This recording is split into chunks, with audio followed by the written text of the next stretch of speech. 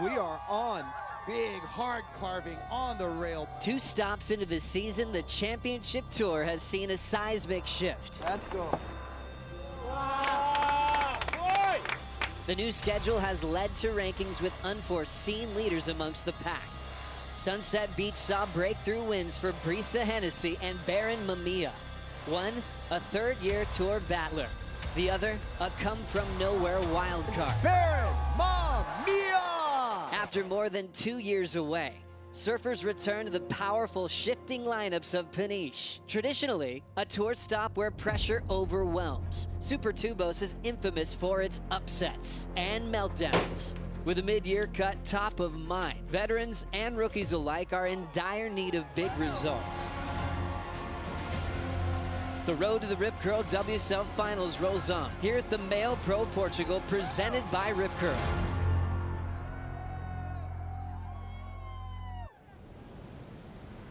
I've been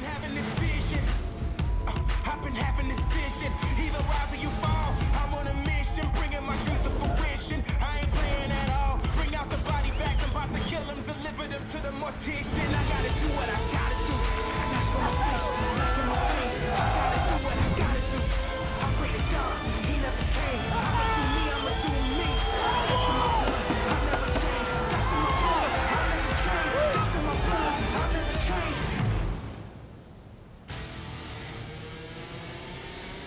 Good afternoon and welcome back to Peniche, Portugal. You are watching the MEO Pro Portugal, presented by Rip Curl, stop number 3 of the World Surf League Championship Tour. Still here at opening day, starting off in the early morning with some serious rain after multiple calls. We're going to make another call to see if we will get started here this afternoon. Joe Turpel with big wave legend Peter Mel. It's pretty common to come here to this part of Europe and kind of hang around all day because things can clean up.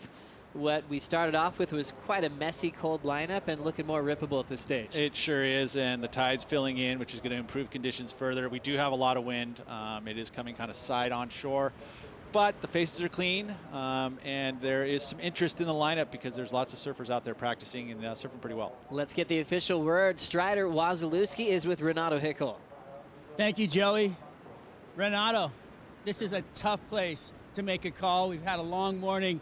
What do we got going? Historically, it is, and this morning was tough, but we're finally going to get going. We're starting with women opening round, 6 hits of that, 30-minute hits, followed by the elimination round of the women's 2 hits. We're going to do 35 minutes, and we're going to have, at the end of the day, 4 hits of the men opening round. Building swell, pushing tide. There is actually a couple of swells in the water, which we are hopeful is going to make really peaky conditions, lots of corners, testing conditions, but we're going to have some really nice action. Well, you pretty much said it all right there. Thank you, Renato. We saw Tatiana Weston-Webb out there ripping before the event, so we can't wait to see the rest of this thing get going. Back to you guys. Thanks so much, Strider and Renato. As Renato is saying there, testing conditions, but with the hope that it will be improving with that tide increasing. Put a little bit more water on that sandbar. So there'll be some great heats kind of building throughout the afternoon. Kicking off this round with Joanna Fay, Betty Lou Sakura Johnson, and Courtney Conlog. Setting this one up here in challenging conditions. Pete Mel, how do you see this one playing out? Well, you've got a youngster, and Betty Lou coming off that third at Sunset Beach was a great result. I mean, you're thinking about trying to make the cut, top 10 at the mid-year cut. It's important to get those results early. So Betty Lou, as a rookie, getting that underway. A couple quarterfinals for Joanna Fay, looking solid as always, very consistent. Courtney's the one who's going to need to put it together in this heat. As we see how this heat got started, a single maneuver opportunity for DeFay, 3.17. And also from California, Courtney Conlog getting a couple of opportunities to lay down 3 turns on the left. What a start, you know, and that's exactly what she needs to do. I mean, a heat win is going to be awesome for her, just to build that confidence and get the year really started for her. Also, Betty Lou with that beautiful style frontside wrap. This came in at a 4.67. How exciting are these youngsters? This rookie class has been so fun to watch. Also, Joanna Fay, famous for a lethal backhand. Super powerful. Those turns are so reliable for her, no matter if she's at Cloudbreak or at a small day at Super Tubos. Well, and I think that's why she's been in that top 5 in the picture last year. Very consistent. And being able to do any type of conditions thrown at her, she's going to put a performance in.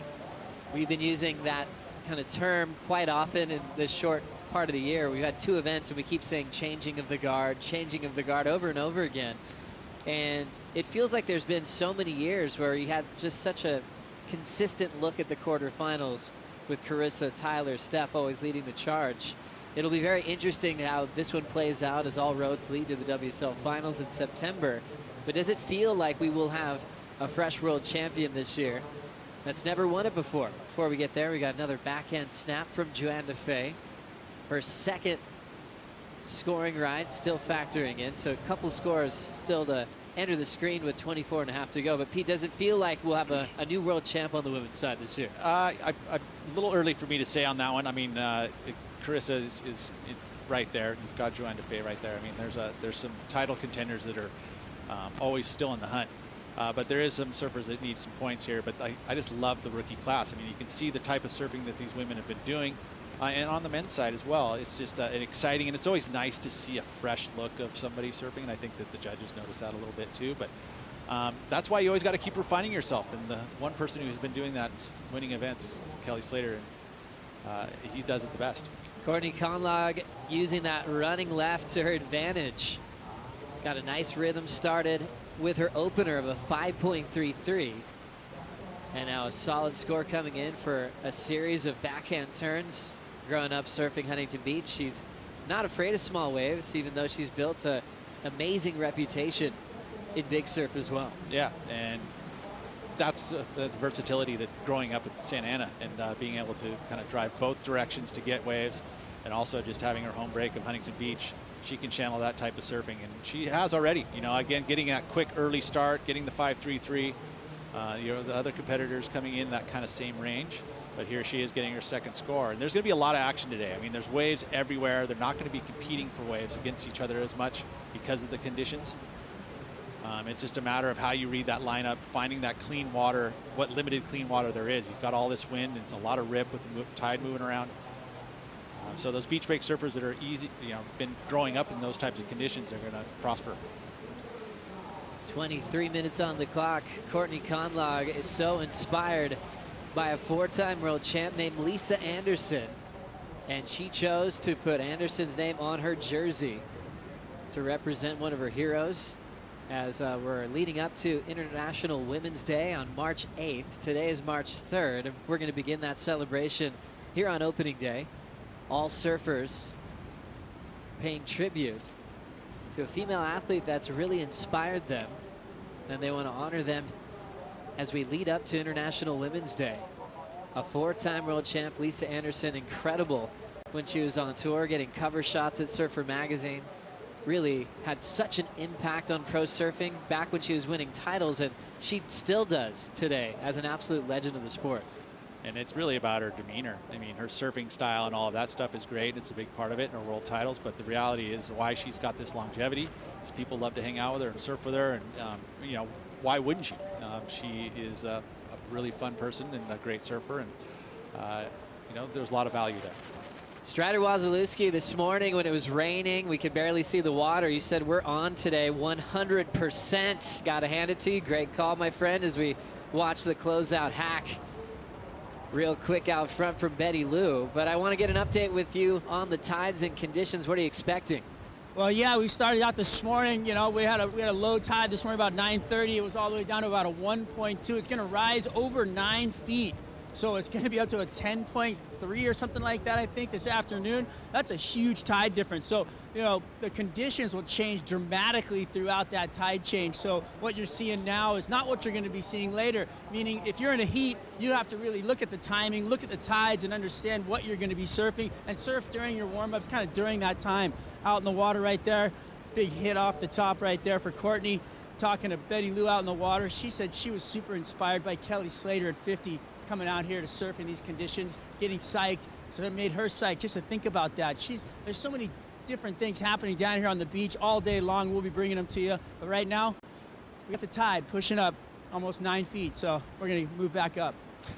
That's right. Yeah, you got to be prepared when the tide is going to be moving up quickly over a 10-foot tide when it does peak later on this evening. As we watch a roll in from Joanna Fay.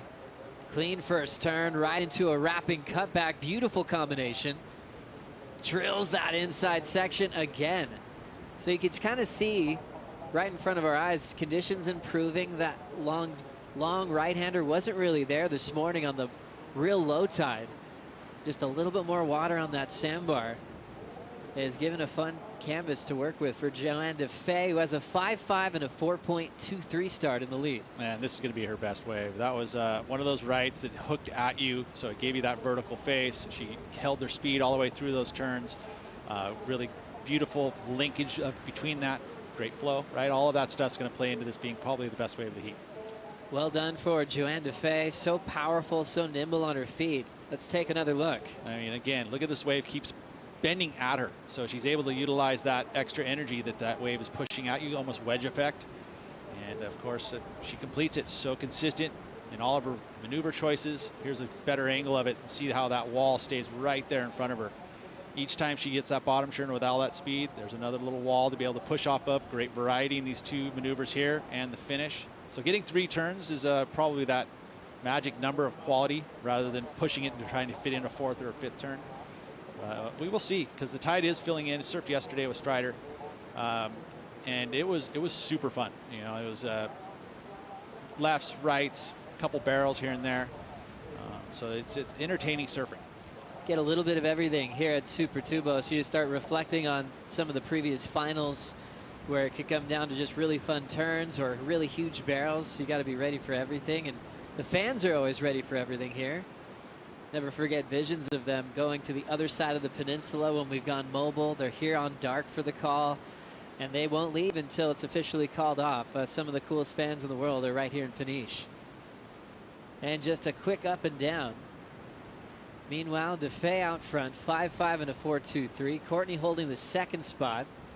Betty Lou in 3rd, needing a 4.5 to move into the top 2.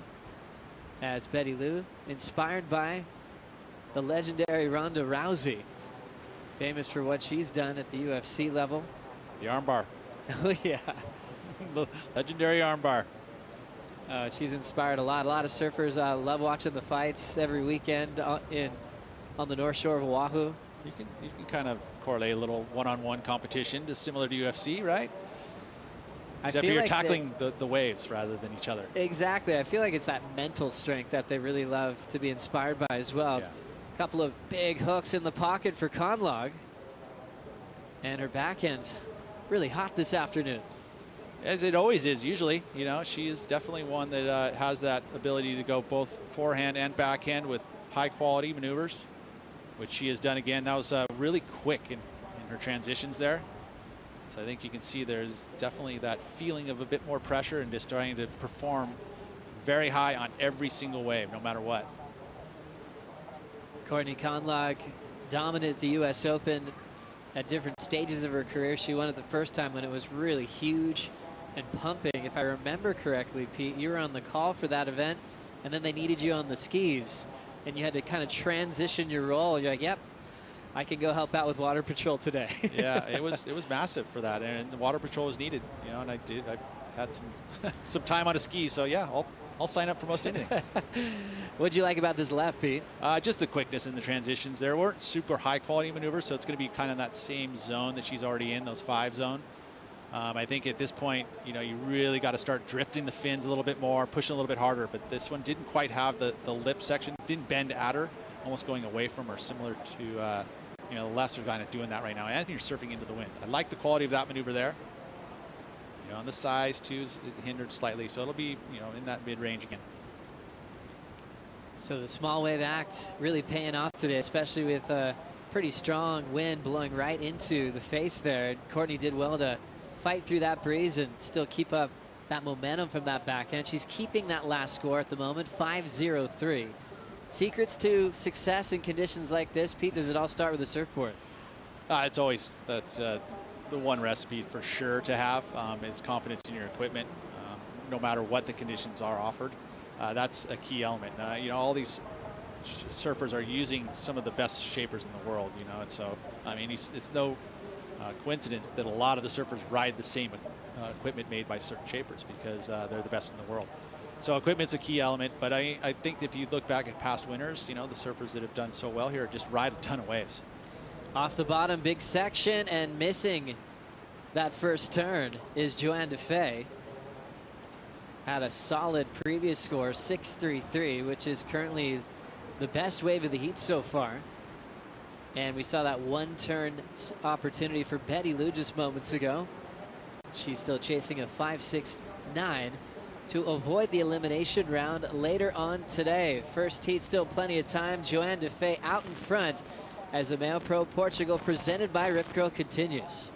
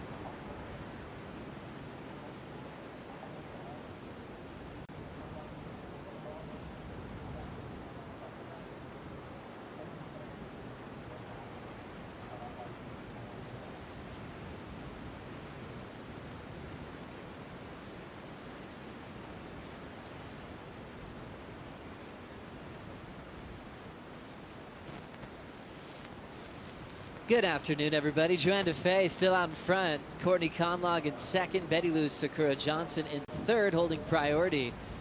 In the first heat of the event, we had the word from Renato Hickel that we will plan to finish this round, go into the elimination round for the women, and then do the first 4 heats of the men later on today.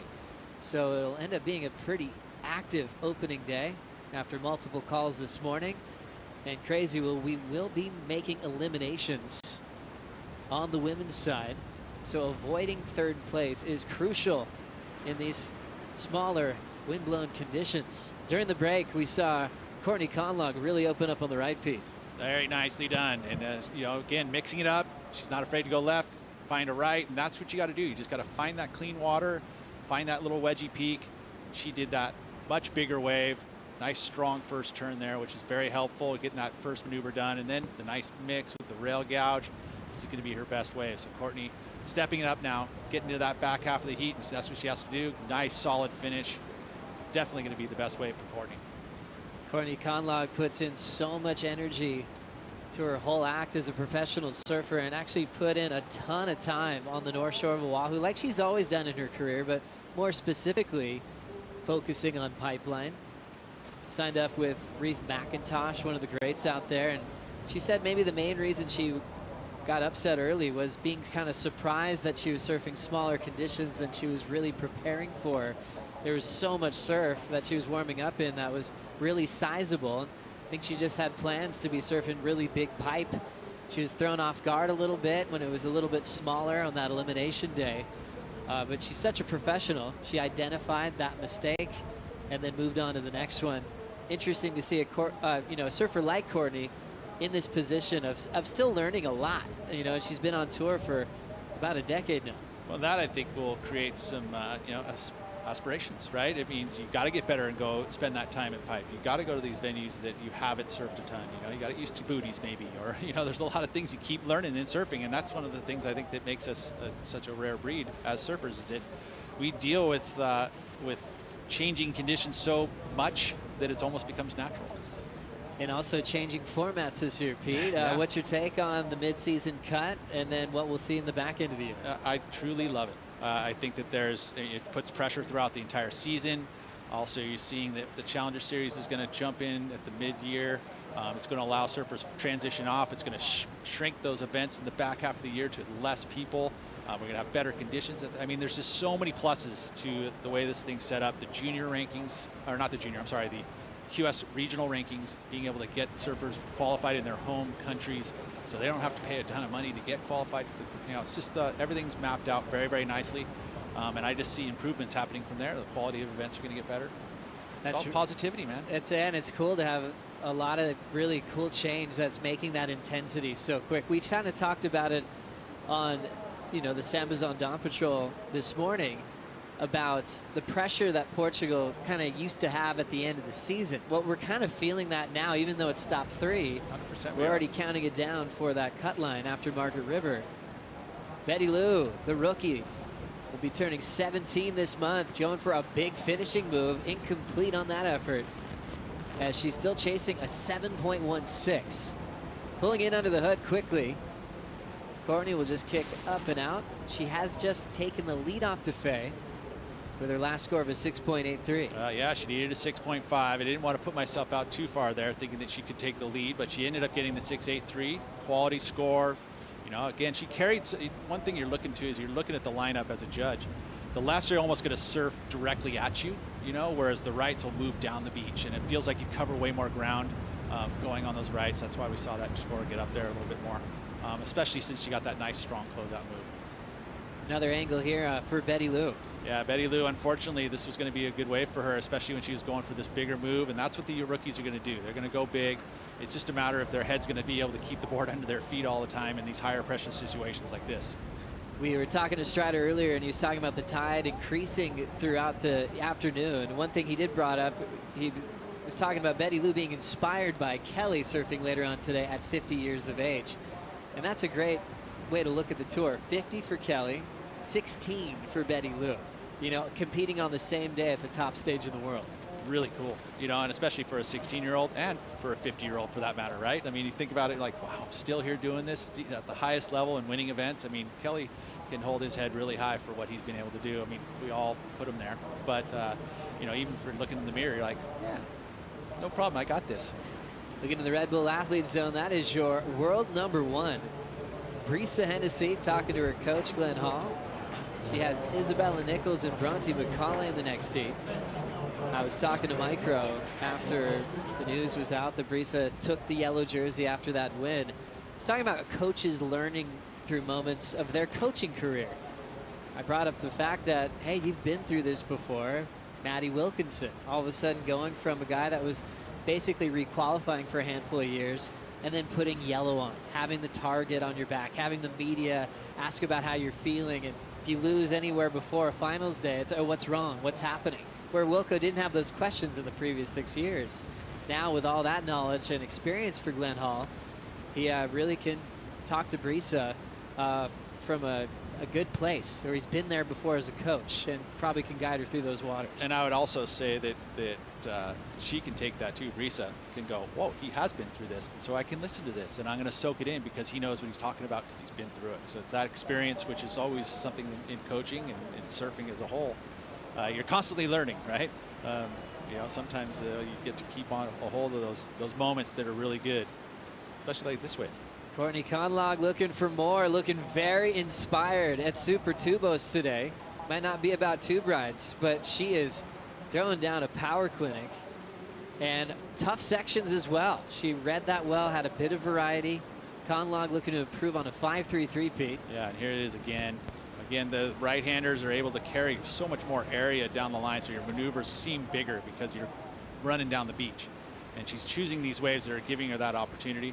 You had mentioned about Courtney being had set the bar a little bit too high going into Pipeline, right? That probably is going to help her for this event because obviously she's like, whoa, wait, I can't do that anymore, right? Here we are, event number 3 of the year. And, she probably had a bar pretty high set for what we're going to be surfing today. This is not right there yet. Well, I feel like she's had so much anticipation as well to kind of return to a world title contender form. We remember those years, 2015, 2016, she got a taste of that yellow jersey multiple times. And then through some serious injuries and some just time out of the jersey, I think she was just really almost over-amping to kind of get back into that title threat type form. Because she was as healthy as she's probably been in her life, right? And feeling like, oh, I'm 100, I'm ready to take it on. And then all of a sudden there's these, there's losses that you have to deal with mentally. And that's the next part is that mental strength that you have to carry. Isabella Nichols representing Ash Barty. Coming up in the next heat, remember we are celebrating International Women's Day, which is March 8th, but it begins now here at the MEO Pro Portugal, presented by Rip Curl. Every single surfer choosing a female athlete that inspires them, and we'll celebrate them through the opening round. 4:55 on the clock here. Conlog improves again. 6.63 on her last right-hander, as she is owning this one. As we check out the heat recap, opening round, heat number 1. Courtney Conlog, 16th in the world. She wants to move ahead of the cut, heading into Bells Beach, serving these small waves with a lot of brilliance today. Well, that was her first wave. It was not in her score line, but you can see the intent right out of the gates. That was the very first wave we saw today. She definitely carried the energy, and she's been doing that, building throughout this heat, exactly what she needs to do. Also, Joanna Fay, ultra consistent, is able to put up some fair numbers herself, has her in second position. Betty Lou, a couple falls, and that's been her Achilles at this point. She needs to kind of clean that up and not find herself into that elimination round. We're down to 4 minutes, but this is that right-hander, the wave choice. She's probably moved a little bit more north, and you know, as this swell builds, we'll start to see where it's going to connect, the direction that it comes in, where it connects on the banks out here. The banks are unbelievable. As you see this last one here, this is final move. This was a 6.63 for Courtney. Just so solid, and that is confidence building throughout a heat. Really enjoying the rhythm of Courtney Conlog, and rhythm is a term you hear all the time in surfing, and I think it's extra special when you see a surfer find it in conditions that are changing rapidly in front of you, especially in a beach break where you've got to be working on the fly. Frontside wrap for DeFay, hitting a 7-1-3, slams it shut with an aggressive finishing move. Looks like she will be improving. That'll only put more pressure on Betty Lou. It sure will. You know, the 5.5, again, he feels like that strength of those two maneuvers there are going to be enough to surpass that and put that number much higher for Betty Lou. And this is, you know, with those points, when everything doesn't go your way on a heat, you got to produce it at the very, very end. That's that pressure, and you got to be able to feel it and then execute. Again, watching these two maneuvers from Joanna Fay, that big gouging turn, see the technique there, putting that back arm through the maneuver and then hitting the lip at the perfect time, gets that little tail drift, so it makes it a little bit more difficult. This is all part of the criteria in order to get those quality maneuvers, to get those quality scores. Betty Lou looking to fight back. The 16-year-old from Haleiwa choosing this left, which has a little bonus inside wall. There you go. Crushes the finish. Looking intense there. Her low score is a 3.77, but she's chasing a pretty big number, 7.53, to avoid the elimination round. Well, there's that number for Joanna Fay. It did slightly improve as we watch the replay here. Gosh, looks like kind of like Rocky's lefts on a west wind swell day, you know, and that's the thing you do as a surfer. You start to correlate to waves that you've put in time. So you go, oh, this is like this, just in a wetsuit with, you know, just the slight difference of the cold water. You're always just trying to have those little pieces of home that make you feel more comfortable. You hear surfers do that all the time. They'll try to find a little piece of a wave that reminds them of something at home. That'll just channel that comfort, or food, confidence. or even bringing. You got to bring your teddy bear too, right? You know. Well, I think that's why also the Brazilian Storm has been so dominant here. You know, on the men's side, Italo, you know, Gabriel Medina, Felipe Toledo. They can speak their language. They can eat their food. There's a Brazilian barbecue spot that was really popular for many years, and so they just would be like, hey, we're basically at our second home. We brought some big wins. Section shutting down on Betty Lou. Minute 10 on the clock. Is the number in for her yet? No, still waiting on it. Waiting on the previous score where she finished the left with a solid finish. Still feels like she'll be chasing when that number comes through. Yeah, it will, but it'll be her best number, and she'll be closer. Definitely going to help, but really, you look at the clock though, 55 seconds. It just doesn't feel like enough time. So early on, just the first heat, it feels like the older guard is ready to get payback on this young rookie class that really took over Sunset Beach. You looked at the quarters and all the rookies were there on finals day. And Betty Lou is sitting in a great position, equal 6th at the moment, with Gabriella Bryant, also a rookie on tour, tied with Tyler Wright and Lakey Peterson. And Peterson was the focus this morning, who finished runner-up in 2019. Be fun to see her out in the lineup very soon. That's so true. You know, you'd think that she would be able to relish in this. It's not minding a little cold wind being, from the Santa Barbara area. You get conditions like that, so you're wearing a wetsuit pretty much all year round. That's a big change. I mean, coming from Hawaii and just in your board shorts or bikini, and all of a sudden you're in a full suit and maybe even booties. A lot to adjust to in a short period of time, and Courtney does it best. Conlog 13.46 combined total, one of her better heats this season, as she will move into the round of 16 with DeFay, and we'll see Betty Lou in the elimination round. We'll be right back for more.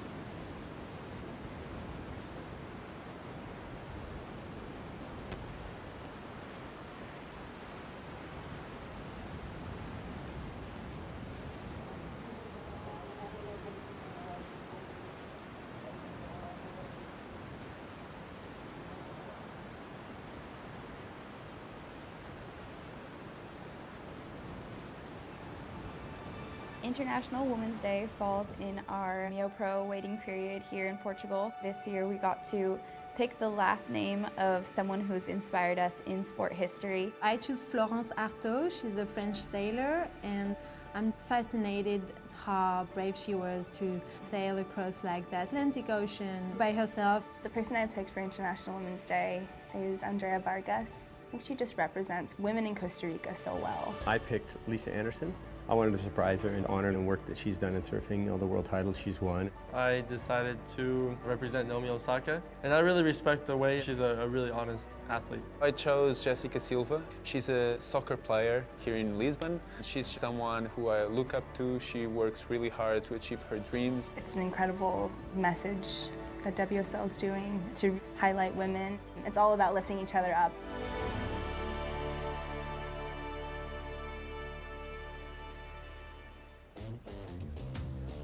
So many great women that inspire us daily, and a lot of athletes being represented already here in the opening round. We have 3 more surfers in the lineup for heat number 2, world number 1. For the first time for a surfer from Costa Rica, Brisa Hennessy. Just in her 3rd year on tour, gets a taste of that yellow jersey. She headlines the matchup with Isabella Nichols and Bronte Mccauley.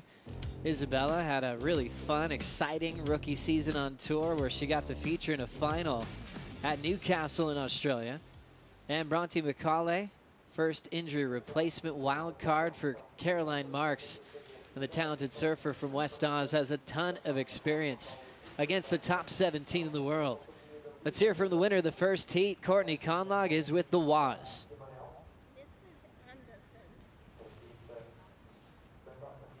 Hey guys, down here with the winner of that last heat, Courtney.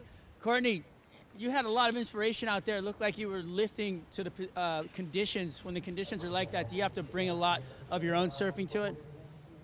Well, yeah, I definitely have to bring my surfing to the table every heat, and you know, the winds remind me of Huntington in the winter.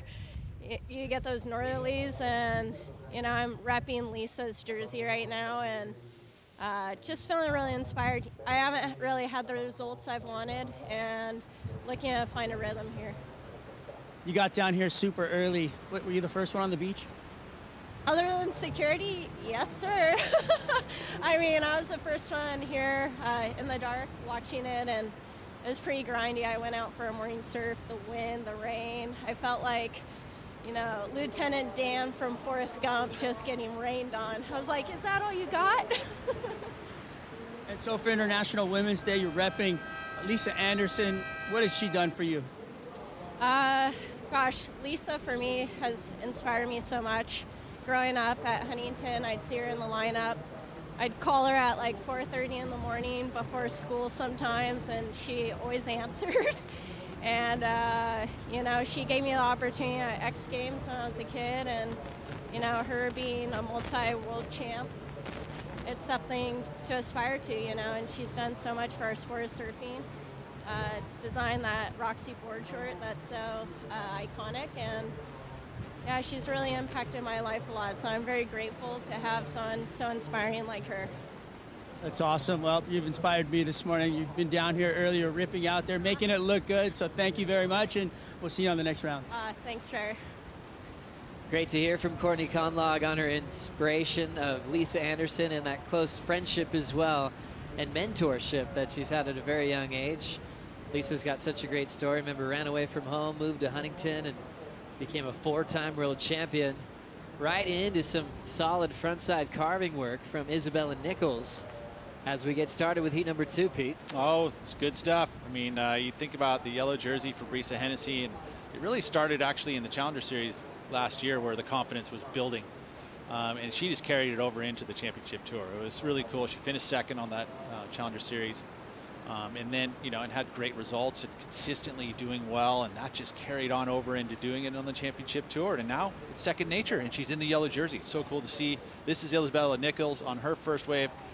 Quick little right, like the acceleration through her maneuvers. Just needs a little bit better wave quality, but again, trying to get that quick start, get the, you know, ball rolling, as we like to say. Watching this again, this one bending away from her, you know, and you want that energy to be bending back towards you to really be great wave choice.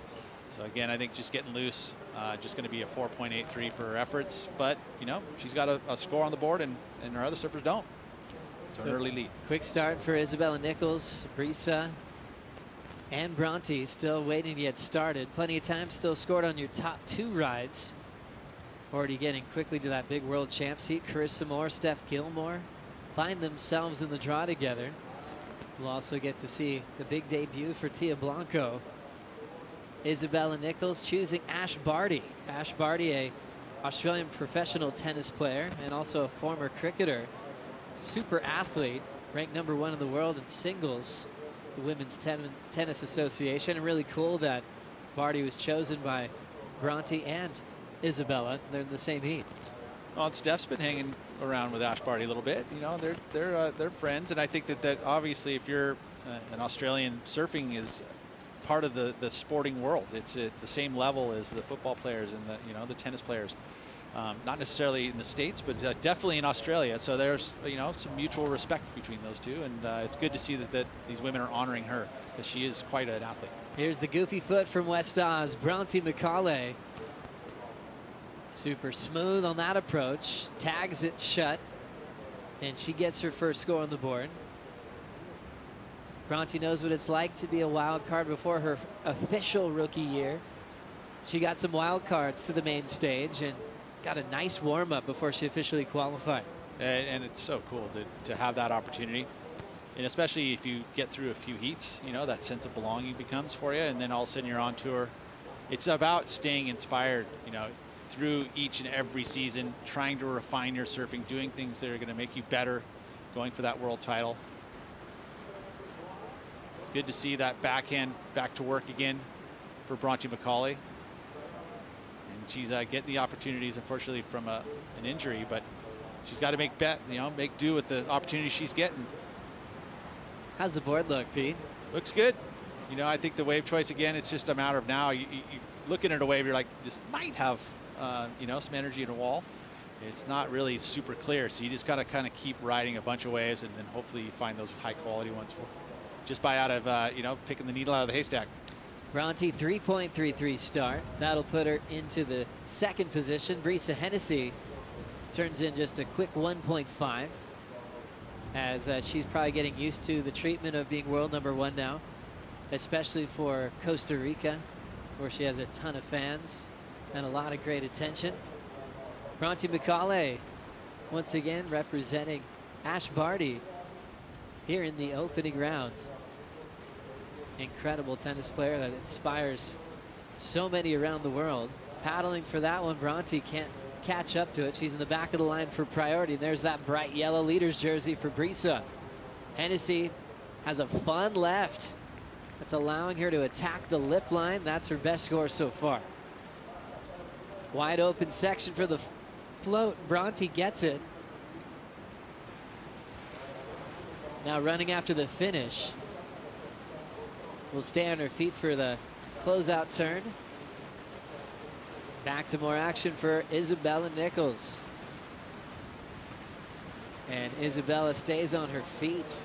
You can see her trying to make that final turn a bit more dramatic. Always has that fight in her, that intent to win. Doesn't bow down to her heroes. A really fun rookie season last year, where she got past Steph Gilmore in the final series at Newcastle. What do you think here, Pete? Good energy. You know, again, that first maneuver felt like it was a little safe for my eyes, but definitely good flow throughout the maneuver. This one here kind of shuts down quickly for Bronte Mccauley and had to work to get around it. But she cleaned it up, gets the finish. I really like Brisa's wave, though. Just such great speed and energy, even though it wasn't a bigger wave, but just right in the pocket, doing all of her maneuvers, hooking it right back into the power source there. It gets the white water. Just quick in succession. Nice clean finish. So of the exchange, feels like Brisa may have got the nod, but pretty similar waves for all of them. Just in the score line, but not necessarily the way the wave looked. Yeah, it's really interesting when you look at a wave that gives you multiple turns down the line compared to just a big section, one big snap. Like what you would be looking for on a day like today. Is it basically going to be a bit of a lucky dip, Pete? You kind of have to stay active. Yeah, it feels that way. You know, it's one of those kinds of days where you're getting a swell building. You've got another swell that's still in the water hanging around, and then you've added this extra wind element, which is creating it so that you look out there out to sea and all you see is wind chop. You know, so you can't just define like a major set unless it's going to be, I mean, we'll start to see that happen later today, but if you look out there, I mean, it just looks like whitecap. So you just got to move around. And I think the most important thing to do is to look for the clean water, which means that there's going to be rips pulling out on either side of you, and you got to surf in between those two rips where the water is kind of a little bit nicer. And that's where the quality waves are going to come into the lineup. A lot of times it's days like today that sometimes stand out the most when you realize how talented this crew is on tour. When they're surfing really tough conditions and they lay down 3 big turns, you can tell why that they're on the top 17. Obviously, they want to be on dreamy locations, surfing perfect waves like everybody, but when they tear apart a 1-footer with wind in the face, it's amazing to see that skill level. Incomplete on the backhand float attempt for Isabella Nichols. She's still holding down the lead with a 5.83 and a 4.83. Bronte Mccauley still second, but waiting for the score for Hennessy to come through. Hennessy's last 5.4. In third still, but not needing much to move into the top 2. Brisa again with some energy. 2-snap combination. Final turn was a little tough to ride out with a ton of control.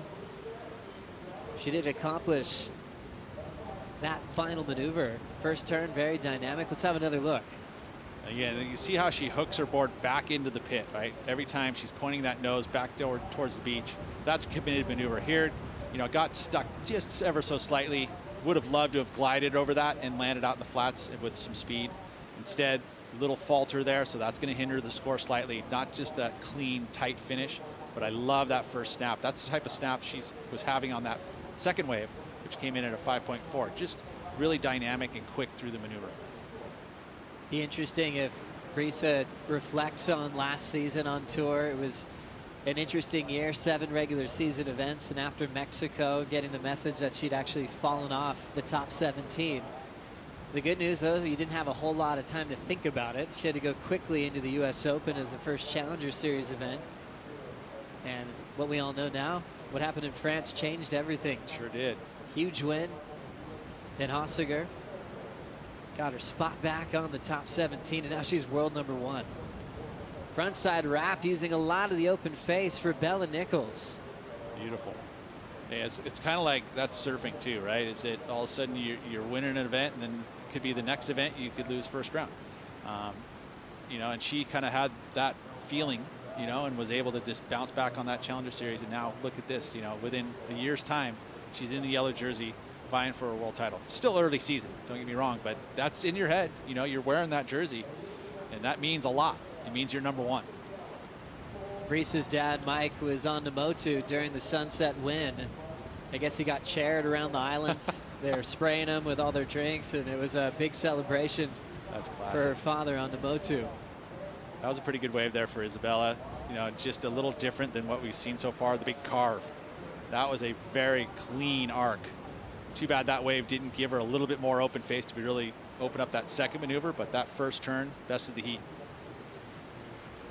Now at 19 minutes on the clock, Bella's turning in another gear. Something about a real cool, clean rail line and sloppy, challenging conditions. So it just cool. looks so insane. So we have a nice view there of the Red Bull Athlete Zone. 7-time world champ Stephanie Gilmore preparing for one of her biggest rivals, a 5-time world champ Carissa Moore, and joined by a wild card named Tia Blanco in her first start on the championship tour. Really cool heat. I mean, that's the thing. These women have inspired each other, you know, on tour, you know, competitively sparring, which is what creates great competition, which creates great surfing.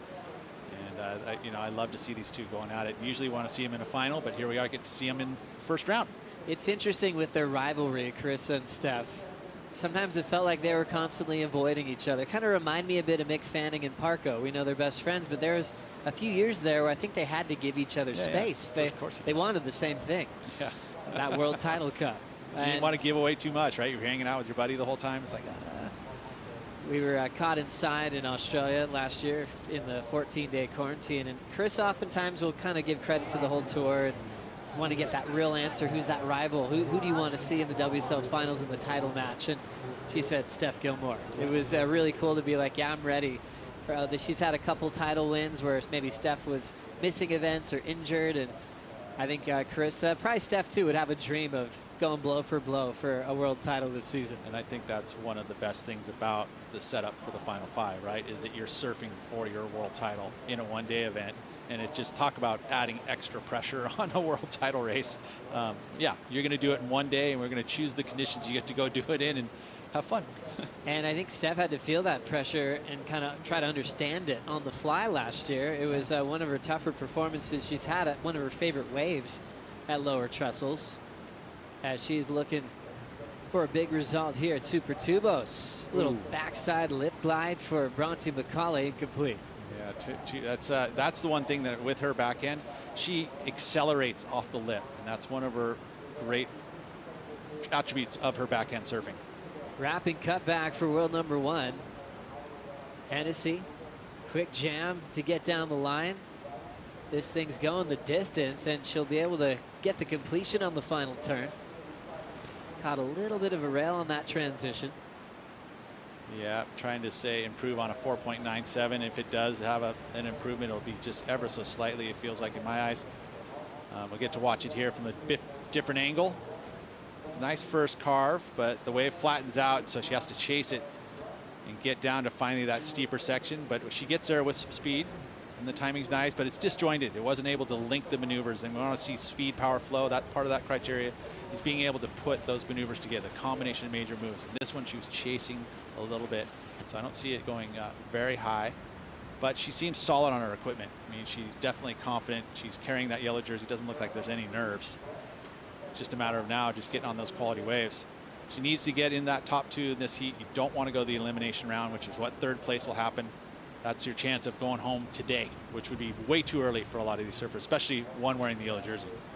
Risa Hennessy now on the beach will look to reset her position.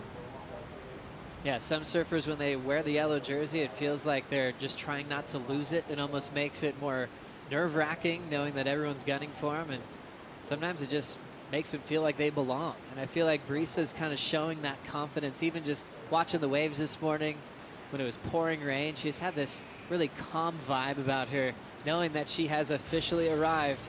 World number 1 still chasing the lead off Bella Nichols. We'll see if she can get it right after this.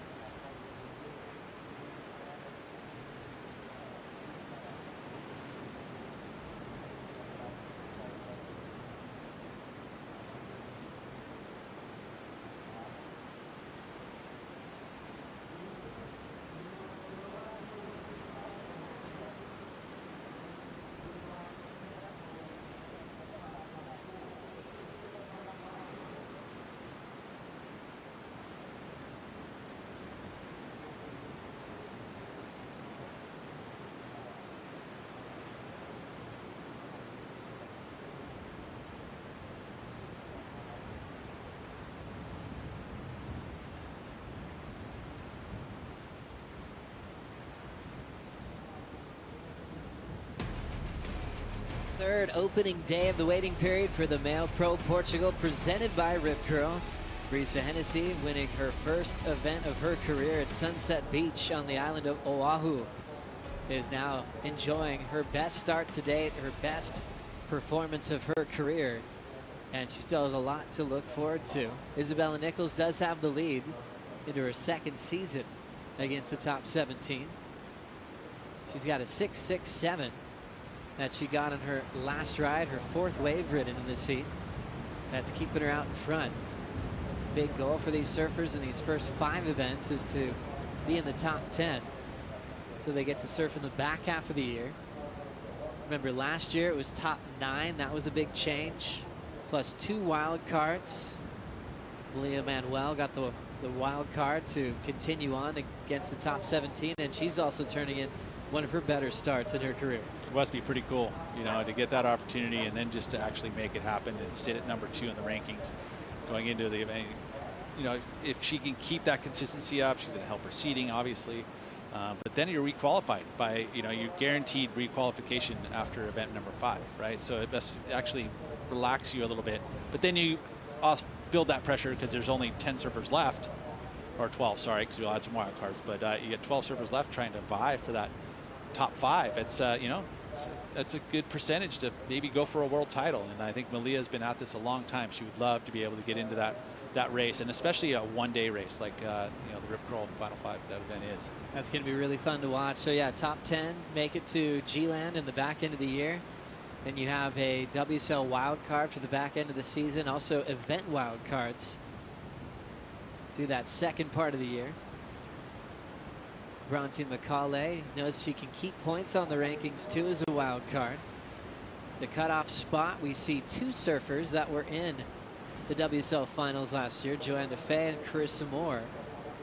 The other 3 we had last year, Tatiana Weston-Webb, Sally Fitzgibbon, Stephanie Gilmore, are looking for a big result.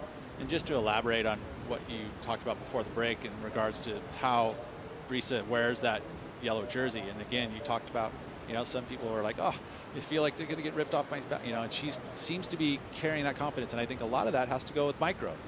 You know, you had mentioned about how that experience with Wilco, what, you know, those secret little words of wisdom that gets, you know, popped into your head to give you that kind of demeanor that you can carry this jersey and carry it well.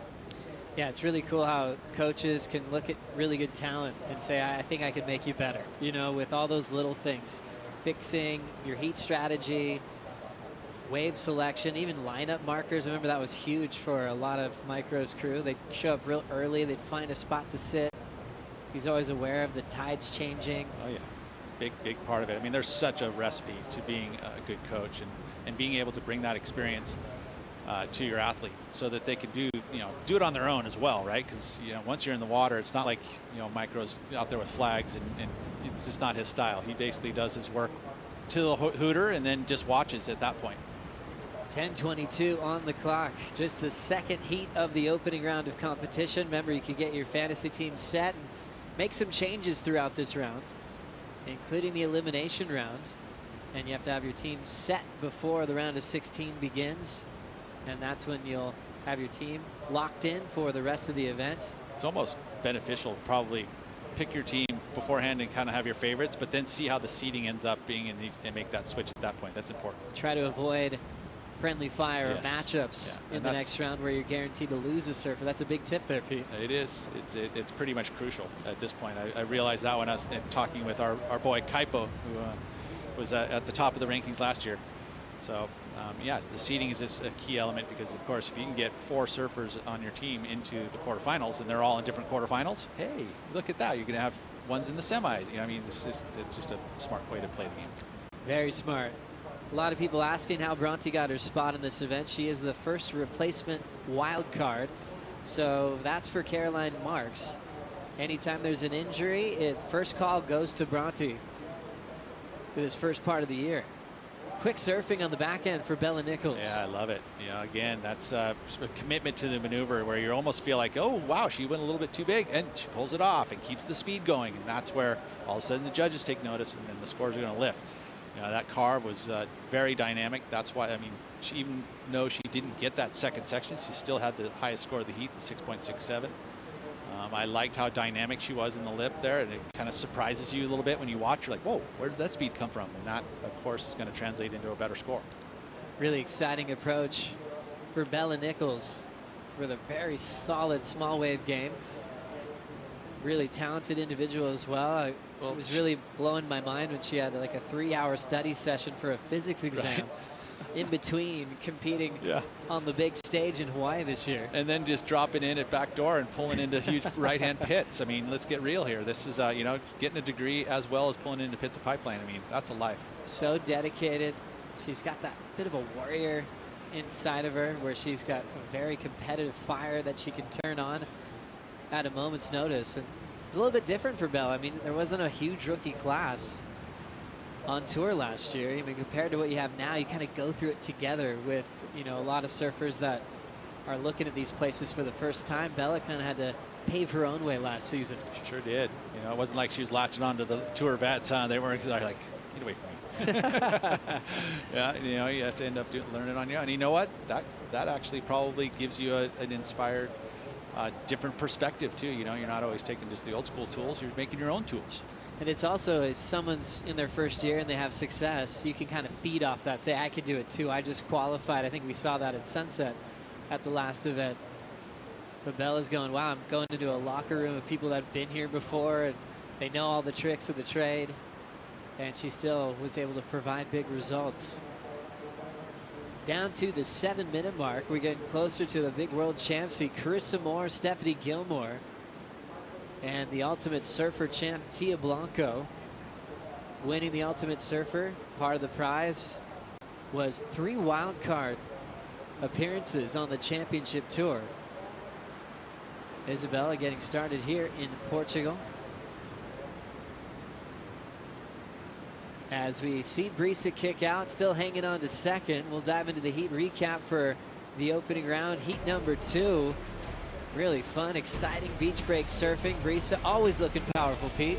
Yep, the backhand looking spicy, and it started out with a pretty good number here, the 5.4, and that matched with Isabella Nichols and her 5.83. So, 2 different ways to get that 5-point ride. Isabella was able to find herself one big section, which is this wave right here. Big, beautiful arc. We're going to see more of these higher quality waves as the tide fills in. It's going to stay more open. The energy of the swell is going to pick up, so we'll expect to see more. I mean, a lot of the reason why we have this called today is that, there's lots of waves in the forecast, but there is dicey winds. We're in February, right? So this is the time of year that stuff blows around here. You get winds from the south, you're going to get north winds. It's chilly, you get lots of swell. So, the opportunity here is that we've got these winds out of the northwest, which keeps it pretty clean on the Super Tubos side. And so we'll see these cleaner faces hold on through here and in tomorrow, plus the building swell. So the opportunity is here to get this first round done, and that's why we're rolling. Yeah, there's so many memories of this event, Pete, where sometimes the scaffolding and the tents are blown to pieces. And you show up in the morning, there's nothing here. The work crew is putting everything back together. And even in October, we'd experienced that quite a bit, where there's so much weather coming off the Atlantic Ocean. And this morning it was freezing. The sun started popping up. It was warming up a bit. Really? I didn't feel the warmth part. Yeah, in the sun it feels great. But yeah, the water's still cold as Carissa Moore is preparing for Stephanie Gilmore. I think everyone expected a lot out of the 5-time world champ at Sunset. I think most people actually expected her to win that event, as she was upset. Yeah, she was my power surfer, at Sunset, and, on the fantasy team.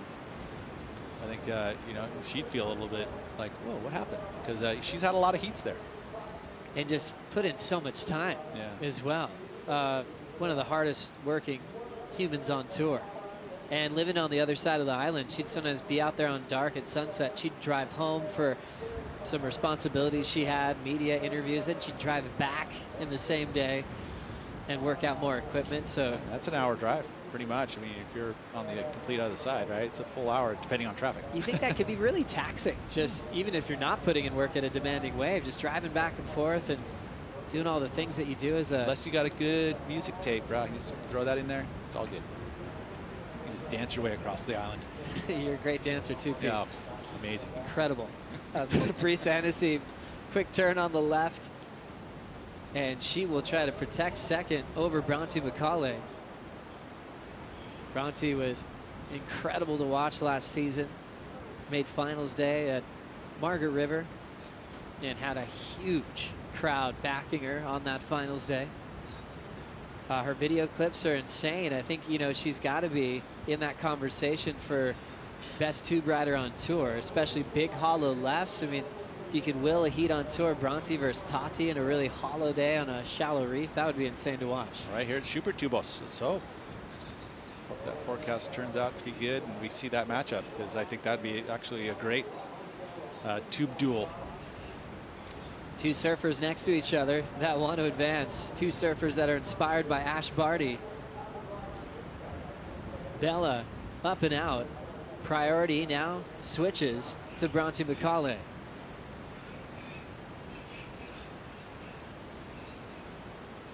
So you saw that defensive move for Bella, protecting her lead, but now Bronte's got 2:45 on the clock to try to hunt down a 6.77. Very well and capable. She's got the priority, which is nice. Now it's just a matter of that she choose the right part of the beach to have that high quality wave with this tide changing so quickly and the swell rising. I mean, it's a bit of a lottery. But the priority is a big element. You get to choose. It's also a bit of pressure. Trying to avoid the elimination round. And Bronte Mccauley just had her first start at Sunset. Wasn't in the draw for pipe, so just her second start this season. With that announcement for Caroline when she withdrew from Sunset, Bronte got down to business. She put a lot of work in at Sunset the year before. I'm trying to think, was she there on the island at that point? Yeah, knew that there would be maybe an opportunity. She was definitely ready for that opportunity. It was great to see. She was committed just in case she'd get that chance. Down to a minute 40.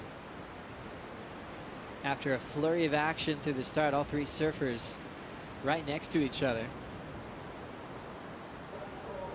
Seems to be a bit of the strategy, right? End of the heat, you get grouped together, you try to protect your lead, or obviously try to find, the score that's needed, with priority. Then all of a sudden everyone else gravitates near towards you. I mean, now look at them; they're literally shoulder to shoulder here in this last minute. Pressure is on, and Bronte's thankful to have priority because she's the surfer that needs it the most, being in third. But oftentimes they still want you to feel the energy and the pressure by being in your space. A few paddles by, that'll just add to the tension. Mccauley just looking out to sea. Her father finishing number 3 in the world at 2 separate times of his career. Legendary Dave Mccauley, also a Masters champion. Well, and that's because, you think about his Masters championship. He, his genre of surfers in his era, he surfs probably more than anyone. Right? I mean, he still shreds right? so hard. Yeah, and that helps a lot, man. It helps a lot if you're surfing every day. Youth is on your side in that way. It's just, it is the fountain of youth.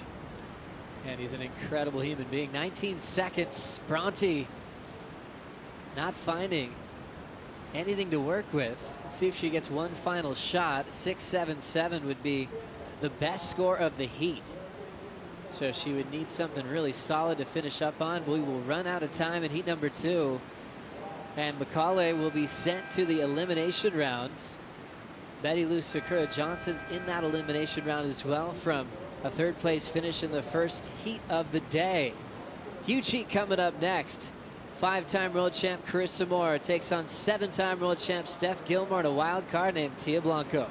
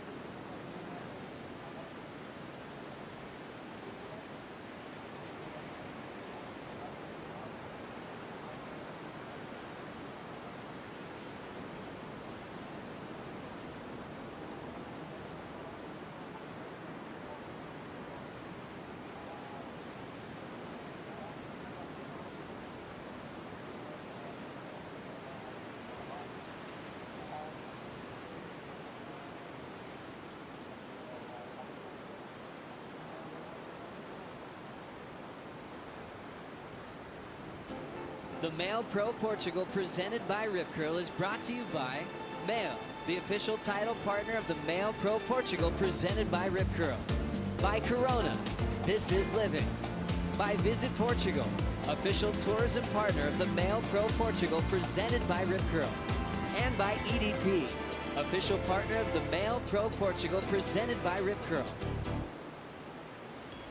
Welcome to the beautiful Peniche in Portugal. We are here at the outstanding wave of Super Tubos. My name is Shannon Hughes, joined in the booth by the legendary Strider Wazalewski, the world knows you, WSL commentator, alongside Paul Evans, surf commentator, surf journalist. And I don't get a legendary then, I noticed. He's a legend. All right, he's a legend. 2 legends in the booth. Guys, how are you doing today? How good is it to be back in Portugal? Oh, it's good. It feels good. It feels normal, though. You just hurry up and wait for the calls and everything, that the conditions. And you've got so much going on here before it gets going. It's unbelievable. Always a pleasure to be in this part of the world. Got a little bit of wind to deal with today, but enjoying the surfing already. Love it. Yeah, it's amazing for you to be back here in Portugal, Paul. You spent so much time on this beach, and you know that these conditions, I mean, what's it been like for the last couple of weeks compared to what we're seeing today? Yeah, I mean, without to sound like that guy, should have been here yesterday. It's been offshore for 2 months, basically, so it's been an unbelievable 2022. We've had a bunch of swell, and it's pretty much been offshore all year.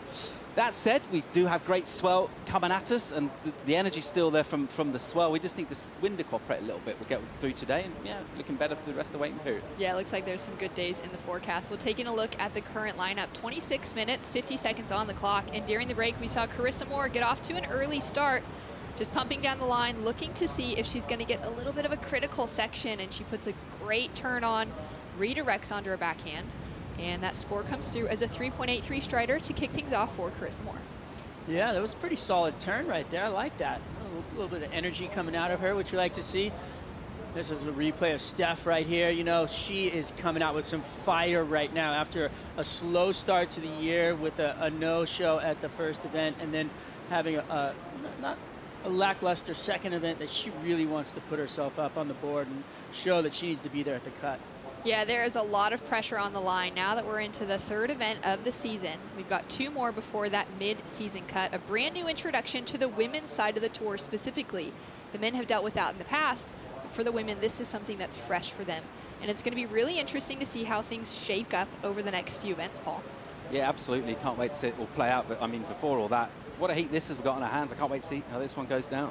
Carissa Moore up and riding, the 5-time world champion, the Olympic gold medalist, puts 2 turns together with so much speed and style. She'll kick out clean, so she's now getting a backup score on the board. Steph Gilmore opened up with a 6.33 for the 7-time world champion, hungry for that 8th world title. And out in the lineup, joining them is Tia Blanco, the event wildcard and the ultimate surfer. So we'll wait till she gets that first wave under her feet. And Carissa Moore, as we've been talking about, International Women's Day coming up on March 8th. She is representing Rail Sun with that jersey on her back, as we see Steph now just firing away through to the inside section. Nice and quick snaps on her backhand. And so much action out here now as we're seeing Tia Blanco representing the U.S. And she'll kick out of that first wave and get something under her feet against 2 of the greatest surfers of all time, Strider. It'd be nerve-wracking if you're Tia Blanco going out in this heat, but I have to say, I've been watching her Instagram and watching her warm-ups have been insane. I actually surfed with her out here yesterday. She was on fire. She was catching all these little nuggets, so surfing really well. Here's a replay. Stephanie Gilmore looking really smooth out there at the moment. A little fire under the feet, inspired. What do you think, Paul? Yeah, absolutely. I mean, smooth is what we expect from her. You're probably like looking at conditions. You know, she's not normally, wouldn't associate her with the kind of grindier conditions, but she's definitely got the motivation today and the smoothness is there. It looks a little more lined up from the lower tide already, so, you know, let's see what we get.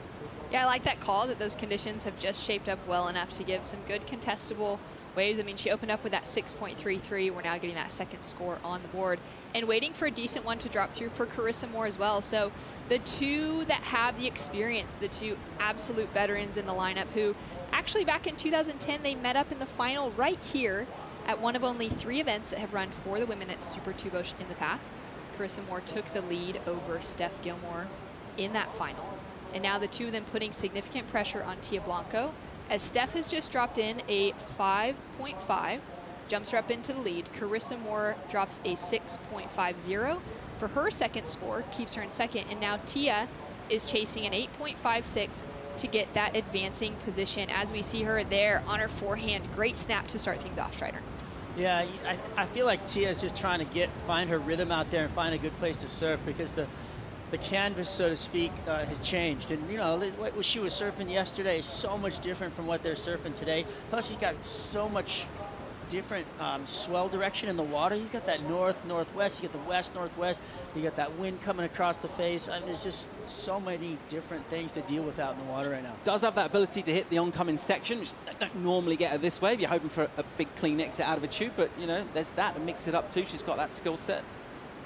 Yeah, really just having to read the conditions today and see what's on offer. I mean, obviously we're hoping to see them get a cover up, get a little barrel, pull out clean. But when the conditions are like this, it's kind of just take what you can and make the most of it. As we see Carissa Moore, powerful on her backhand. Nice snap under the lip. Connects through for the second one. Really critical on that inside section. And she'll be looking to better that 3.83, Strider. Yeah, you know, just going to those vertical sections, the judges really love it when you're attacking that critical part of the wave. And going out on the face and doing a nice, beautiful carve is one thing, but you can see her here. She's looking for the lip line and trying to find something where she can actually get up into that really steep, hollow, powerful part of the waves where she can come away with some points. And it's and today, you can see the wind blowing up the face, so I think it's offering a pretty good kind of section on the backhand there on those lefts. You see that? The way she belted that thing, Paul. Beautiful transition, the shift of the weight, front foot to back foot, and fitting that turn in, that kind of small, kind of steep part of the wave. Beautifully done. And having a look back at the 6.5 here, Strider. Yep, that was a nice opening turn, nice and smooth, but that, like you were talking about, that oncoming section, getting that ability and that opportunity to smash away on that thing. It's really, really fun to do as you're powering down the line, and then you come to that oncoming section and lay into it with that back foot and push as hard as you can, but just keeping that front foot engaged just enough to bring it down. And we saw this from Steph during the rest of the action. Having a fresh look at it now on her backhand. and gets those 2 turns connected together. She's going to put that pressure on that back foot really to make sure she rides out clean. And we've got some scores filtering through as we take another look at this one. Yeah, I like it, Paul. I feel like she's looking better than she has, you know, when we've seen her, just kind of body posture, just the way she looks in the water looks better than she did all year so far. Looking at the conditions, you'd think maybe like a danger, so to speak, for Steph is that she sits quietly and she's not super into it, but already getting heaps of waves, hammering it. I'm loving it already. Well, scores in. Carissa Moore with a 7.5 for her last score, jumps her up into the lead. Steph Gilmore with a 5 for that last wave, keeps her in that 2nd place position. A big requirement on Tia Blanco. And what we just saw was an excellent heat from Isabella Nichols, making it through with that first win. She's down on the beach with Louisa Florence. Yoo-hoo! Isabella's here and just showed a very strong competitive fire out there in the water, and just debating which board she's supposed to use, and she got the right one. So let's talk about this heat. Yeah, it's interesting conditions out there for sure, but kind of reminds me of home where I'm from, the Sunshine Coast. We get a lot of conditions like this, and as soon as I saw it, I was kind of semi-frothing. But I just went out and had fun, and it's a lot of hard work, you know. So I think I got lucky with a couple wave choices, but it starts to having fun really, so that's what I did. And what was the whole deal about the board here? Oh no, there was video footage of like some pre-event surfs, and I thought that I was on this board when I was actually on another board, but they're all good. All my boards under my feet are amazing, and it doesn't really matter what one I have. If I'm, you know, feeling informed, then it'll go. I think it worked out. Yeah, I really like this board. It's good for like 4 foot to like half a foot waves, so I mean it does its job. So let's see your shirt on the back. Look at that, guys. Ash Barty, her birthday day over there all together. Let's talk about this inspiration that Ash Barty just brought into your career and your life. And I mean, there's so many women that I felt like I could have picked, but right now Ash Barty is just an incredible athlete. She's inspiring so many young kids, not just females in Australia right now, and to watch her just go on an absolute tear, it's pretty inspirational to watch that someone from such humble beginnings can come up and you know, put in the effort, put in the time, and do so bloody well.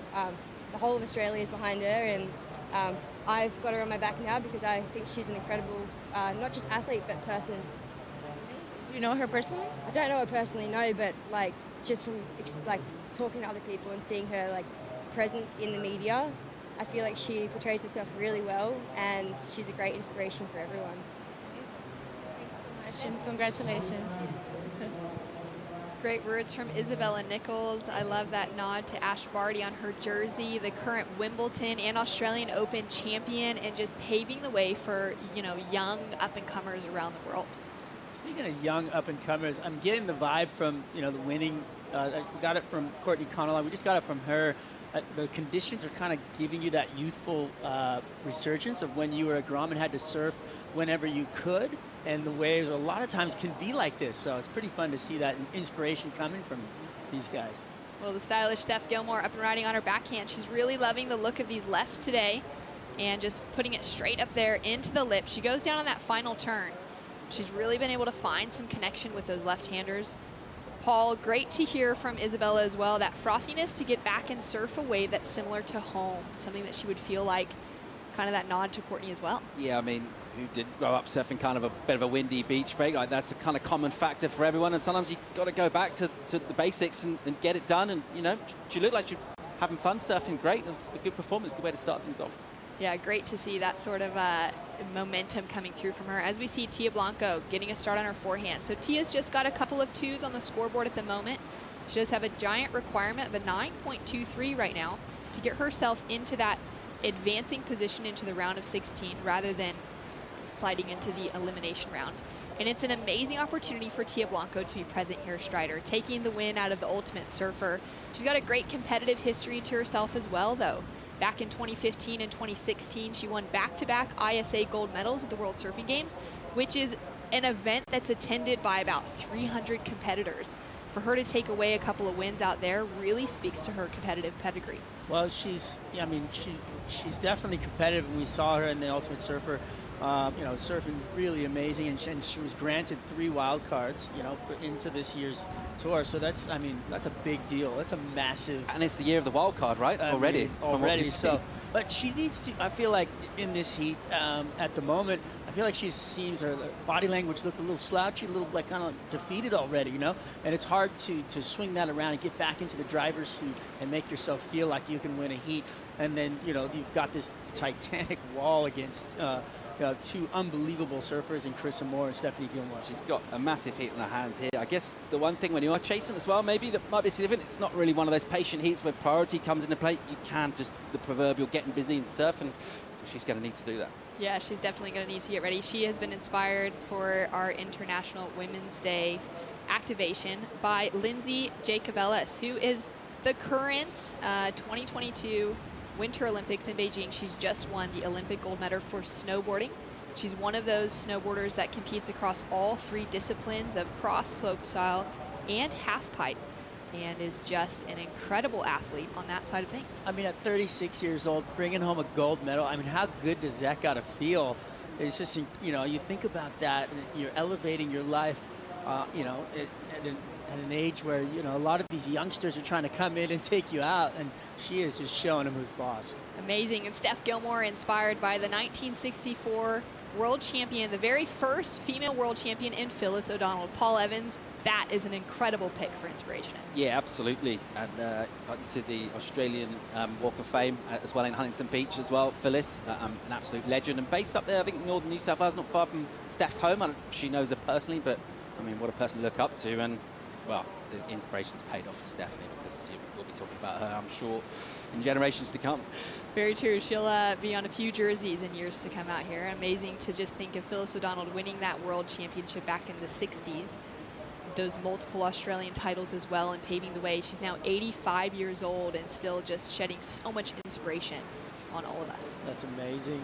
And Steph, to be honest, in her own right, she'd be on the back of my jersey.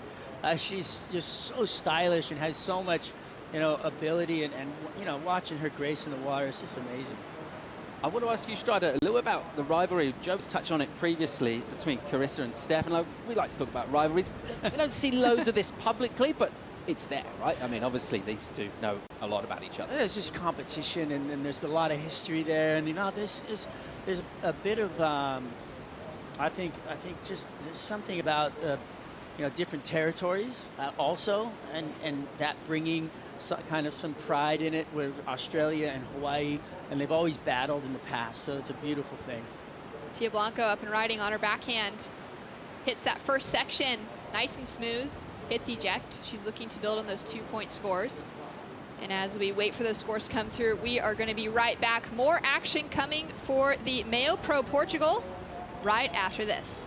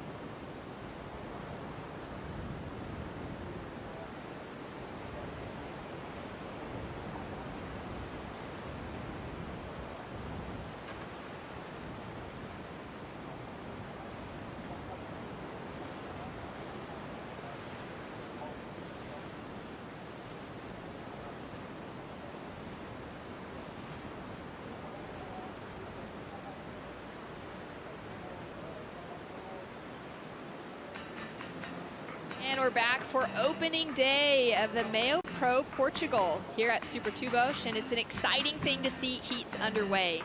It's challenging conditions, but there's still plenty of opportunities out there, as we can see with the scorelines being reflected. Carissa Moore, the 5-time world champion, currently sitting in the lead with a 7.5 and a 6.50. Steph Gilmore, the 7-time world champion, sitting in second with a 6.33 and a 5.5 as her high scores. in Tia Blanco, the wild card, the ultimate surfer in the draw, sitting in that third place position at the moment, chasing a 9.23 to get herself out of that elimination round conversation. And still plenty of time on the clock to see those situations shift around a little bit, Strider, with 11 minutes to go. Yeah, and the greatest thing about today is that there's so many different swells in the water. We have a lot of waves coming in, and that opportunity, this thing will come right down to the wire. And I feel like, so to say for Tia, not having a very, score of consequence on the board, she's got the opportunity still to build and get so many different waves going. I mean, you can see athletes catching 2 waves in 3 minutes, left in the heat and turning the whole thing around. So it'll be fun to see Tia kind of battle back, hopefully, in this heat. We can see Carissa taking a strong paddle, putting herself in position, using that second priority, and driving down the line now, looking for that first section. She's going to hit eject, knowing that that wave wasn't going to offer her much to improve on her current score line. It's funny when you watch a surfer on a wave and you're just ready for them to just crush the lip, and then they kick out. Yeah, that wave didn't really have much of a bottom on it, and like what we're 2 hours off the high tide now, so it's kind of like much deeper water down there, and that one not really drawing off the bank, and I guess that's going to be a factor too. Like we seem to have endless tide conversations over here in Europe, but it's a big one today. 3:30, yeah, coming up in 2 hours time, 3 meters, 10 feet on the high tide. It's going to be a big factor. Yeah, what is that going to change about things with that high tide coming up? Well, like yesterday, we were looking at barrels in the morning, and there was maneuvers in the afternoon, right? We were watching the free surfing, and everyone was getting 3, maybe even 4 turns, saw some amazing airs go down. Obviously, conditions aren't as good today, but similar kind of thing, generally speaking. You should see the wave like open up for more maneuvers towards that high tide, so it should kind of work a little bit more with the onshore conditions. You would think high tide the picker today. All right, well, good to know on that side of things. Down to 9 minutes, 30 seconds on the clock. We are in women's heat number 3 for the opening round. We will be running into the women's elimination round after this, and then heading into the first 4 heats for the men's opening round, as we've got a strong paddle from Tia Blanco. She's going to pull out of that one. Just kind of has a look, trying to decide to go left or right. And she does use priority on that one, though, and she'll go down into that third priority position, as we see Steph Gilmore just driving that rail in on the first turn, looking nice and smooth. Now gaining some speed and putting that finishing touch on the in section. Strider, that looked smooth, classic Steph Gilmore surfing. Yeah, the replay, you're going to see the first turn was super tight and critical in the bowl, and to redirect yourself all the way back like that and have that sweep going down the line away from you is really really an insane looking turn, because it's like to get back out on the face, and then she didn't give up on it right here, where she actually comes in and she finishes on the inside. A lot of surfers kind of get defeated when they kind of almost catch a rail or miss a section. So right there, she didn't do the maneuver she wanted, but then she gained her composure, came back and belted the inside. So that was something that, there's just a lot of confidence to me in that surfing. Such a natural surfer as well. It doesn't necessarily need to hammer a section to look impressive. Already working at the next maneuver that she's about to do, and just, yeah, like you said, polished and incredible to watch even in these kind of conditions. Yeah, seeing that speed and that flow that has taken her through to 32 career event wins. She's got 313 career heat wins in these deep stats powered by Hydro Flask, and that is really untouchable on the women's side. Those are some crazy stats to think of, Strider. Yeah, it's just so fun to check the deep stats out and really look at how much work they've put in and how many heats they've actually served. Tia Blanco on her backhand, little check under the lip, goes in for that finish, rides out clean. So scores to come through. Tia Blanco, her last wave dropped through as a 3.40, which is her best wave to the heat so far. And Carissa Moore still sitting in that leading position over Steph. And this is a really interesting one. You guys were just talking a moment ago about that rivalry that's developed between Steph and Carissa, and the two of them really pushing each other over the last decade or more to get to those multiple world titles that they each have. Well, it's interesting to think you mentioned they met here in 2010, right? At that time, Steph had 3 world titles. She'd win her 4th that year in 2010. Carissa didn't have any, and now here we are, 7 for Steph, 5 for Carissa. And I think the number of titles that the other one has got is probably part of their big motivation to we'll try and get some more. Yeah, it really is. There is a great podcast that's come out just this week. I know you had to listen to it, Paul, as well, from Jamie Brissick at the Surfers Journal with Steph Gilmore, and just her talking about kind of where she's at in her competitive years now compared to when she started out, and she got those 4 back-to-back world titles off her rookie year. Is incredible. Yeah, absolutely. And you know, you think about surfers slightly later on in their career with that experience behind them. Where does that motivation come from? She was quite sort of forthright in explaining that. She does seem to be one of the surfers on tour, off either tour, that has quite a lot of hinterland as well, Steph. There's other stuff going on. It's not just about putting on the jersey and surfing, which she happens to be pretty good at, but you know, she does a load of other things in her life, and just, well, what an incredible athlete and person to look up to. Amazing. Yeah, very well rounded, as we see Steph just hammering away on her backhand, putting on that performance for, you know, the fans that are down on the beach. That's one thing that she spoke about as well, and just wanting to show up and to give the fans, even from a young age for Steph, to give, you know, the other crew out in the lineup something to look at. And if the boys were going for a 10-second barrel, she was going to go for a 12-second barrel. Yeah, also really interesting to hear about the kind of Slater effect and the longevity. And she was talking about the 2032 Olympics, which is going to be in Brisbane, and just kind of thinking, well, logically, the surf could be on the Gold Coast, her home. Well, she would love to be part of that. So let's see how that goes. As we take a look at this one, Strider. Yeah, it's just, I like the fact that she's switching it up, and you know, you have that ability here to beach break, to go left, go right, whatever looks right, you take it. And she's just looks nice and sparky, and I think she feels a bit like she's just pecking away at that chip that she needs to get above Carissa in this heat, because it's a really close heat. And if she could just get a little flare off that inside, she could take the lead in this end. It's quite interesting to note that Carissa's been relatively quiet since she's got those scores up. She's just had like real small throwaways since then, so she knows she's got good numbers on the board, and with all that experience that she's got, and obviously that confidence, she's in red hot form, she's not even going to look at away really unless she thinks, well, it's going to need a 6 or 7 to better her numbers. Coming up in the next heat, heat number 4, Tatiana Weston-Webb, Gabriella Bryant, and Molly Picklum, as Tia Blanco is one of the surfers that's staying active. She needs to keep herself busy and try and find those waves with slightly more open face to them, Strider. Yeah, she's having a bit of a rough time out there, it seems like, but I think she's so used to, you know, what she had locked in her mind of what the day was going to look like for her, and then she has to, switch your mindset and get right into what is at hand, and that's the beauty of surfing, but that's also the challenge of competition, and you have to really switch up everything for what's right in front of you, and I don't feel like she's done that mentally. Yeah, you know, welcome to the championship tour. You're in a heat against 2 of the greatest athletes the sport's ever seen. Yes. It's not an easy one. It is not an easy ask. Not at all. Especially showing up this morning. We were all a bit shocked to see the flags as we pull in the car park. It's a long walk when you pull in here at Peniche. You got, you know, park far away, it's raining, there's howling wind, and then we realized the flags were pointing towards the ocean, and it was howling onshore.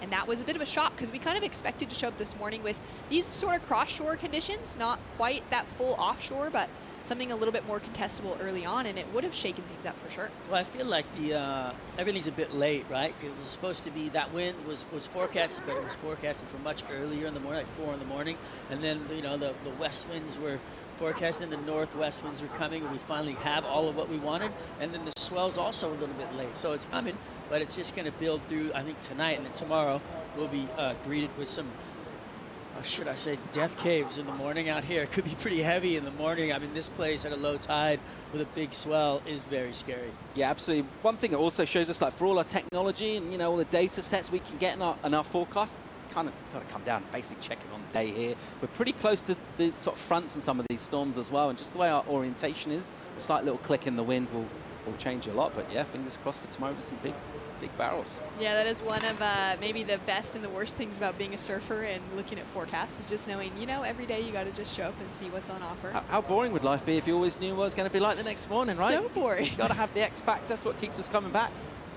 Down to 2 minutes, 20 seconds on the clock. Carissa Moore throws the fins out the back, and she just gets eaten by the whitewater. Oh, I love it. I love it. She knows she's got some scores on the board, and just like Paul was saying, she's waiting for that opportunity that's going to give her enough to really get up into the lip and throw it over the back. You saw the technical side of surfing happening. You saw the fins coming out. You saw the board sliding, and here's Tia. Oh, Tia, nice snap up into the lip to start things off. Big wrap, keeps tight in that top third of the wave, And she's going to connect for the finishing section. 3 turns connected together. She's still chasing that excellent score, but she's done well to begin chipping away and find some rhythm out there. Yeah, well, we talked about it a bit earlier. There's a lot of waves coming in, and you can rebuild faster. If I was her, I'd be back on that board, paddling back out as fast as I could so I could get another wave. She's got a minute and a half to do it. Yeah, she's going to need quite a bit more energy where that came from, though, to go up the scoreboard. You would think, look at the numbers she's got so far. Unable to get a real significant second maneuver, was she? There was that little downtime through the middle of the wave, and that's going to cost her. Nice first snap. Quick little cutty, and then she's coming to the inside to try and finish things off. Best turn was the first one on that one, though. That's a drone angle. Bango. Buckets out the back. I love watching the drone. Well, scores in a 3.87 for Tia Blanco. Keeps her in that similar position, chasing an 8.33. And Carissa Moore, with that commanding lead, got those 2 scores early off with that 6.5 and that 7.5 to start things off. Steph, of course, started out actually her opening wave with a 6.33. But then we saw that momentum just carry through with Carissa as Tia's walking in on the sand. Interesting, huh? I'd say kind of just waving the white flag there unless something happened to her physically. But you'd think she'd want to get back out there for another one. I mean, she's on the wrong side of an 8.33, 30 seconds to go. It's not really been her heat. She's going to have to come back and think about elimination round. Ready to restart. She's got some time before she's got to paddle out again. There's 6 heats in this opening round on the women's side of the clock, and Tia Blanco will be joining Bronte Mccauley and a couple of other women in that elimination round coming up. But a great performance, and great to see the Ultimate Surfer out here competing in her first ever championship tour heat against the 2 greatest of all time in women's surfing between Carissa Moore and Steph Gilmore. Carissa taking the lead, Steph taking that second, and we'll be right back with more action. Tatiana Weston-Webb hitting the lineup right after this.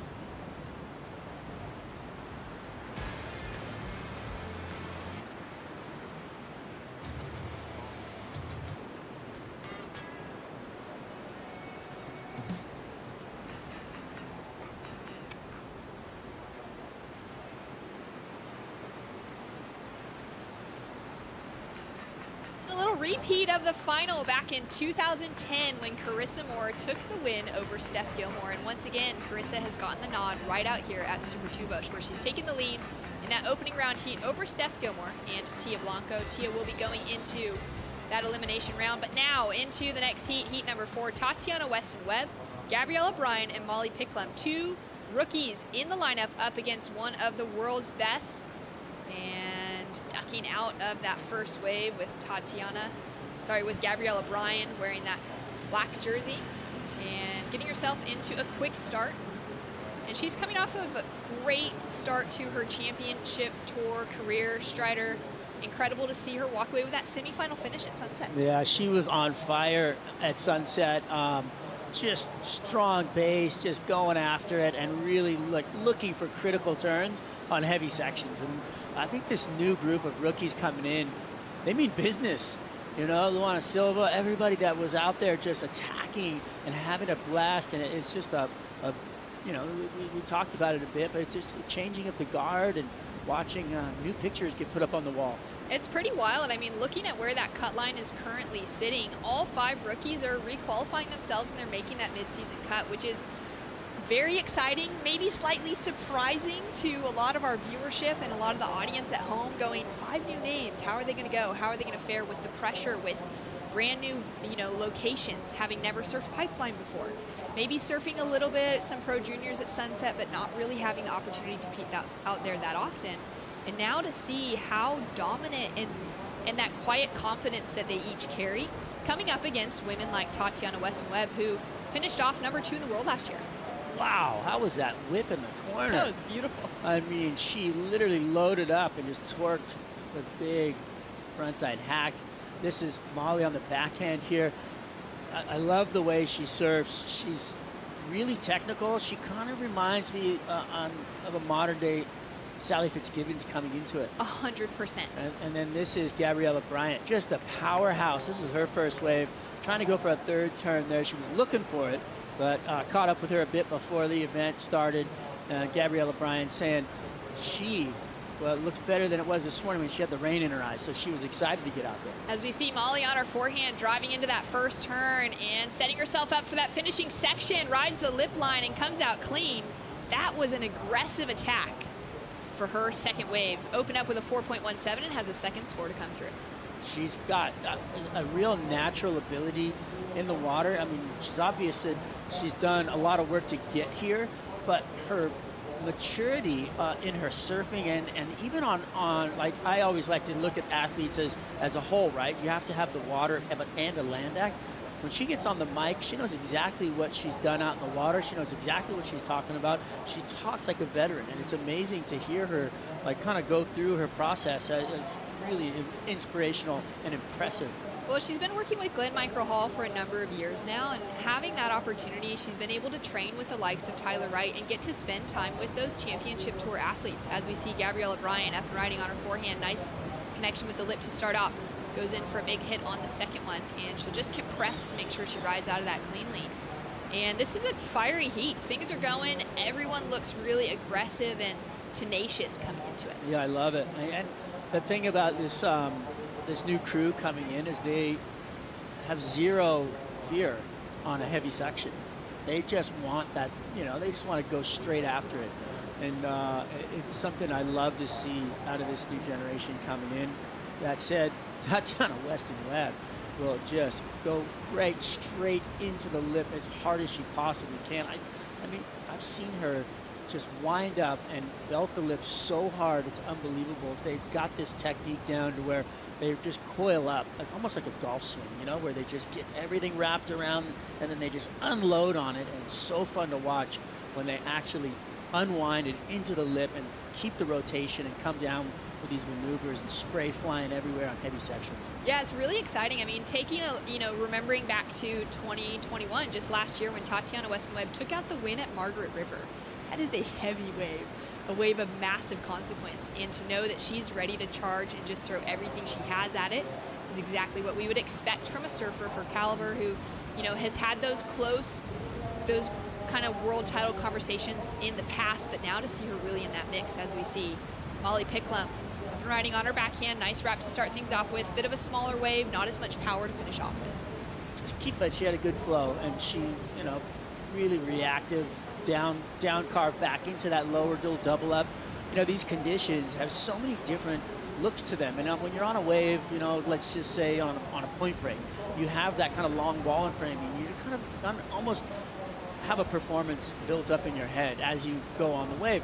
Out here, it's just completely reactive. Everything is different, and everything's coming at you, so you really have to kind of make your decisions on the fly. Where you see her right here, she comes up and she does a snap, and then she looks at it and oh, there's another little down wave, so I'm going to go back down in for that section too. So it's really fun to watch them making these decisions as the wave plays out. Yeah, I love that breakdown charter, just really getting an insight of what those athletes are dealing with in conditions like this that would be so different from, you know, what they've surfed in between Pipeline and Sunset so far, and what they have coming up with some of those great point breaks that they'll be surfing later on in the tour. As we see Molly Picklum inspired for International Women's Day coming up on May 8th by the great Ash Barty. You know, you just commented on the point breaks, but they all have to make the cut to get to those point breaks, right? It's so true. I mean, there's so much pressure on the line. It's crazy. We're in the third Yeah. event of the season, and to know that we're going to lose 6 women in the next 2 events is crazy, as we see.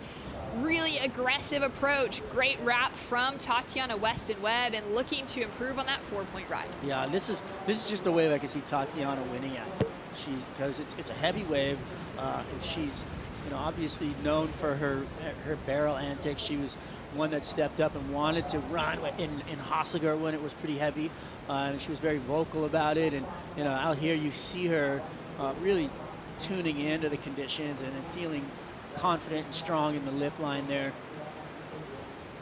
Fun to watch. So fun to watch. So some scores to come through for both Gabriella Bryant and Tatiana Weston-Webb. Gabby's just a throwaway score. So current situation as we're waiting for that last of Tatiana to drop through. Molly Picklum is currently sitting in the lead with priority. Gabriella Bryant in second, but we are waiting on a score from Tatiana.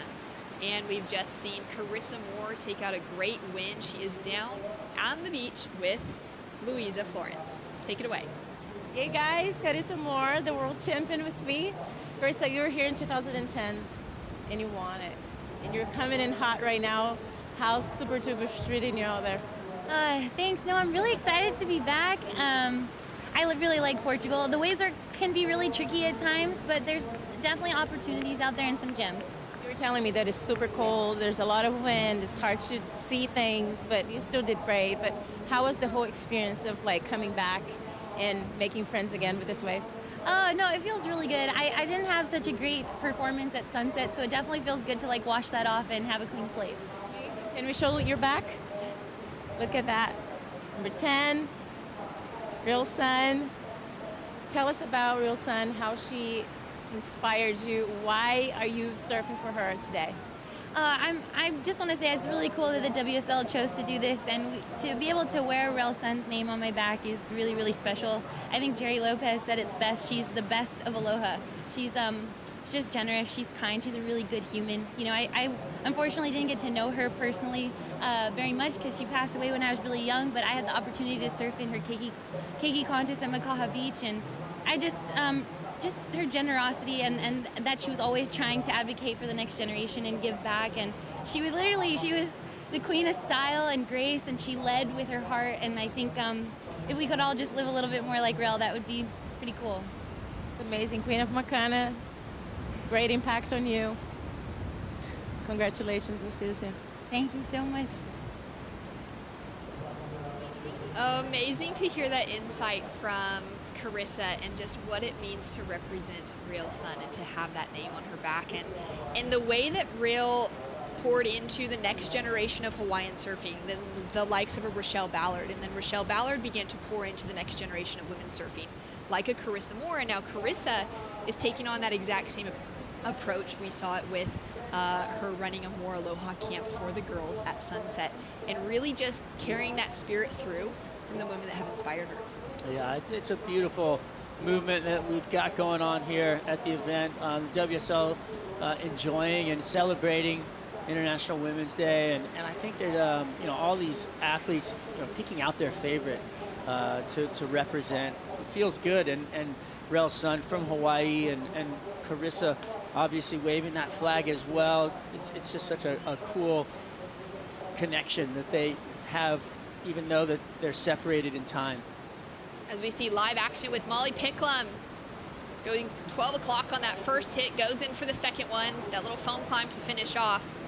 Stays really low and compressed. Has a lot of that Sally Fitzgibbons, as you mentioned earlier, within our surfing. Yeah, I feel like the athleticism and the professional side of surfing that Sally Fitzgibbons brings, I feel like she's taken those notes, and I really enjoy watching her surf.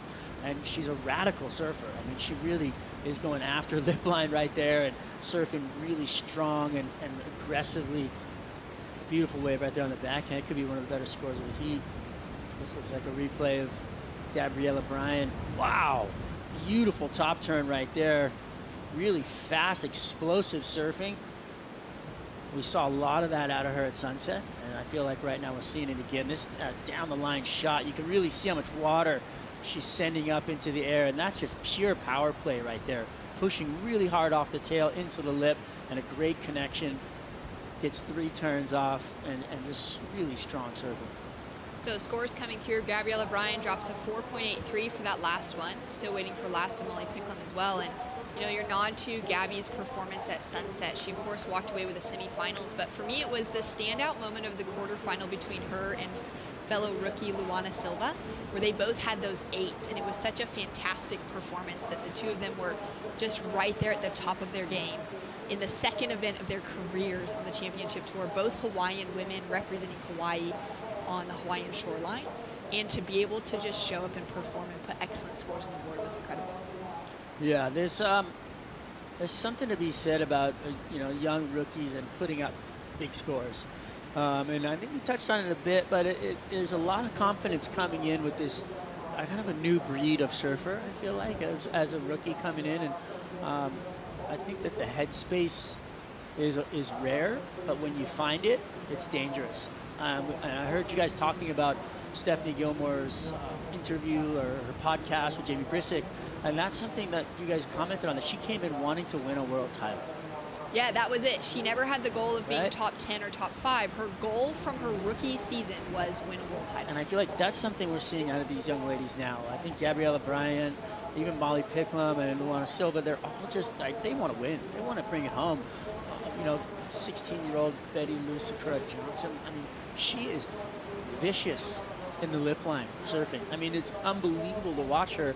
She took out that win in Haleiwa. I mean, so fun to watch. And you know, she was taking down her hero, Carissa Moore, in that event. And that's like, that's a big deal. That's and it huge. just gives you a lot of confidence, and to know that you can win a world title coming into that. And that's what we're seeing now. I think we're seeing more of that Stephanie Gilmore thought train of like wanting to come in and win a world title right off the bat. I think we're seeing a lot more of that out of the rookies now. Molly Picklum sitting in the lead and now looking for another great score. Straight up into the lip line, connects well with the second turn and rides out so smooth. She's already got a 7.17 on the board, improving on her 6.17. And Schreider, I think you liked the look of that one. I mean, come on. Watch this replay. She attacks the lip line, belts it, and then in a like reactive surfing, the first turn here is beautiful, straight up into the ball, slams it, but look at how quickly she gets back up into the lip line. Now that, to me, that's quick twitch muscle reactive surfing that you have to be training for. That's not natural. You know, you really got to work for that kind of athleticism. And that's the sort of thing. Molly Picklum has trained so hard. She's only 19 years old, but she's been working towards championship tour qualification and world titles from such a young age. She trained so hard, and now it is being rewarded with an excellent score of an 8.33. Well, a 7.17 and an 8.33. And how quickly did those scores get dropped? I mean, one right after the other, and we're just over the halfway point of this heat. So, you know, quick fire happening out here in this heat. Like we talked about, this thing got started really quick. We saw a lot of action, and the flow was happening. I think that maybe is a testament to the conditions getting better as well. Yeah, it does seem that it's improving, and at the moment with 13 minutes 30 seconds on the clock, we've got Molly Picklum in a convincing lead over Gabriella Bryant and Tatiana Weston-Webb. We'll wait and see if Tatiana or Gabriella can take the lead away from Molly. More action for the MEO Pro Portugal right after this.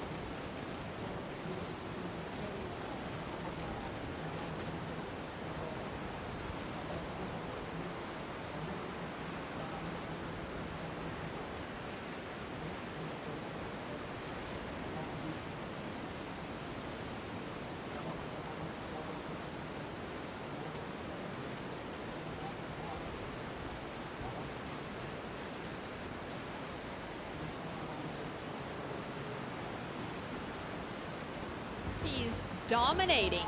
Molly Picklum sitting in the lead with an 8.33 and a 7.17 to back it up. Gabriella Bryant sitting in second. Very tight at the moment between second and third. Gabriella Bryant and Tatiana Weston-Webb. Gabby chasing a combination of a 15.50 to get that lead away from Molly. But Tatiana Weston-Webb just chasing a 4.17 to get that advancing position over Gabriella Bryant for that second place to avoid the elimination round. We've been talking about it this whole heat, but to see Tatiana Weston-Webb in third place right now against two rookies, it just is a crazy shift in momentum. Not to say that, you know, Tatiana can't come back, nail the scores that she needs. She's looked like she's on point. She just hasn't had the waves to actually do what she wants to do to get those scores, because she's surfing well enough to get an excellent score, but she hasn't found the canvas. Yeah, do you think that's the issue for Tati at the moment, is just finding the right wave to be able to unleash? Yeah, 100%. And it is kind of like a lottery out there. You can do your best to sit on the beach and watch and kind of try to pick a place to surf. But the reality is, tide's coming in, swells are picking up. You've got two different swells in the water. You're actually not sure what's going to happen as the tide comes up. So you'd almost have to do the recon from the day before to see where the waves changed as that tide hit at that time. But remember, it was 45 minutes earlier when the tide was coming up. So it's just like there's so many different things that go into your process to try and be in the right place at the right time. They need to have notebooks, charts out, everything set. Coaches down there timing things out. And the one guy that I've seen that really has impressed me with that is Tommy Whitaker. Yeah. If you've ever looked into his golf book, which I call it, because he's like you know, he's marking spots on the green of where you're getting scores and how the breaks are, and so to speak, is pretty impressive to watch and see what he's doing under the layers, you know, with the coaching staffs, you know, that all these athletes have. Oh, it's so important as well. I mean, at this stage, you know, this level of competitive surfing, the level of athleticism and professional sporting that's coming into things, to have coaches like that are paying attention to so many things. As we take a look at the women right now in the lineup, they're sitting way down the beach. They've really shifted from where things have been kicking off earlier in competitions. Yeah, down on the southern end of the competition area. So, you know, as the wind and the swell picks up and comes down the beach, the further down you go, there's a kind of a turn in the sandbar. So the faces are actually cleaner down there. So I think that maybe that is why they're down on that end. I know that there's waves, you know, up on the north end, but I think there's a little more texture on them. So maybe that would be the reason why they're moving down on that other end. And you can see them just repositioning themselves, paddling back up towards kind of that middle point of the contest zone with 9 minutes on the clock. Molly still, you know, really commanding that lead. And now the question's really between Gabriella and Tatiana. Well, you also see that paddle, and there's a shadow happening because, you know, Tatiana being in third place, you see, I think it's Gabriella Bryant that's shadowing her and trying to, like, just stay on her opponent because she's got priority and she doesn't want to give away a wave to Tatiana, to have Tatiana take the position above her, because then she'd find herself in the elimination round, and that is not where you want to be. Especially after coming off such a good result of that third place semifinal finish at Sunset, the last event for Gabriella, to be able to keep herself moving forward with momentum. And then for Tatiana, you know, she walked away #2 in the world last year, nearly won a world title at the inaugural Rip Curl WSL Finals at Trestles. Just went down to Carissa Moore in the third heat in the surf off. That was so exciting to watch, to be a part of. And now for her to come into third event of the tour, the cut line, Tatiana is actually sitting as that first surfer under the cut line right now, with that equal ranking of a 14th place alongside Sally Fitzgibbons. And we're looking at those veterans that are sitting in that position that's really tricky at the moment. And it's crazy to think of the veteran tour who for the last decade have dominated that top 10. They're so strong. They're incredible, and they deserve the positions they've had in that top 10 for the last decade. But now things are starting to shake up with the rookie class. And Strider, it's gonna be interesting to see if those veterans can pull themselves back up and keep themselves in the mix. Or will we see a complete remodel of a room? I mean, taking down the wallpaper, we're putting up new pictures, we got new chairs. It's just so fun to really look into you know, what it's going to look like at the end, at the cut line, and then at the end of the year. Well, they're becoming their own young momentum generation. This young crop of rookies on the women's side, 5 rookies, 9 rookies on the men's side as well. That's a combined rookie field of 13 surfers between the men's and women's tour, and that is massive compared to what we're used to seeing. Well, I'm just super impressed. On the men's side, you got somebody like Baron Mamiya, who's just young and hungry and has every single trick that you could possibly think of in his repertoire. I mean, he is so well-rounded, it's unbelievable. So that's when we get to see whether the competitive prowess and headspace comes into play, whether he can hang on to that wheel. That's where his coaching staff and his mental side of things is really going to play in.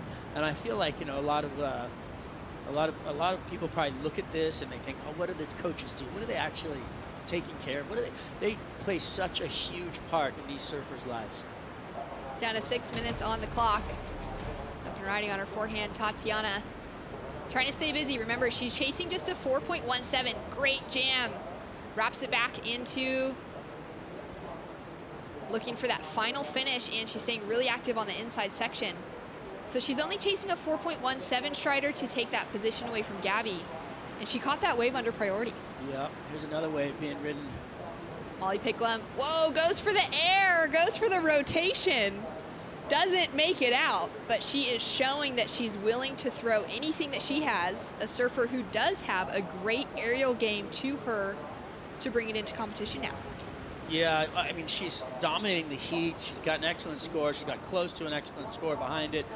She's just going to let it fly, which is something we really want to see, which is judges are really going to, raise the eyebrow to. They love that kind of stuff, Here she is coming across. She throws it up into the wind, so she knows she's got that favor of when you put the board up into the wind, it sticks it to your feet, and then you can actually try to bring it down. She just came down kind of underneath the lip line. See that? Right underneath it, where it was really hard for her to ride out of it. Kind of caught the rail, swinging it around. If she would have maybe landed up on top of it, she would have had a better chance at it. This wave wasn't bad either because, Tatiana, that turn right there had a lot in it. And if she would have been able to have something on the inside that really gave her that bang that she could shut it down with, she would have, come away with a much bigger score. But that turn right there was beautiful. So I think she's going to get a pretty solid number just for that one turn, because it was one of the better turns we saw in the heat. Nice turn, nice pivot right in the lip. You can see the arms waving there from the surfers wanting to know what the situation is, especially if Tatiana's now gotten that advancing position over Gabriella Bryant.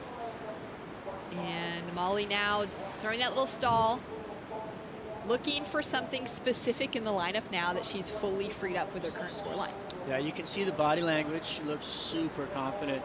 And 3 minutes 50, about 4 minutes left on the clock there. That's an eternity in conditions like this because there's so many waves coming in that you can really, have a lot happen in the back end of this heat, and nobody's safe at the moment. I mean, small scores are needed by Tatiana, and it's a battle for second at the moment, though. I mean, basically a combination just to take down Molly Picklum. As we take a look at the heat recap, Gabrielle O'Brien looking strong on her forehand. Unable to get out of that 4-point range at the moment, but she's been staying active throughout. Yeah, that was a great wave, but she needed something else, another turn to put her number up to where she wants it. Molly's just finding the waves that are giving her that opportunity to do multiple turns in critical sections. And that is why she is taking this heat down. That right there, just a quick reaction, back up into the lip line. That was the 8-point, I think it was 3, such quick, radical surfing. Looks like Tatiana got the score she needed with this wave right here as we watch the recap. That turn right there, all the money she needed. So looks like she's gonna put Gabriella Bryant searching. And there we have it, Tati up and riding once again. Goes straight up into that lip on the finish. Nice quick reactive timing as well. She was chasing that 4.17 on the last wave, got that 4.5 as you mentioned to get herself above Gabby Bryant. And now we've got scores to come through across the board for all 3 surfers. Like we just talked about, It's an eternity in conditions like this. There's so many waves being ridden as this thing winds down. I mean, that just happened in about, what, a minute and a half, 90 seconds. All those waves, just everybody catching waves, everybody getting scores, everything changing. I mean, in a short period of time, we did a heat recap and everybody in the heat caught waves. Things are getting flipped around fast. And that's one of the things about these types of conditions. There is so much opportunity. Gabriella Bryant with opportunity as we were looking at the heat recap. So 2-turn combination, she'll kick out. We'll see if that factors in. She's chasing a 4.61 to advance over Tatiana Weston-Webb, who got a piece of this one. Yeah, she comes into the inside, snaps away, goes for a third turn. Doesn't get to the party on time, but definitely still gets there at the end. So, solid surfing. Tiny bit off with the timing on the end, but a couple of quick kind of down the line snaps. I think she was kind of looking down to see where she was going to finish that wave and mistimed that with trying to put too much in, I think, on that. Yeah, she's definitely looking for that strong finish, and I think that's one thing that the judges have been clear with today is the surfers that can find a wave with a powerful end section, they're going to get well rewarded like we saw from Molly's 8.33. So 45 seconds on the clock. Sitting with priority is Gabriella Bryant, who is in third place, now up and riding, chasing a 4.61 2-turn combination, strings it together so well. And we'll see if it's enough to take her into that advancing position. Ooh, I think she, and the requirement actually grew because of Tatiana's wave. We saw that left-hander where she got 3 turns in. So Tati's dropped to 5.17. Molly now up and riding as well. Throws that little stall in after the first turn. Lines it up for that finishing section. That right's just wrapping and holding open for her. She's going to ride through. So Molly with a significant lead. The question mark then onto Gabriella Bryant if she is going to get the requirement of the 5.27 she needs to overtake Tatiana Weston-Webb. I don't think so. But I do think that, she surfed really well. I saw one flash of brilliance when that big front hand snap, and Molly Picklum just went out there, and every heat, every contest, she is looking more and more confident. She has all the confidence to carry her through, not just past the midseason cut, but towards maybe a world title in her rookie year. We'll see what happens. Molly Picklum with a solid win, 15.50 for that heat total. More action coming at you right after this.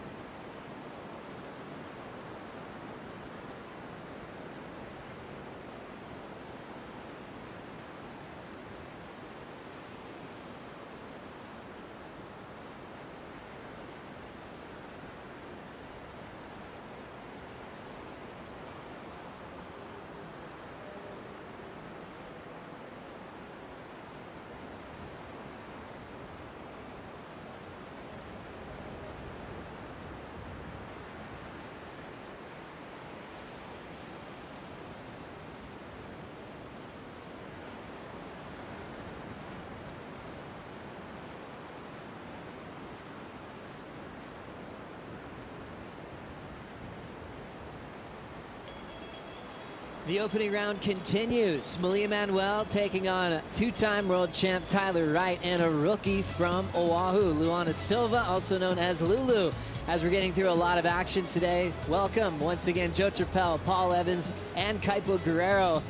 Action-packed heats setting up the elimination round, and we did notice that the size of the waves have increased quite a bit. since from when we started right after, you know, this afternoon. Yeah, a little bit of period ramping up as well. Pretty long period as well for this afternoon. We're getting those longer lines coming in, and we're seeing that reflected in the scores, right? Big numbers coming in the last heat as well. Yeah, and with the rising tide, I think we're going to see the conditions to continue to improve. And Joe got another heat in the water. Malia Manuel, fresh off a great start to the season, coming into this event #2 in the world. Surfed in her 7th career championship tour final. I felt like the entire beach, the world was kind of feeling the emotion for Malia as a veteran, trying to will that first win to come to her, falling short once again, but I felt like she recovered better than any of her runner-up finishes. She knows she's 2nd in the world, moving on quickly in the title race to stop #3. Yeah, and crucially, like obviously the results are massive, but the form is incredible from Malia as well. When we talk about those events like close together, those back-to-back, able to carry the form over. Let's see what she can bring to Portugal, but she could be on the verge of something huge. Looks like we got Malia controlling the start of the heat. Starting off with that clean style, representing the island of Kauai. As she will run through this inside section, running after the pocket again, and she will kick out, getting the first score on the board of the heat. Surfing with a lot of confidence. Her style definitely one of the best on tour, Kaipo. Yeah, great connections in between turns. And with Malia, what I'm seeing right now with that peppy start is the intent that, and again, on the replay, you can see just keeping the rails clean here and weaving the board back and forth, keeping it nice and loose. Nice arcing turn there, a lot of energy throughout the turn and giving this wave some energy back. So really showing some good intent on her opening ride, Malia Manuel. We'll wait for that score. Such an exciting finish to last season as she made another final. So you think about all the finals she's been in lately. Runner-up to Stephanie Gilmore at the final stop of the season. Had kind of that bittersweet finish where she realized she was one spot out of requalification, and that kind of low feeling didn't last too long because she got the call from Jessie Miley Dyer, officially awarded the wild card spot back on tour this year. Forehand of Luana Silva over that bump on the face, and she's able to solidify a solid end section hack. All of her friends back home in Hawaii call her Lulu.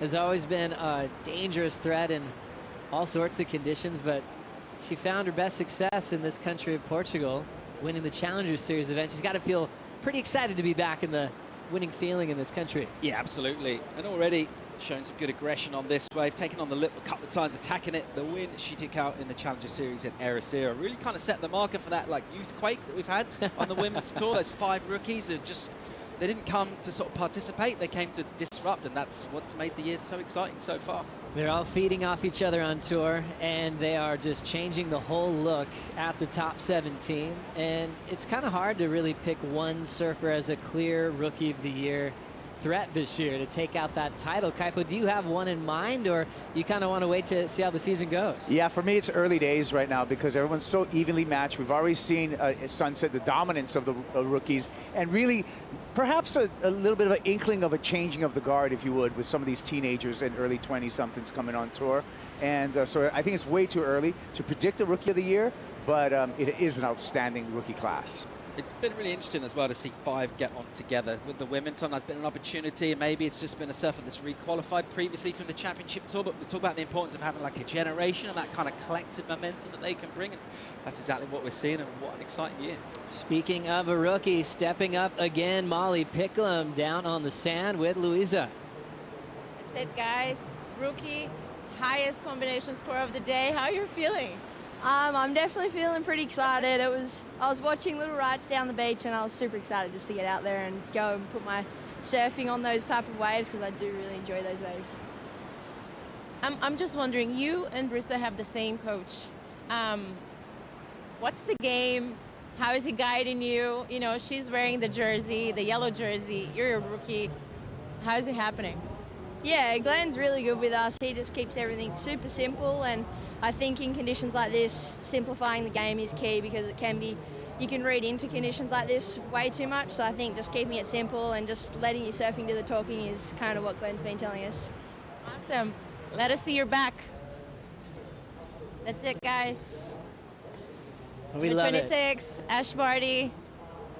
Ash Barty, yeah, she's incredible. I think I've been fortunate enough to have a friendship with her, and on the court she's amazing, and just the way she's so authentic and just holds herself and tries her best all the time is just traits that I try and adapt into my surfing and my career. And yeah, she's incredible, not only on the court but out of the water, and yeah, she's a real inspiration of mine. Yeah, you and Isabella Nichols and Bronte Mccauley picked her, so obviously there's some great impact in your career and your life. Yeah, she's just amazing, and a lot of the Australian surfers really resonate with her, and I think she's done us so proud in the tennis world, so we're just excited to represent her name on the back of our jerseys. Amazing. Congratulations. We'll see you soon. Thank you. Thanks so much, Molly Picklum. Very inspired. Always is so well spoken. Enjoying her time on tour as well. I think she mentioned that from her coach at Sunset. Glenn knows how to find the fun and excitement, no matter what the waves look like, to really get that aggression out of her, and just the stoke factor of riding waves and learning how to win and play the game. Molly Picklum's doing that incredibly well. A fair pick, if you'd like to, for the Rookie of the Year race. And remember, she was kind of a late call-up with Katie Simmer's decision to wait off till her rookie debut. Molly Picklum, tied with Luana Silva, was able to get that shot for a great start on the tour, Kaipo. Yeah, and I like the conversation about Glenn Microhall as a coach to Molly, keeping it light. You know, we'd look at years past where he was passing the ball, Elmo, which was the rugby ball that they nicknamed, and it was just not eye-hand coordination that they were working on. It was actually to lighten up the mood and not be so serious going into a heat, and it looks like it works. Up and riding. We're having a quick look at the backhand of Malia Manuel. Wild section kind of shut down the inside corner of that left pretty quickly. Just counting her 3.17. Luana Silva opened with a 4.5. And Tyler Wright still waiting patiently with priority. Tyler Wright, you know, in the previous season had kicked off with a win at Pipeline, was wearing yellow and missed out on the WSL Final 5. So that's a big story for Tyler, trying to come back. Anything you liked out of this left, Paul? She never really got the opportunity to kind of attack, did she? Just a little bit going through the motions on that. The wave not particularly cooperative. It got super steep at the end, just kind of bad placed to take on the lip, so she'll look to improve from there, certainly. Yeah, it's interesting when you look at the form of Malia's career. Was that young superstar just like Lulu back in the day. Lulu looking at this left with a lot of speed and energy. Nice controlled backhand surfing.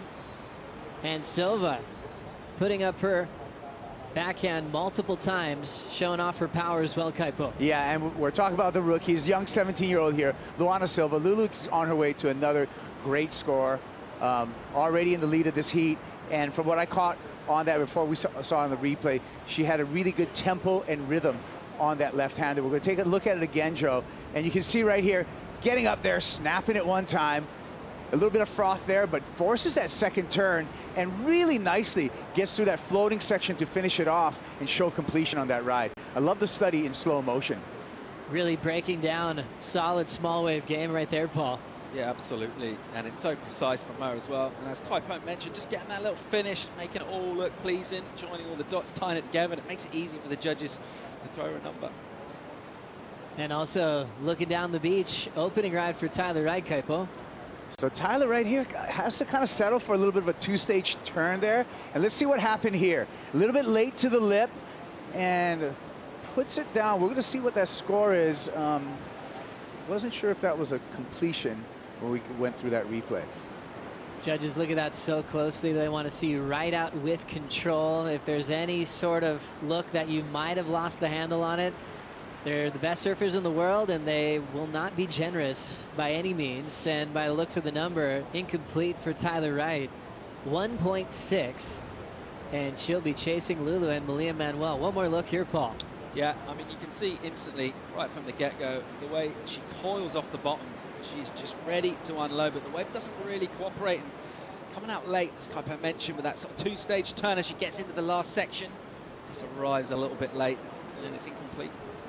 Now checking out a left, really starting to ball off for Tyler Wright, but right when she got to the open face, that wave just shut down. Some ribs in the open face for Malia Manuel. She'll throw that top turn. Nice redirect again on the second effort, looking for a third maneuver to finish. Frontside float for Manuel. Staying very active, Saw her paddle out up the beach a little bit. Surfers are moving pretty far from where the tower is. I saw Malia wanted to start kind of in a different place, set up her rhythm quite well, and she still has her lead, Kaipo. Yeah, and right now, the rookie, Luana Silva and Malia Manuel, are actually putting a lot of pressure on Tyler Wright. Taking a look at this replay again, just nice, smooth rail surfing, keep it engaged throughout that whole turn. Some frothy water here, but importantly, gets that finish, Joe, and that is how you're going to nail a score. One more time in slow motion here, Paul. Yeah, a little safe for me on the end. I love the first turn. That's beautiful, classic Manuel. And a little bit downtime through the middle of the waves. I just would have maybe, I mean, since the championship's all right with being harsh markers, I would have liked to see her just maybe hit this a little bit harder, but nevertheless, it's going to be a good number for her. She will improve. Such a smart surfer, but you could tell she definitely wanted to get the completion. She'd gone a long way on that wave. Wanted to turn in a solid 3-turn combination. So world number 2, Malia Manuel, chasing a 5.84 to take the lead. Tyler Wright, though, we were kind of touching on her positioning and maybe her that kind of odd feeling when she was missing from action at the Rip Curl WSL Finals. Seeing her start off with a big win and the yellow jersey, how did you really look at Tyler's season in review and why she was missing from action in the WSL Finals, Kaipo? Well, Tyler's an inspiration on many levels, and she's been very, public about a lot of her struggles, both in the surf and outside of the surf. And really what it takes is it shows you that determination that makes a 2-time world champion, in which you see with Tyler Wright. So it's good to see her back. Right now we're talking about this heat, though. We're going to see what a champ comes through, because she is in quite a deficit behind Luana Silva and Malia Manuel. I think Tyler's also shown us that she's comfortable in her own skin. She had to learn that at a very young age. She still has the record for being the youngest ever to win a CT event at 14. In an old interview, I remember reading how she said it was so crazy paddling out for a surf and everybody knew who she was. It just happened overnight. She wasn't quite ready for that type of attention at 14, but she did learn through all those years of being in the public eye how to be herself. Someone's talking about a loss, she can say, well, I know why I lost. You can have your own opinions, and she built a strong character, and obviously 2 world titles later, she's always dangerous in the lineup. As we look at Sue Bird being honored and represented by Tyler Wright. Yeah. Sue Bird, WNBA star, right? 2 championships, as well as 5 gold medals and 2 NCAA championships. So quite an inspiration in Sue Bird. Every surfer was able to pick whoever they wanted, to represent their inspiration from a solid female athlete. I know Tyler Wright had a big list of people that inspired her. Sue Bird being honored today here in the opening round. Tyler's last just the .5, so she's still in that 3rd place position that would get sent to the elimination round if she doesn't improve. She'll lock in off the bottom, backhand snap. We're watching Luana Silva looking for a way to finish on her feet. Times the end section well, recovers the finishing move, Paul. Yeah, good energy for her. Did well to recover that with her legs, maybe forcing a little bit part of the way through that wave, but so important to get your finish done. Did do that in a steep critical section at the end as well. That's how you get scores on the board. A couple of reasonable ones already, but we know she's got a lot more in the tank. Interesting, just hanging out in the morning through the rain. Everyone's trying to wonder, do I go for a free surf when it was just kind of dumpy and low tide? Lulu was here so early as we see that first turn again. Yeah, fins out right there.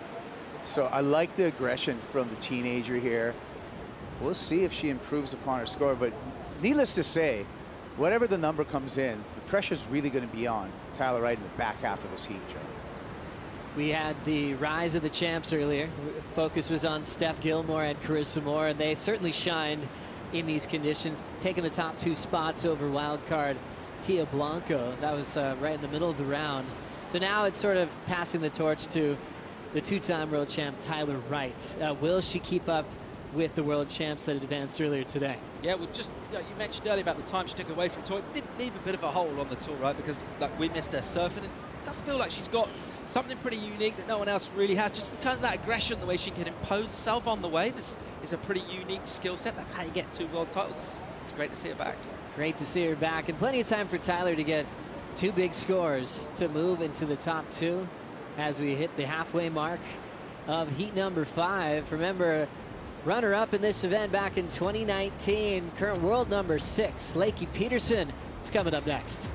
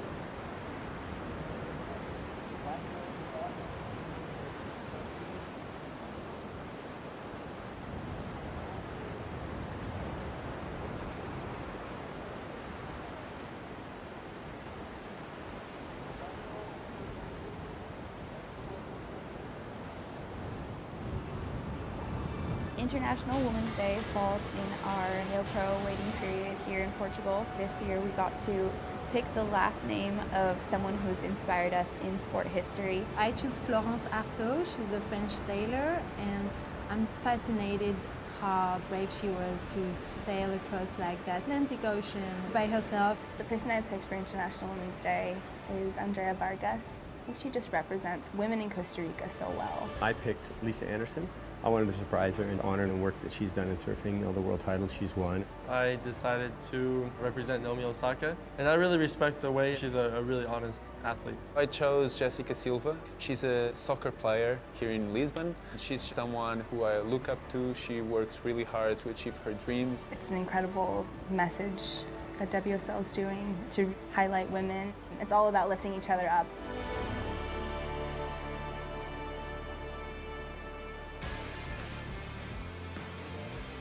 International Women's Day is approaching. We're going to start early on March 3rd. It's officially March 8th, but we have the world's best surfers that are paying respect to athletes that inspire them greatly to do better at what they do, riding waves.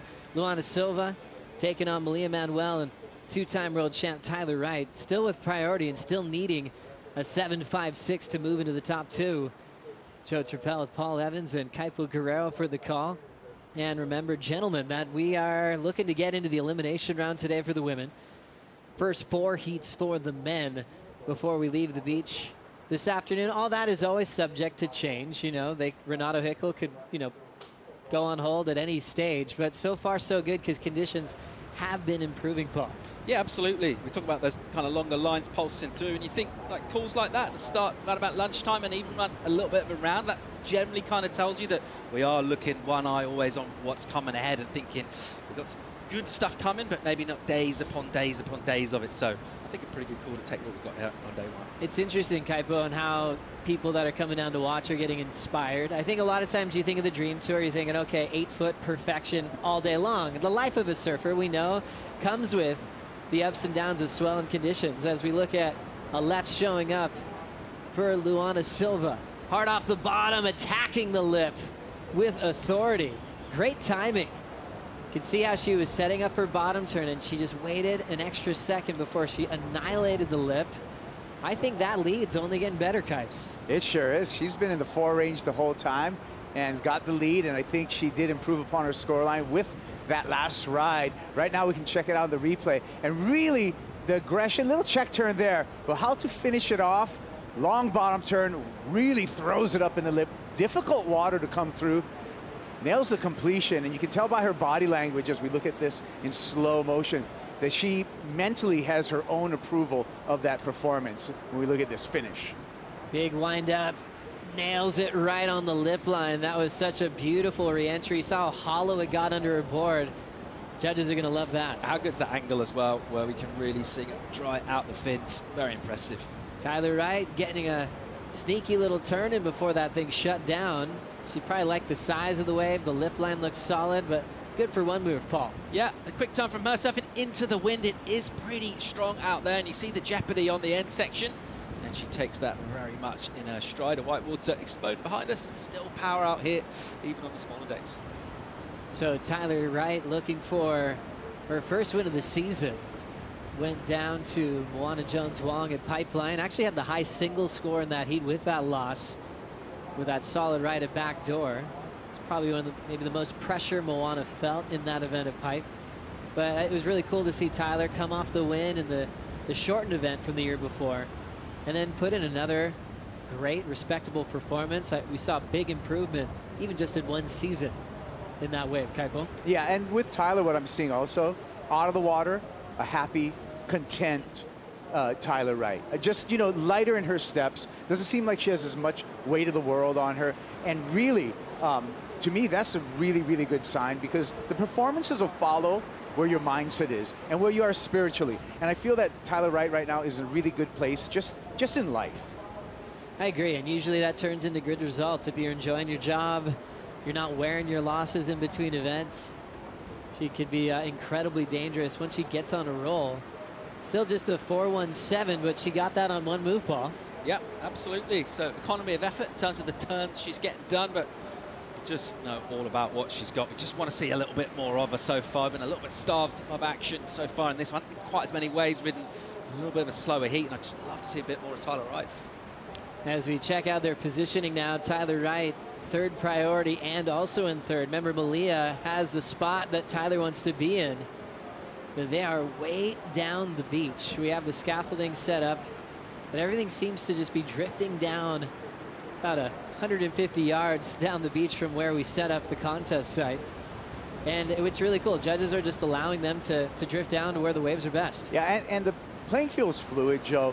We're still about an hour away from high tide. The coefficient here, though, in between low and high tides, about 9 feet, 9+ feet. So much water moving throughout all of these tides, and that's going to change the playing field. It's going to change where all the surfers are sitting. It's going to change the currents out there. And so it's really going to be about adapting. Paul, we look at Portugal as being one of the hot spots in the surfing world these days. From a European perspective, you know, how common is it for surfers from different countries to actually now put in more time? Kind of like what we see on the North Shore of Oahu, where everyone's got to put their time in. Is the same sort of thing happening, especially lately here in Portugal? Yeah, absolutely. It's kind of like the go-to place to come. And we've seen even surfers, Brazilian surfers base themselves over here, picking the European region to do their qualifying as well. There's been a lot of that. You know, names like Kano Igarashi from the Championship Tour based over here as well. The variety of waves, the consistency of the waves. We had Nazare Challenge 2 weeks ago, and you know, it's something for everyone. It's incredible. It's really cool to see a country that's always had world-class waves, and even events decades ago kind of have this new spotlight on it, you know, and like what Paul's saying, Kaipo, in so many different realms, from big waves to also the CT. On my way over here, there was two people interacting in the shuttle bus from the airport, and they had nothing to do at all with surfing. I could tell you these people probably, I don't even know if they swim, but they were talking about Nazare and educating each other, and the way they were talking about, this is the world's biggest rideable wave. Oh, it's a phenomenon of nature because of the canyon out there. And it was wild for me to hear from some of the general public just how much of a star surfing has become in Portugal. And how you're in such close proximity to get to all those venues. You know, from here, about a 40-minute drive, you're at Nazare. You see, you know, the cliff, and people will be driving up these days just to look at it, no matter what the size is. And that's just affecting every scale of surfing in Portugal, putting a lot of eyes on it. Quick turn there for Tyler Wright. Had a 1.6 she was looking to improve on. Malia Manuel, just seeing her on a small inside left, and that is such a crazy battle for second. Tyler didn't get much there.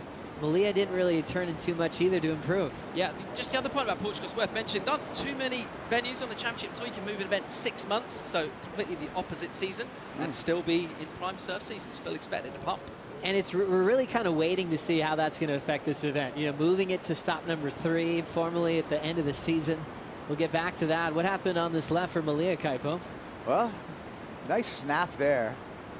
And this is my first time seeing it, so it's going to be a surprise to me. Another Big snap on the backhand, and let's make it 3 for Malia Manuel. So that is going to help her cause. Yeah, we kind of saw that just on the last turn on the first look. So it was actually at the end of a 3-turn combo compared to 1 maneuver on the right-hander, Paul. Yeah, dynamic there, but not a lot of room for Tyler. Just dealing with a whitewater section, but you can just see the skill set that she has, able to show us a little flash of it there. I feel like Malia's wave's always going to be a little bit compressed with being a little bit lateral and out on the face, and the judges are never really going to get overly rewarded that kind of surfing. And Malia with a strong start. Let's see what she's got towards the end of the heat. 4:25 still to go, trying to avoid third, setting up the elimination round that could be on today. Nothing worse than having to leave the venue on the opening day, because that is the elimination round. All goals are set to re-qualify for, well, the back end of the season. You got to be in the top 10 in the world to surf the complete year. Once you get there to G-Land, all events count. There's no more throwaways. In the first half of the year, you have 1 throwaway result. The back end of the year, it's all really focused on making the WSL Finals. Yeah, and you know, you make that mid-season cut, you're guaranteed a ticket to 2023, which is a big, big deal. So you can have a lot of confidence with your end of the season, as well as know that you're going to have another full round on the Championship Tour 2023. It's interesting when you talk to surfers about the new format changes and them feeling the pressure of it as well. You know, it was really cool hearing from Jack Freestone in an article the other day. He was saying he feels like he can't miss a heat. You know, Jack, just recently fell off tour, but he's seeing the intensity now with this new format heading into that mid-season cut. Here's the heat recap of heat number 5. Malia Manuel started off swinging in the 3 range, continues to improve. 5.73 is her high mark, as she's still sitting in second behind this rookie, Luana Silva, Paul. Yeah, and she's kept busy throughout, kept the energy up. It's not been a massive lead, but she's just managed to keep herself in front, and even when she's not been adding to her score, she's just been looking sharp and on form, and any opportunities coming through, she's snapping them up. And also just finding these big walls to work with. And I love the timing of this finish. Almost delayed it for a moment, then put everything into it. Bottom dropped down. 5.5 from the judges. And the rookie controlling the heat with priority. A 2-time world champ trying to create something with just a couple of minutes to go. Roundhouse cutback and a solid hammer to turn in one of her better waves of the matchup. We're going to see. I mean, again, the number 5.44 on that performance from Tyler Wright. You could see there's a lot more urgency in this wave. Quick to the cutback, aggressive bank off the whitewater, building up some speed, and a nice lip glide finish. It's going to be right on the edge. Tyler Wright chasing down a 5.44. Now with 1:55 to go. Judges taking a bit of time to review the tape. They always write the score down first.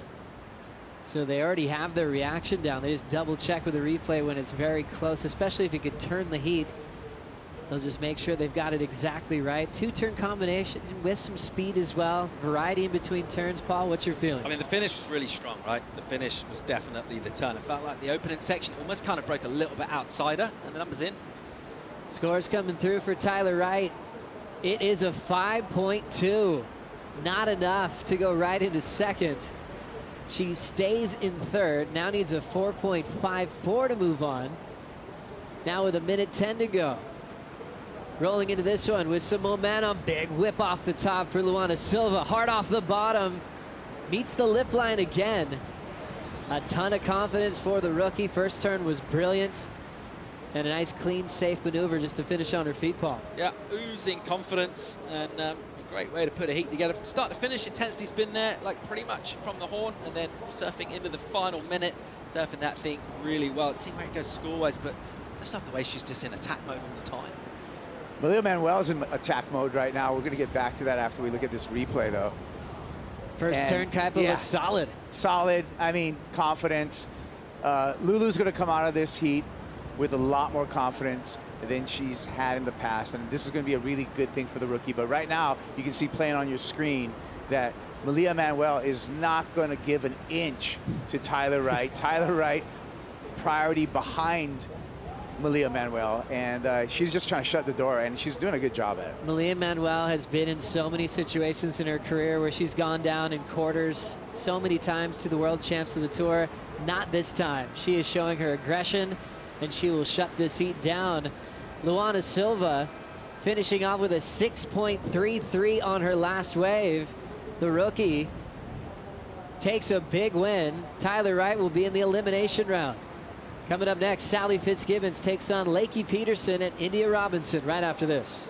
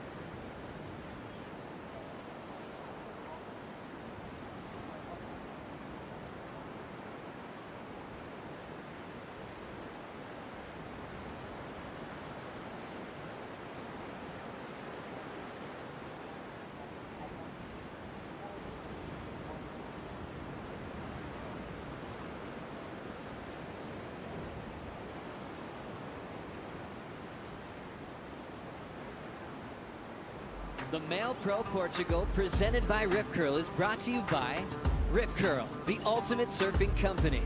By Expedia, official travel booking partner of the World Surf League. By Oakley, official eyewear of the World Surf League.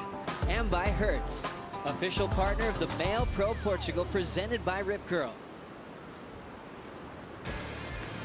We're still watching the opening round of competition here at the Male Pro Portugal, presented by Rip Curl. Sally Fitzgibbons taking on Lakey Peterson and rookie India Robinson.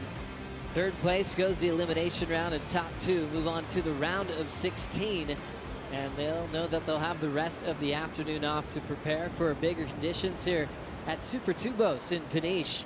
Joe Trappell with Paul Evans for the call. Sally Fitzgibbons, what a career she's had and still has, representing Australia in the Olympic Games last year, winning events at the ISA level in El Salvador to stay nice and hot, also winning at the CT level last year. Showing up at the WSL Finals as well. It's interesting when you see a surfer so many years. For last season, it was one of my favorite years watching Sally compete. With all the glory she gave us, all the highs and lows, total champion in my eyes last year. Yeah, incredible career, 106 events surfed, second only to Steph Gilmore with 112. And crucially, another number that I really like from Sally, 13.75 heat average, actually higher than the seven-time world champion. Unbelievable pedigree from her. Let's see how she goes in Portugal. And obviously looking for a big result here. India Robinson just finishing up her opening ride. Solid power surfer from the Bells Beach area. She's going to be so thrilled to compete at home at the CT level in front of her friends and family. But job's not done in Portugal. It's just getting started for India Robinson, and it's got to feel great to come off a lot of success at Sunset. Actually, it was the rookie responsible for knocking out Sally Fitzgibbons. What do you think here, Paul? Yeah, gets a couple of cracks of the whip, but never really able to time to go off the bottom into the top, so just slightly hurried with her turns. She'll get a number of sorts. I'm not sure it's going to be a particularly huge one. This angle, always you see the steepness and how technical that finishing maneuver is. And I think the judges will be a little bit modest with their reward for that. Meanwhile, here's the smooth, unmistakable speed. Sally Fitzgibbons, she had to be a little bit patient, finds out little sections to swing around and gets a clean finish on the inside using all that experience. Sally Fitzgibbons got to compete here, gosh, years ago when they had the Rip Curl Search event. 2009, one of only 2 surfers to surf the event all the way since then. How cool is that? Also competed in 2010, and here she goes again. Hitting that end section, float to fall on the inside corner. Fitzgibbons has been just celebrating longevity in her career on tour. Obviously, he's been to Portugal countless times. After the event kind of left Peniche for the women, they were still coming here and having events in Cascais, Praia de Guincho, surfing just down south, really close to that big city of Lisbon. So she was very comfortable coming here and enjoying this country. But now back here in Peniche, excited to see that first turn really committed. Beautiful first snap off the top. And you see the pace of the wave picking up, and she goes quite a risky maneuver there. There is a big explosion on the inside with that white water, puts it up in the lip line. Unfortunately, doesn't get a finish. This is really nice from Lakey, as she uses that full rotation of the shoulders and really swinging, getting the hips going as well. Seeing those kind of aggressive turns she can do. She does it smoothly as well. Very impressive surfer, kind of perennial stand-up from the championship tour. Oh, she's been great. She kind of took on the world title threat conversation when she began winning, making more finals in the last couple of years, but maybe her toughest accomplishment was recovering from an ongoing back injury last season. Currently now world number 6, Lakey's out in front. Let's catch up with another rookie sensation on tour. Lulu is hanging out with the Waz. Thank you very much, Joe. Yeah, 100%. Lulu on fire out there. Looks like the conditions cleaned up and you had a little more open face for your heat. Yeah, it actually turned out to be a super fun waves in my heat. I'm glad it's been like, it wasn't very consistent in the morning and then it started showing up, so it was super fun out there. So we were just talking, this is the first time you haven't had to go to the elimination round. A little bit of a relief there. Oh, it's such a relief, like not going through the elimination round. I get a little stressed out going through the elimination round. Takes a bit of stress off my shoulders, having a first round 1 heat win, so I'm stoked. And we're celebrating International Women's Day here at this event. Who are you representing? I chose Sky Brown to represent Sky Brown. She's been such an inspiration to me. She says, no matter how big, how small you are, you can do anything. So yeah. We've seen you going through and taking down the likes of Tyler Wright in that one. So obviously you're 100%. There's no limits to your surfing. I can't wait to see you on the next round. Thank you so much. Luana Silva taking a solid heat win, her first opening round heat win of her young career, just in the 3rd stop of the season. And, you know, born and raised on the island of Oahu, but her parents are from Brazil, so she speaks Portuguese, so that's going to help when you come to Portugal. And a lot of the stops on tour, you can meet people, can get along easier behind the scenes. So she's happy to be bilingual and has her mom here, Tati, supporting her behind the scenes. Meanwhile, we saw the fall from Sally on that last wave, her 3rd ride of the sea. Yeah, just a little bit frantic with that water moving on the face. Just tries to set up and make room and just slightly overdoes it. And basically gets her center of gravity in front of the nose and goes down once again. So put it all on the line, Sally. Just revisiting that point you mentioned about the Challenger Series win, and that final, for me, like really kind of set the tone for this young generation. Gabriella Bryant had a massive lead in that, and it was literally 5 seconds to go when Luana Silva paddled into that wave, smashed out a massive 9, and it was solid surf. And I mean, wow, you look at surfers of that sort of caliber and think about how bright the future is. Oh, the future is incredibly bright. Seeing just a young gun type final, seeing what Gabriella Bryant did that entire Challenger Series season, making multiple finals from Haleiwa to the US Open to Portugal, like you mentioned. That was a huge statement as she entered the rookie class in a big way as well. But anytime you have a buzzer beater type win in a final, I mean, does it get any better than that? Absolutely. And you think, like, we talk about the crowds here in Portugal, there's a massive crowd that day enjoying it, but I mean, that's what we're all about, right? That's what we come down. We want to see these kind of things go down to the wire. We want to see close battles. But other than that, getting away from the results, the performances, the entertainment factor, the level that the women are surfing at, it's incredible. Driving down the line on the left. Nice speed jam into a finishing move for Lakey Peterson.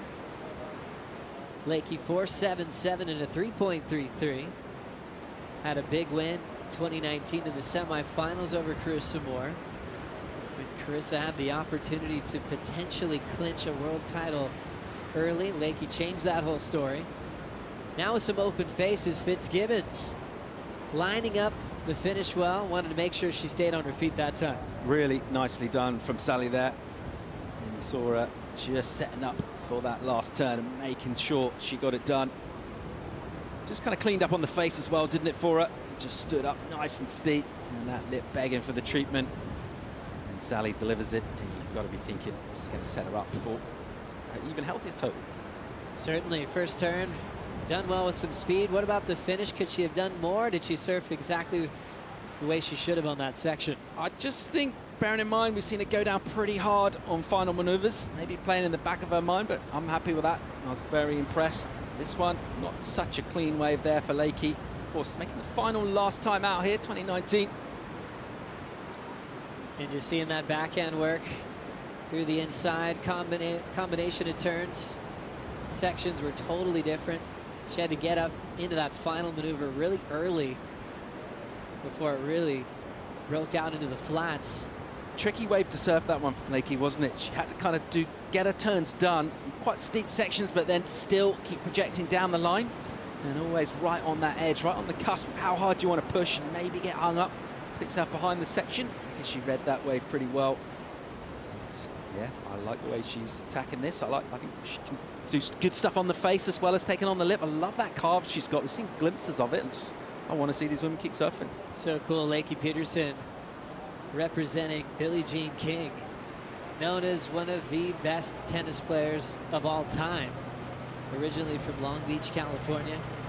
What a great choice. And it makes a lot of sense for Lakey, Sally to pick people from different disciplines. Sally honoring a great Australian swimmer, but it's like they love sports. Lakey's on the tennis court quite often on lay days, inspired by a lot of different disciplines out there. Yeah, Billie Jean King, of course, massively kind of outspoken advocate for gender equality, and in a time when there weren't a lot of voices in that direction, and she was pretty much a leading light across all sports for the women, and what an absolute legend. What an absolute legend. Still celebrating International Women's Day, which is actually March 8th. We're getting a jump start here on March 3rd. As you can see, the fans hanging out here on the beach at Super Tubos. Peniche always comes to life when the world's best surfers come to town. Quick carve to kick out for India Robinson. 3.67 was her opener, and that's her second scoring ride. India turning in her best performance at Sunset in a short period of time. Pipeline, unfortunately, she had to withdraw early, but she watched that heat unfold on the sand. India Robinson, this has been a popular one, Paul. Another shout out to the great Ronda Rousey. Sometimes people just call her Rowdy for all the excitement she brings in the ring. Well, still relatively early in this, but she needs to bring some of that aggression. She's been pretty quiet in this one. She could do it getting the skates on a little bit. Just a second wave ridden down towards that halfway point. As we see the drive off the bottom, there is a snap using the whitewater for Lakey. We mentioned Peterson as a world title threat, you know, in the last few years, kind of before the back injury. But she won an event as a rookie on tour back at the US Open when that was a championship tour event. Years went by, 5 seasons, 6 seasons. We had an interview with her and she's like, I just can't wait to win my first event. We're like, you already have one. But she had forgotten about it. She was like, oh yeah, that's right. But you could see the mind of an athlete where she was dying to win one, where she actually had moved on from her win as a rookie on tour. Yeah, I mean, it makes sense. A sport that like moves as quickly as surfing as well. You can't really afford to kind of rest on your laurels and sit back and go, yeah, I won one of those. It's like all about the future and, you know, the sort of depth of the talent and sort of generational talents that she's kind of sharing this stage with. And talking about Carissa and Steph and Sally, those kind of surfers. She, you know, that's going to bring the best out of her, and she's going to need to bring it. Lakey Peterson representing a cool part of California in Santa Barbara. Everyone thinks a Rincon. It actually doesn't really break that often. You know, you need a special swell. There's island blockage with certain swells that are more consistent in that region. So if you're on that part of the coast, you end up driving quite often. But a lot of times you could surf waves like this. You head up north past Point Conception, and there's a lot of wind up there. And Lakey's not afraid to get in the car and find some waves. Yeah, absolutely. And I guess that's all part of it as well, is trying to somehow in the off season, trying to replicate the waves that you're going to experience. And we think about, you know, the Dream Tour as it was formerly known and all the epic venues we go to. That doesn't necessarily mean it's going to be amazing during your heat, right? So got to be prepared for everything. And you see the grit and how you can actually rip in all types of waves. What a combination for Peterson. Looking very inspired with that two-turn combo. Still in second. Here's the heat leader, Sally Fitzgibbons. Throwing some water on the first backhand jam. Big section, hits it hard, but she'll go down. Well, Sally got the 7 on the wave previous, which put her right into the lead. Yeah, and she was on her way to a massive score if she was able to complete that last turn, because that was a beautiful looking wave. Just had an extra in terms of energy, bit of size on it, but the speed and the power as well. And attacking, I like the aggression from her. Like you said, rewarded with that 7, and that would give her just a little boost of confidence. It's a shame to see her go down because, as I said, I think that was a big number coming away for that. Wow, she was attacking at such a high level. As we'll have another look, Sally Fitzgibbons going for broke on this wave. Yeah, just, you know, whenever you can fall straight out of the takeoff and go into a hard bottom turn, and she busts out the fins, just kind of snapping in the pocket. And then right here, it gets really thick, but at the same time, it gets a little bouncy. You can just see a little bit of that kind of backwashy effect, just disturbing that lip line, unable to get the completion. Lakey will slow this one down. That's that amazing top turn wrap. How'd you like the finish, Paul? Yeah, really nice. And you just think, Lakey, think about the repertoire and the maneuvers she's got, and she seems to be able to just mix it up really well, even on her wave. We talk about variety and how important that is. Just see the difference in those two turns going. Using the rail, beautiful line off the top, and then making things a little bit shorter, more compact, taking on the lip. Yeah, what a great read for Lakey Peterson. It's mentioned Santa Barbara, but she's been spending a ton of time in San Clemente, actually making that move, getting a place down there. Just a few hours down the coast to get more consistency in that San Clemente area, and her coach Mike Parsons lives there. Makes a lot of sense for that move. Lakey in second behind Sally. India Robinson, the rookie, with priority, chasing down a 7.6. We'll be right back.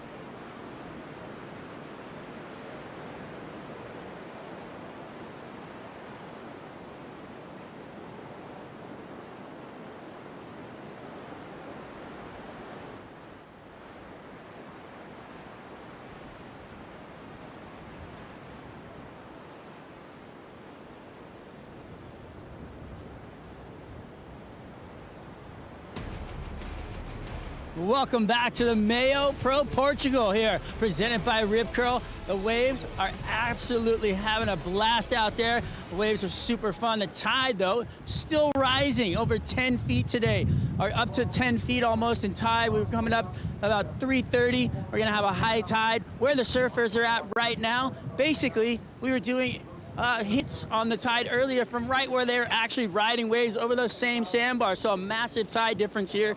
The winds are nice and side offshore. High performance action going down in the water right now. And we can't wait to see the rest of it. As the tide comes up, the waves will open up even more. We're gonna get all the way into the elimination round and possibly into the men's rounds today. So we'll see what happens as this thing plays on. Thank you so much, Strider. It's always great to get those tide reports, but especially here in Europe where they can be sometimes a bit more extreme. Like he was saying, he was standing on the sand and doing his tide report this morning, and that's exactly where the surfers are ripping right now. Finishing move for Fitzgibbons. Solid effort there, surfing with a lot of speed. Her last score didn't factor in. It was in the 3 range. Still carrying a 7 and a 5.67. One of her better combined totals she's had this year in the opening round. Yeah, and I think, you know, I really like the way she surfed that last wave as well. The speed, crucial down the line. And sometimes you don't maybe get as much amplitude in your turns, but when there's no downtime between them and they are on the lip, let's get another look at it here, but you see she's got a lot of wobbles to deal with. Gets a nice one and then straight on the front foot again, and that is a tricky section to be able to do that. And even in the way she just does that kick out, I think she's pleased with that wave, and it's a good shot of improving her score. Let's see if she can beat her back up. Lakey Peterson doing well to find the speed on this wave that had a lot of foam on the face. Sometimes you can feel a little disconnected when there's all that foam, but she did well just to really push hard on that board to find the lip section. Winding up again, Lakey Peterson, backside power carve, hammers it again. Looking for one finish on the inside corner. She'll have to kick out, settle for 2 big turns out the back. I feel like she's surfing better than the waves that she's getting. I mean, that first turn was so good, and then she just got a little unlucky. The wave just kind of ran out of gas a little bit halfway through, got a bit of buckle in it, and she was unable to really tee off on it again. I just think throughout this, she's been a little bit unlucky just with the way the waves have broken. It's difficult when you're out the back to really read exactly what's going to happen through the inside. Beautiful first opening section. And gets a backhand hanger in the lip. And then at this point here, you see that wave just kind of creasing too. And that grabs her rail and unable to get a finish. I just love the way she's surfing. She looks like she's in great form. Oh, she's having a blast. So much speed. That's my favorite part about Lakey in this heat. Managing the speed well, eyeing down the lip line and crushing it. 2 big hacks on the backhand. She is trying to improve on a 4.77. So looking really promising to really put a lot of pressure on India Robinson.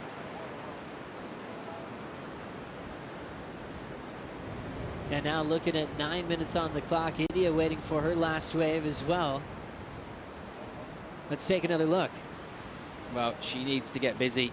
She's not really been at this one at all, and she's at the moment on the wrong side of some good numbers coming from her more experienced adversaries, and that might help her cause, but it's not really going to be of the order that she's going to need to get. And the task will get slightly more difficult, certainly for first, because really good number in for Sally as well previous to that, Joe. That's right, 7.83 just locked in for Sal, so that'll be a tough one for India to hear as she kicks out.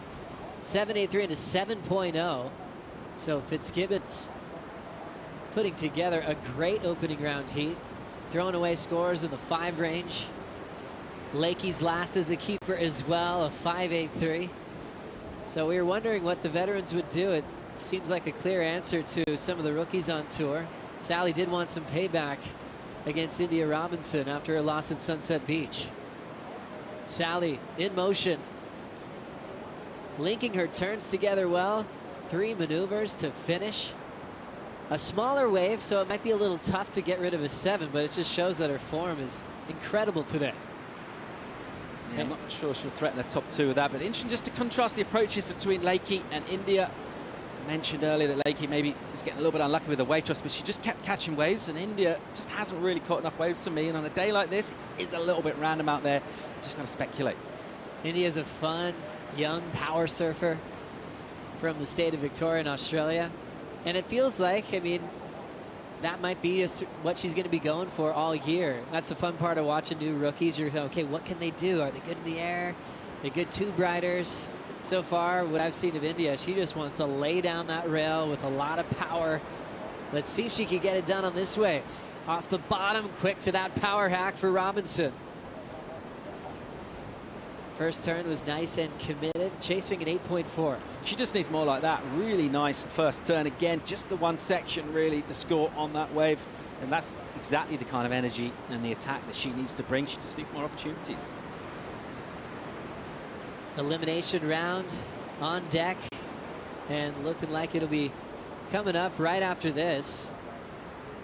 There's that first turn again from India. That wave did go a little bit flat on her fairly quickly. Yeah, just a really nice read from the takeoff. She saw that section, just begging for the treatment.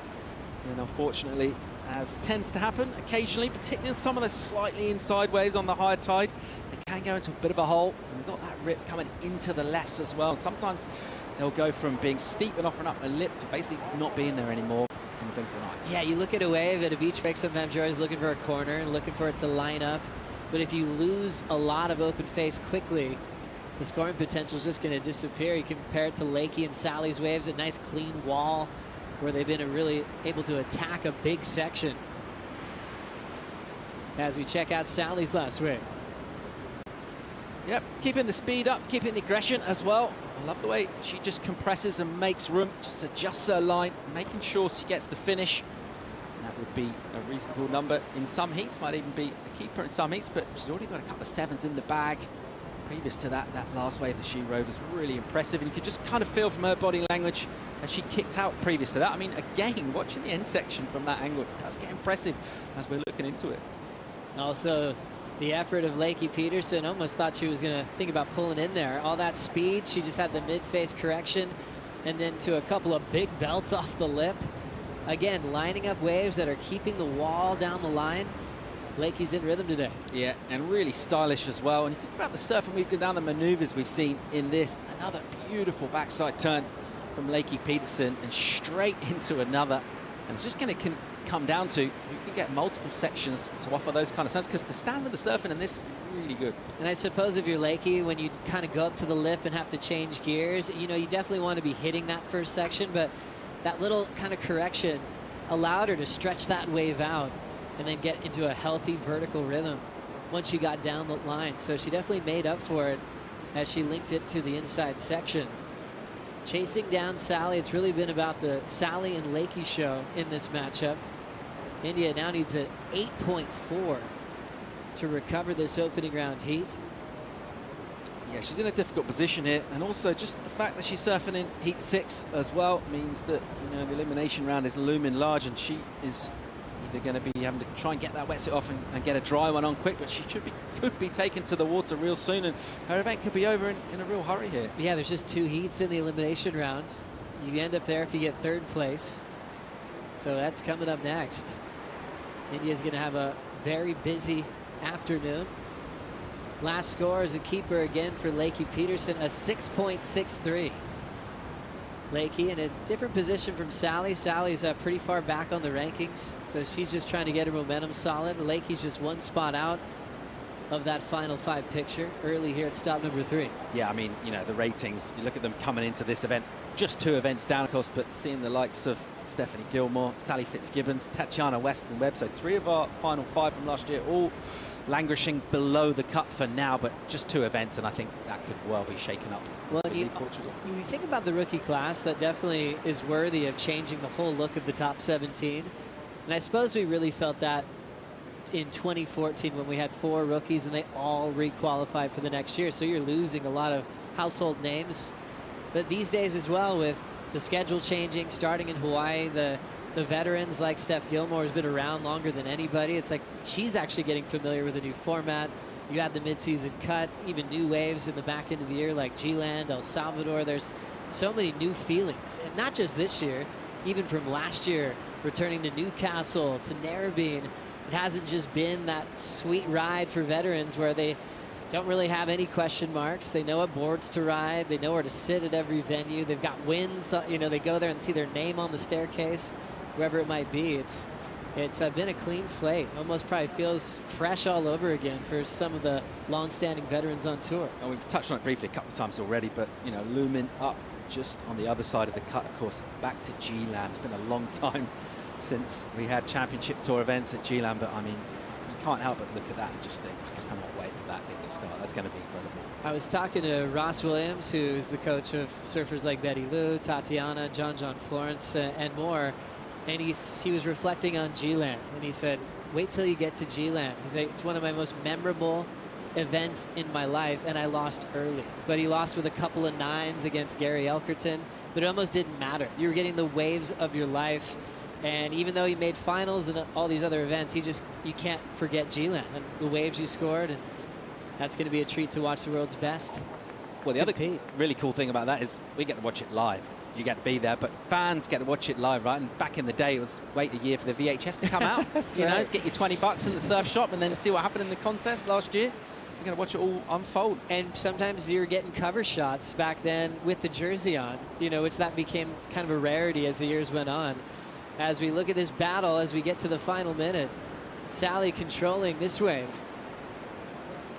Kind of a down carve sweep into a finishing hack. So not just a defensive move, turns into a healthy combination as well. very impressive as ever. We talk about that fitness that she's always brought to it, and just from the beginning, right at the end of this heat, just relentless really in terms of the energy, coming over a couple of wipeouts, just improving huge numbers, and right at the end, taking on a tricky section. She's been really good value. Well served heat. Just so aware of the danger factor of India Robinson, putting the pressure on, using priority quite well. Left-hander for Robinson with 23 seconds to go, trying to save herself in this heat, needs a 9.2. Run into the last part of this wave, clean little backside snap, but she will lose the handle, and that'll be a tough one for Robinson. Hearing big scores from her competition.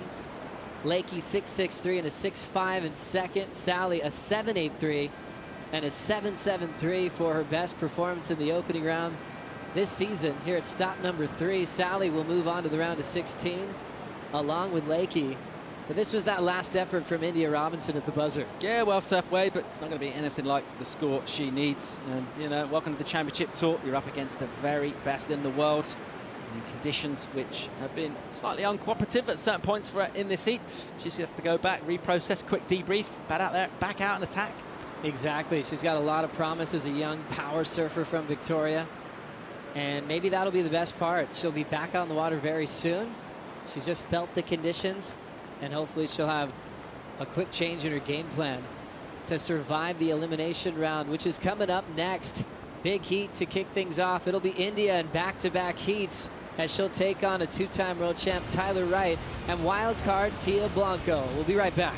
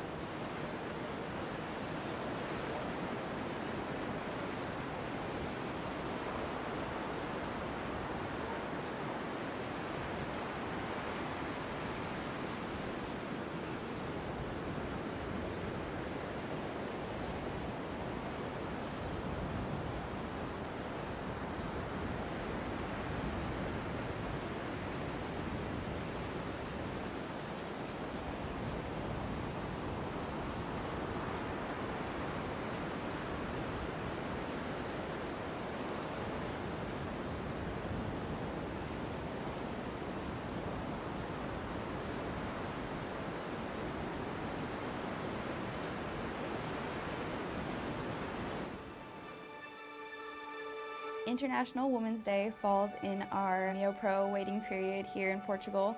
And for International Women's Day this year, we got to pick the last name of someone who's inspired us in sport history. I choose Florence Artaud. She's a French sailor, and I'm fascinated how brave she was to sail across like the Atlantic Ocean by herself on her boat. The person I picked for International Women's Day is Andrea Vargas, which was one of the athletes that I traveled to the Olympics to, and she's an incredible hurdler, an amazing mom, and I think she just represents Costa Rica and women in Costa Rica so well. I picked Lisa Anderson as my inspiration, and I haven't told her. I don't know whether she knows. I didn't ask her. Maybe I should have asked her, but I wanted to surprise her and honor the work that she's done in surfing, all the world titles she's won. I decided to represent Naomi Osaka, and I really respect the way she's a really honest athlete. I chose Jessica Silva. She's a soccer player. She plays here in Lisbon.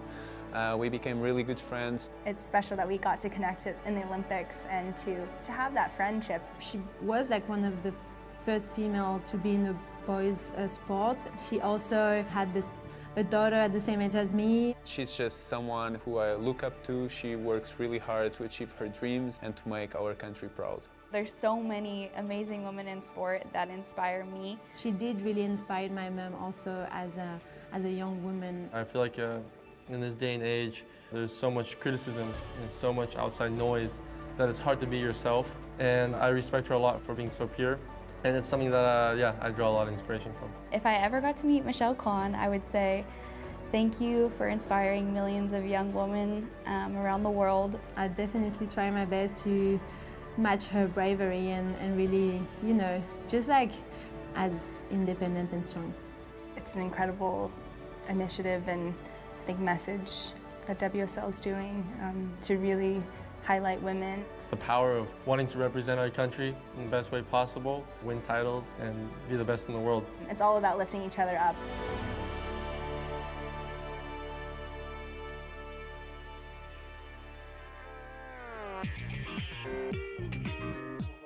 Love seeing women inspire the next generation. Sally Fitzgibbon straight out of the water to give autographs to fans here on the beach in Portugal. And what an inspiration she is. And it has been amazing to watch her just come out and be really hungry out here, guys. For her to walk away with a 15.56 heat total opening round in Portugal, she is here to stay. Pete Mel, Kaipo Guerrero, great to have you in the booth alongside myself. Yeah, no, that was inspiring work right there, wasn't it? I mean, she went out there, every wave gave it her all, trying to up her scores, and actually all the way to her last wave, she ended up getting another number. So definitely inspired surfing from her, and expect a lot. Yeah, what a great day of surfing, Kaipo. So far, a great day. As far as Sally Fitz, it's going to be her able to maintain that. Right now, she's coming out of the gate hot, okay? And we've seen it before. You come out of the gate hot, you got to be able to sustain that performance level throughout. And this is going to be a long event, I have a feeling, as far as potential long days, a lot of changing conditions. We're going to see the wind change. We're going to see more swell, Pete, and of course the high tide coefficient here. There is 9 feet of tide. It's a big difference, and it does change the lineup completely. Well, there's a lot on the line for surfers like Sally Fitzgibbons, who's currently sitting under the cut line. She's got a lot of work to do, but she's come out ready for her first heat today with a fantastic heat win down there with Louisa Florence. I'm so glad I got my autograph earlier today. Best performance of the opening round. How's the heart beating? Yeah, the adrenaline's definitely going. There's a lot at play today. All the elements, even starting the day, and it was just so, the rain was like so crossways that your face was like stinging, like surfing into it. So it's just beautiful. I love that. It reminds me of home. And yeah, it was really nice to achieve my first goal of the year, which was to win my first heat. So everything starts from a strong foundation, and foundation's always to win one heat. So I've done that. And you picked, no big deal, Australian's best decorated athlete of all times. So talk a little bit about the inspiration and how she impacted you. Yeah, Em McKeon, love you. You're a hero, inspiration from my hometown region, just to be in Japan at the Olympics, my debut Olympics, and for her to win 7 medals, she's incredibly inspiring and such a hero. So thanks for being you, Em, and yeah, just the person you are. We absolutely love you. Sally, and you were one of the few who traveled solo during the entire season. So how's the season looking for you? Yeah, it's such an interesting thing. I'm never alone. My team, they're up right now at I think it's 2 in the morning. You guys know who you are, so I know you have the cup of teas in the dark, and I love you so much. And they just trust to send me away and see what I've learned, and that's what you got to do. You got to show up on game day and experience it all. And when you make those decisions, it's a really powerful feeling. As you can tell, the rain, the elements, everything's happening. The rain's coming. Go get it, girl. Good luck. I'd everyone back home. Well, a great win from Sally Fitzgibbons in the midst of the weather and all of the conditions and the changes that Portugal brings. And for her to be traveling solo, she used to travel with Dad Marty for so many years, and now she's taking on kind of a new berth coming into the championship tour last season as well as this season, and just making her way on her own, Kaipo. Yes, it's the maturation of an athlete, and it's really someone that's come into their own, like you said, and being comfortable. I mean, she's a veteran on the tour. She's due a world title in my book, and so we're going to see if this is her year. Yeah, she's had so many runner-up opportunities, Pete. What would it be like for, a woman like Sally now so late in her career to still have that hunger and that drive a lot? It's what, if you're going to look at an athlete that's going to, come in every season come and be inspired, you got to have things that fire you up. And right now, that cut line is something that I think is firing up the veterans because they haven't had to deal with it before. And she came out firing. A word you used is athlete. When you talk about Sally Fitz, this is an athletic, not just surfer. She's an athlete as a whole. Probably one of the most fit on the tour, on both the men's and the women's side. So when you talk about putting in time, it's evident in the preparation from Sally Fitzgibbons. Yeah, she's down here in the dark in this stinging sideways rain. And she's still here. Oh, she was down here. I had a chat with her this morning, and she was just feeling ready. She had the gloves on. She wasn't wearing booties, which was shocking to me, but she had actual gloves on her hands to surf with to keep it as warm as possible, knowing what the challenging conditions are, especially transitioning from just being in Hawaii, enjoying the tropics. And so gloves would be for everybody.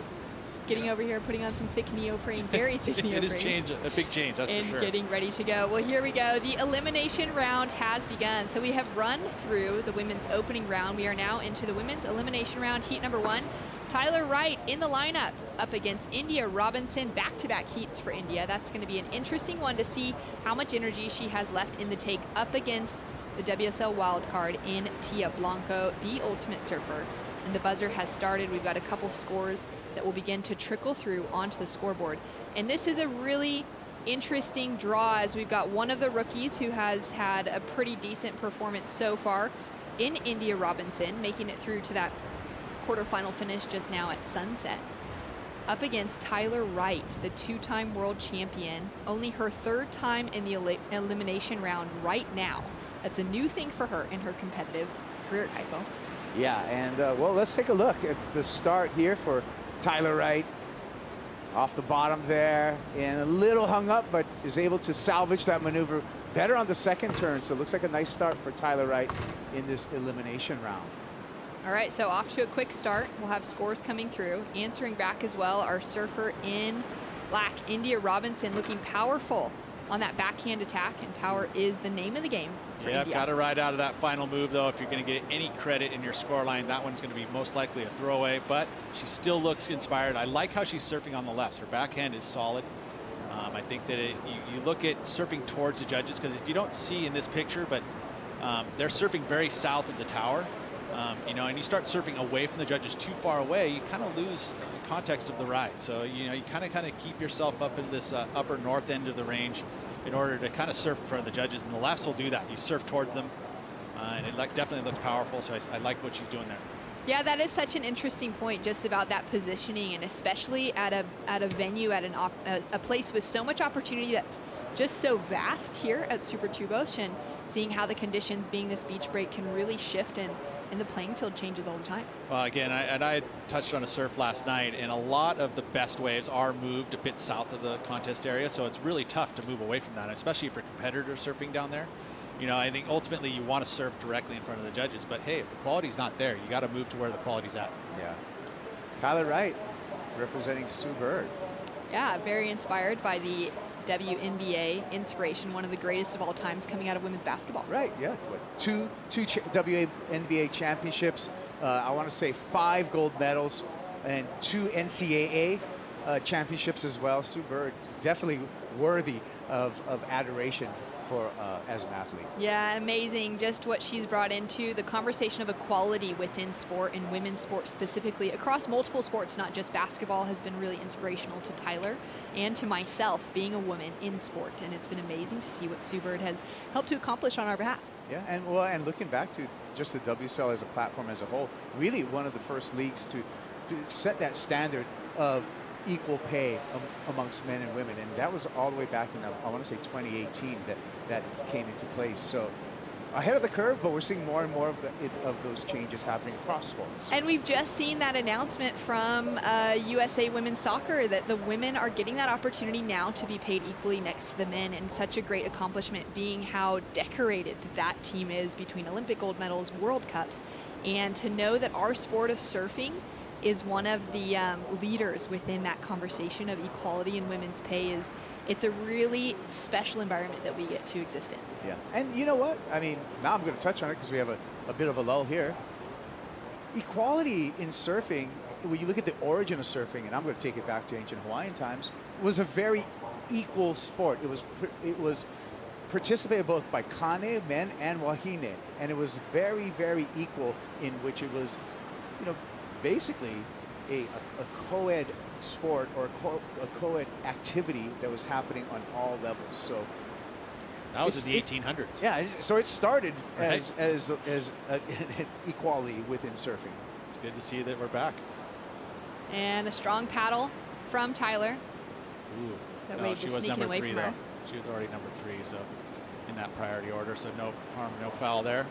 Couple scores on the board. Tyler opened up with that 5.33 scores in. India Robinson opening with a 4.5. And Tia Blanco sitting patient, waiting for her opening ride, Pete. Oh, a little tuning going on. Taking down some edges, huh, Pete? Softening the edges a little bit. Yeah, some tuning going on. That's good stuff. I mean, I like seeing that. A little edge control. What would be the purpose of that? Soften the edge a little bit so it doesn't have the bite. It rolls the rail a little easier. You know, sometimes you may feel like you're catching an edge here and there. So it's unique that it's going, and that's literally right where the board is turning. So to me, it's basically trying to get a little more sensitivity. But it's interesting because you're going to slow the board down a bit by taking that edge off of that. Gaining more control. And gaining more control. So maybe Owen Wright working on that board is acknowledging that this wave has a lot of power, right, Pete? So maybe it's just looking for that control instead of that squirtiness that you would have if you had sharp edges back there. So true. Yeah. And again, just understanding that is so important. You know, with your board, you're like, oh, it just feels a little skatey. Let's take down that edge a little bit, get a little more control out of it. A little tune up with some sandpaper. Yeah. Way back, remember, there was a time where fins were actually glassed on a surfboard, Peter, and you really had to fine-tune stuff. Yeah, that's true. Back in the ancient days. Oh, now you just change your fins, right? Right. Oh, great insight. Love sitting next to the both of you in the booth and just getting to hear you pick apart some of those, you know, technicalities, surfboard equipment, what the surfers are looking for, especially at a wave like this, you know, where the conditions are changing all the time. They're looking at, you know, maybe barrels on offer in the morning. When the wind conditions change, it's a little bit more high performance ground, looking for more rail game, maybe surfers going into the air like we saw Molly Picklum just throw, absolutely huck a big rotation, didn't land it, but love seeing that she's pursuing that on the women's side of things. It's just incredible. I think there's a big opportunity there. And Molly knows that and sees it, and her coaching is giving her that opportunity, going, hey, you know what? No one is really pushing that. I mean, we've seen huge numbers come for Carissa Moore doing rotations in the air.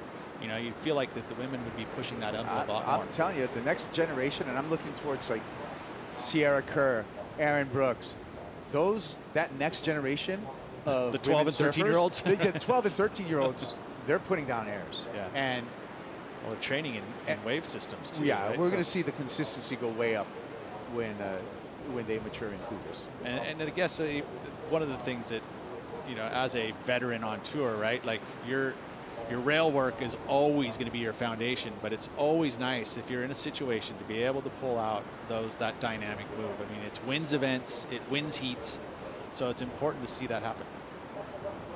Well, a slow start to this heat, 27 minutes on the clock. Tyler Wright still sitting out in the lead, waiting for Tia Blanco to get her opening ride, as we have a paddle now from India Robinson on the backhand.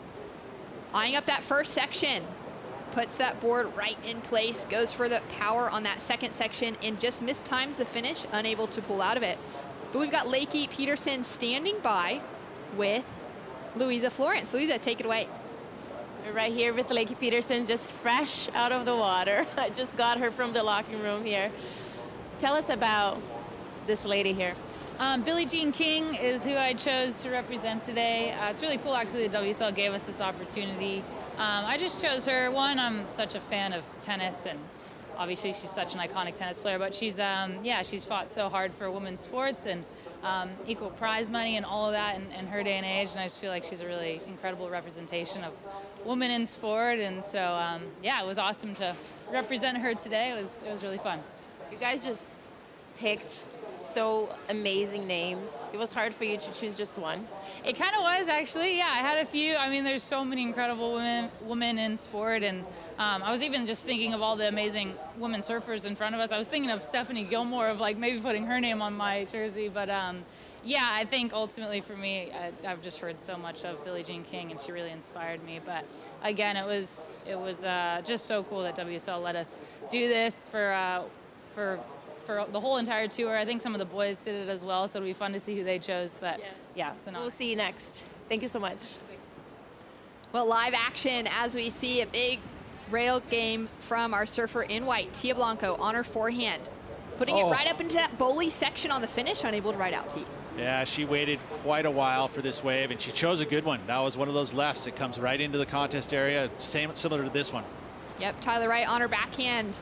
Nice two-turn combination. She'll duck out underneath and get herself into the lineup once again. So Tyler putting that second score on the board. Tia, I really did like the look of that wave, Kaipo, as she took off on it. Yeah, it looked like a good left. It looked like she had a really great wave selection. It was just the lack of the completion there. The wave bottomed out. It got way too steep for her. It was a nice intent with the snap that she was able to throw down, but not being able to ride on that's going to cost her. And that was a big missed opportunity for the wild card. So we've got some scores to come through now. A 3.0 on the scoreboard for the opening ride of Tia Blanco as we take another look at last of Tyler Wright. Yeah, this is her backside attack. Big two-turn combo for her. She's going to add to that 5.33. It's not going to be a gigantic number, but building momentum. And this is what I think Tyler needs to do, is ride waves. She got stuck in that earlier heat, kind of getting too picky, and then tried to make it happen in the last 10 minutes. Now you can see that Micro got in her ear and said, hey, just go out and take off on a shoulder. Just let your surfing do the talking, and you don't necessarily have to be on the best waves to win the heat. I mean, look at the wave here. Tia probably, on the other hand, was going, I need to be on the best waves, and so that's why she was so patient. And she chose a jam. It just, unfortunately, she made the mistake there falling, because that was one of the better waves we've seen off that bank. Well, this is going to give us a real opportunity to dissect this and check this out. First quick little snap there, getting some points in, pointing down the line, knowing she has to cover some ground, but this is the missed opportunity right here. Nice aggressive snap, but you could see the nose pokes there. Need a little bit more weight on the back foot to be able to ride out of that as we go back to live action. Yeah, a little adjustment needed there from Tia Blanco on the finish. Tyler Wright keeping things nice and smooth, connecting those turns together. And, you know, like you said, probably taking a great word from her coach in Micro and just putting the pieces together. She already has had a good start to the year. She had that semifinal finish at Pipe, which would have been great for her after getting that win the previous year. And then that 9th place finish at Sunset.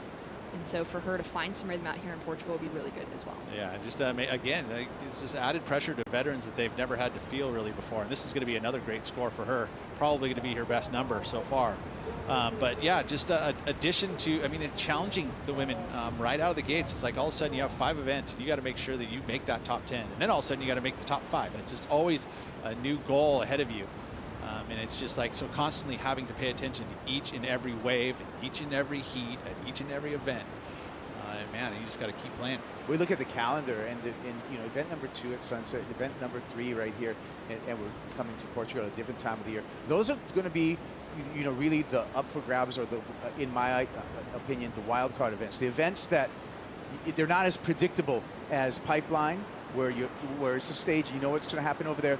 Bells and Margaret River, where the women have competed before. You know who the favorites are going to be at Bells. You know who the favorites are going to be over at Margaret River. But these, stop number 2 and this stop right here is really going to be kind of the mystery events for me, Shannon. Oh, I couldn't agree more, as we see a strong paddle from Tyler Wright. This is actually Tyler's first time ever competing at Super Tubos, because she was out with injury or with sickness in the 2019 season, unfortunately, so she missed that opportunity, which was only the 3rd time the women had the chance to surf out here, initially getting those call-ups back in 2009 and 2010. Yeah, and not to mention, Pete, I mean, you spend a lot of time in Europe. Is the difference between October at Super Tubos and now in March, 6 months difference. There's going to be a different personality to this wave. Oh, for sure. You know, you have a different time of year. There's different lighting. The tides are going to be a little bit different. The wind's going to be a bit stronger. Obviously, you come in February, generally the winds are definitely nuking here, as you can see, even in the water right now. So yeah, and the water's colder. You know, it's a colder time of the year. So all of those elements, definitely a change. Tyler Wright, bottom to top turn combination to kick things off. She'll just pull out of that one. And she is currently sitting in the lead. So situation on the clock, 21 minutes. We've got a 5.33 and a 5.1 on the scoreboard for Tyler in the lead. India Robinson is now sitting with priority. Her high score was her opening wave of a 4.5. She's backed it up with just a 2.5. And then Tia Blanco sitting in that third place elimination position now. It is our first elimination heat of the day, Kaipo. She's chasing that 4.01.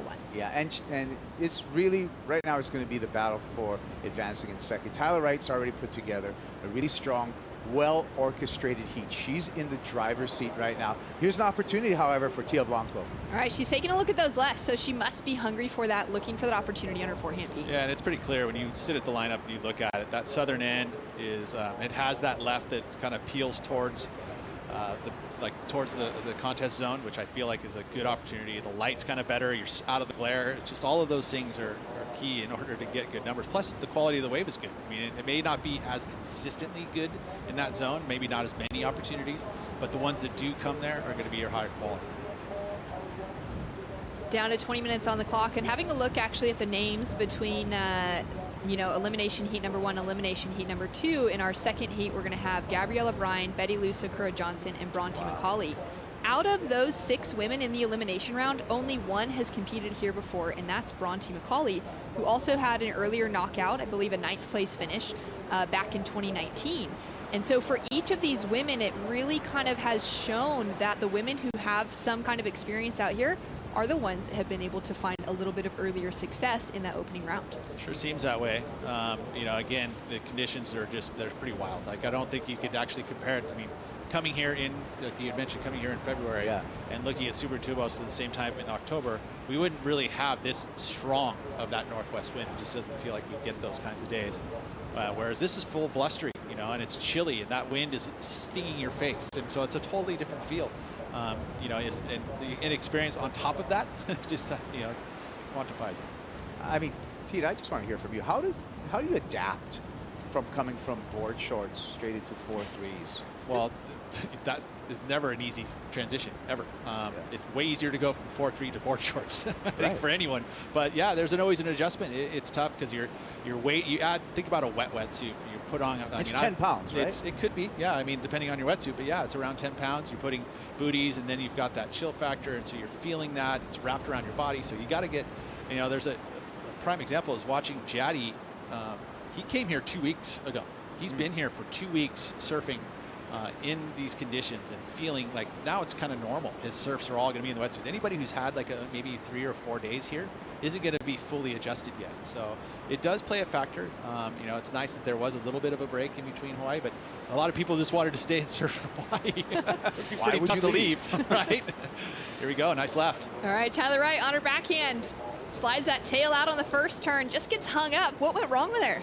Yeah, it's funny because you feel like you're just like, oh, I want this next section. I had that first turn, and she knows it right there. Just a little dig of the rail, pushing a little too early in that bottom turn. You need to get that maneuver finished, that transition to the rail. You got too quickly, and you can see it. Watch it stuff the rail as soon as she gets off to this first initial turn, gets the snap, and then tries to transition really quickly. And then you saw that bump, and just right as she was digging, then just grabbed too much of her nose overboard and slowed her down, and she went over the rail.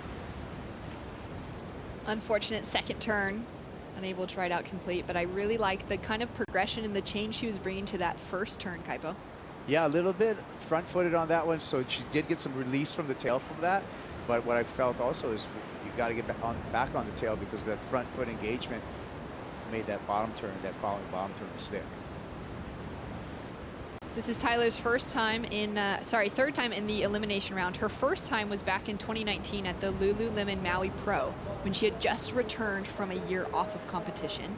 And there she got into the elimination round, but managed to battle her way back into the finals. She went down to Steph Gilmore, of course, in the final there.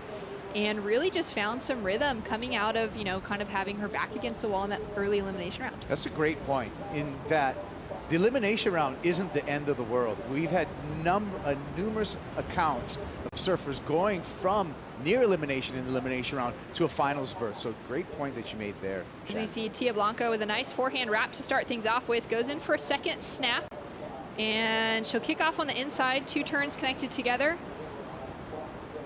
Better, but not great. Right? Again, I think all of a sudden the wave choice went out the window because she got a little bit antsy and she took a smaller wave here. It looked like it had opportunity because it had that open face.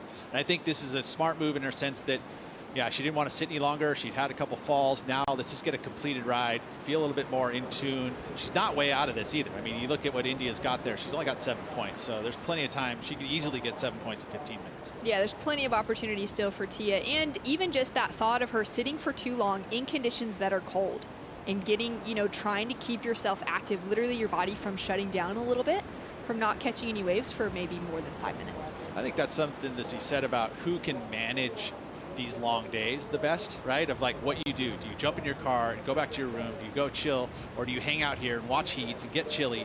You know, how's your food intake? How's your hydration? All of those things, and how you manage that throughout a long day. Because you obviously want to keep your eye on the conditions too, so you don't want to leave the ocean. It's like, gosh, there's all these elements that you really have to figure out, and everybody's a little bit different on how they're going to perform their best. Yeah, you jump in the hot tub and pour a cup of coffee down your wetsuit for sure. But even then, all of a sudden, if you're not staying warm, like remember, if you get a nice warm wetsuit and all of a sudden you go back out in the wind, you start to freeze again. It's like, it's almost as if you stay cold. I feel like the one surfer in the lineup right now that really has the advantage, I mean, Tia Blanco, she's from California, so she gets cold, you know, conditions, but she's from Oceanside. It's not like, you know, Northern California or something, so winter's not that bad. It's way colder in NorCal. Way colder in NorCal. India Robinson is from Victoria in Australia. She's from Janjunk. That is conditions like this all day long. Windy, hectic, rain, every type of weather condition you can imagine in the single day of sunshine, rain, wind, and cold water temperatures. That's true. Yeah, you'd have to say that India's looking pretty good like that. Down to 14 minutes, 20 seconds on the clock. Tyler Wright, the two-time world champion, currently sitting in the lead, looking to keep herself in the mix here at the MEO Pro Portugal. We'll find out if she's able to hold on to it right after this.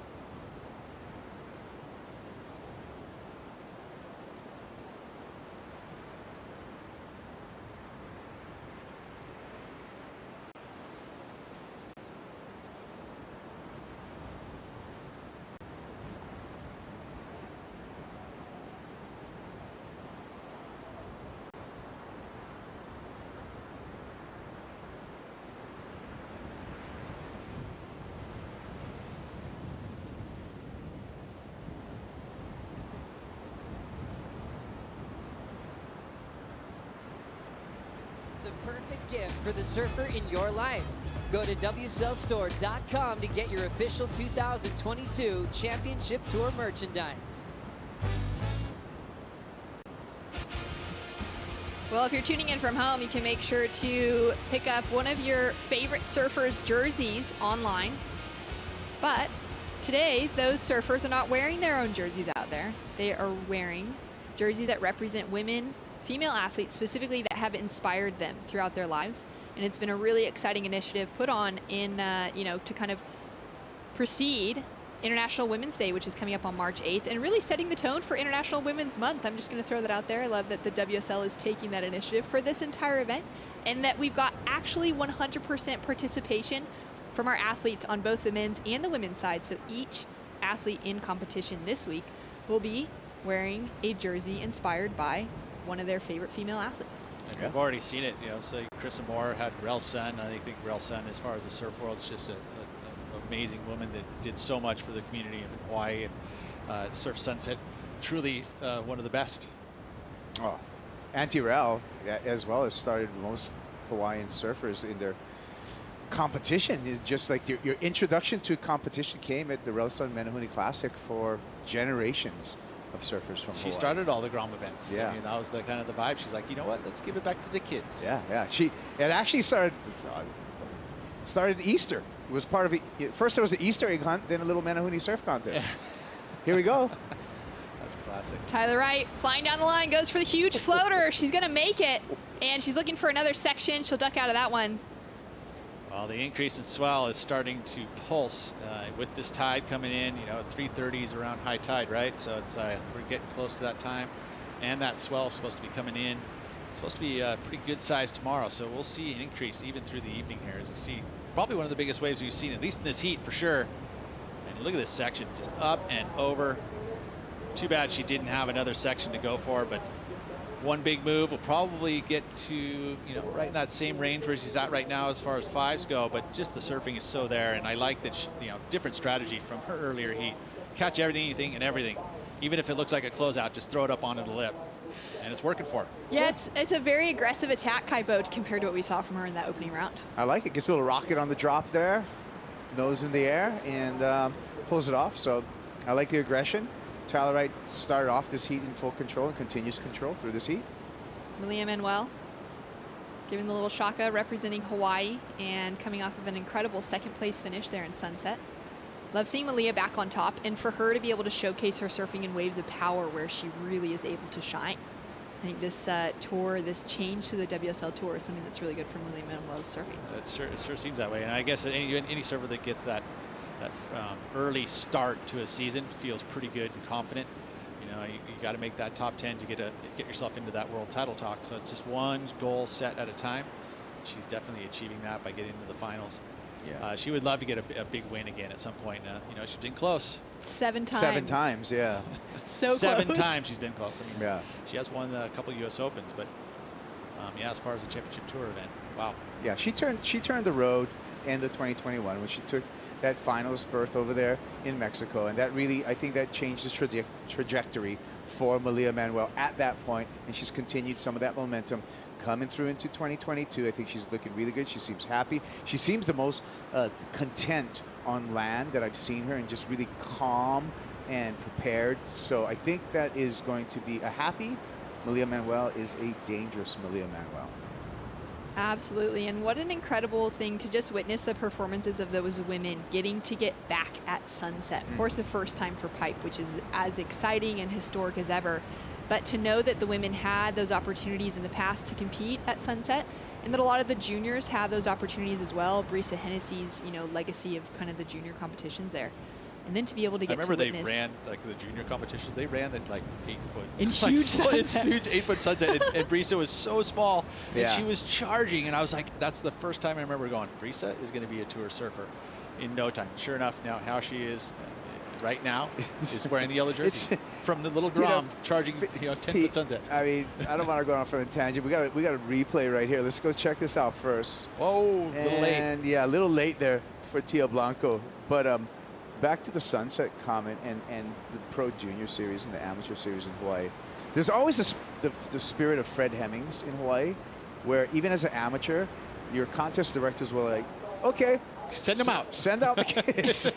and it's been happening for like generations. We're going to challenge them. Yeah, and I think it's good. I think it's really good for young men and women to be challenged. Got the Hawaiian Water Patrol, no worries. Well, it's paid off with Brisa walking away with a huge win there, the first big win of her career, and I mean, what a place for her to win it. It was a like storybook, that. right? Yeah. I mean, it was bound to happen. I mean, like I said, like when I watched her win it as a grommet, I remember going to her parents at that point, just going, "Hey, I couldn't believe it. I don't want to say I was calling the event, but I don't think I was calling it. But either way, I know I was inspired by it." Yeah. Down to 7 minutes, 20 seconds on the clock. Tyler Wright currently sitting in the lead. India Robinson in second with priority over at Tia Blanco as we take a look at the MEO Unwanted Shapes. And what a cool board this is. Yes, it is. You know, I've been part of this little project for a while now, and these guys are bringing awareness around all of the waste in our oceans. That one there is COVID waste, has full stringers of mass, and it's just crazy how much. Wow. I mean, ever since I've ever been part of this thing, I just looked at it and see how much COVID waste there is. It's everywhere. It's crazy. So, yeah, it's part of the idea to bring awareness around it. And these guys have been a big part of this event specifically for a while now. Well, what a better way to wrap up COVID with just stuffing it all into a surfboard and taking it out of the ocean. Well, and I think one of the things that was cool that I saw was it inspired shapers to look at different ways of creating a surfboard. I think that we obviously could use a lot more technology in our boards. We get stuck in kind of our feel of a surfboard and how it should feel. But ultimately, I think that in the future, we're going to start to see way more sustainable products that are going to be ingested into performance surfboards. And before long, we'll see that change pretty quickly. Up and riding, Tyler Wright. Massive off the lip. She is showing that she is hungry. She's got that tenacity, and she does not want to lose out early. Tia Blanco having another opportunity here. Wave selection just getting the better of her. Yeah, and you thought she was being, you know, good and patient. We saw that very first wave in the wave selection. Now it seems a little antsy and making some calls that she's trying to get away now that she's going to be at the bottom of the order as far as priority goes. You can see strategically she's trying to move away from India. Yeah, India's just beelining for her as we take a look at this from Tyler. So strong, you know, just massive hit on a nice sized wave, very controlled, and just not backing down to a very solid section. Look at that straight up vertical hit. I mean, she's had two of the, you know, biggest maneuvers we've seen most throughout today, yet just hasn't been able to combo it up with anything else, you know, and still getting 5-point rides. Yeah, that's a great call. You know, not able to get that second maneuver. If she's able to get a second turn strung in together with a couple of those big single hits she's had, could be looking at some pretty decent we scores. saw Molly Picklum had that 8-point ride. Those were two big moves, you know, just attacking the lip twice. And those would get big numbers, you know, and especially if they're solid maneuvers and you link them together, combination of major moves. It's all part of the criteria. Bronte Mccauley getting ready to head out. She'll be up against Betty Lou Sakura Johnson and Gabrielle O'Brien as well. Two rookies up against a veteran that hasn't been around for so long, but Bronte has a lot of experience on the championship tour. As we see Gabrielle O'Brien heading down, getting ready for a big heat. She's got a lot on the line here. She's doing really well keeping herself in that high-ranked position. Actually, both Betty Lou and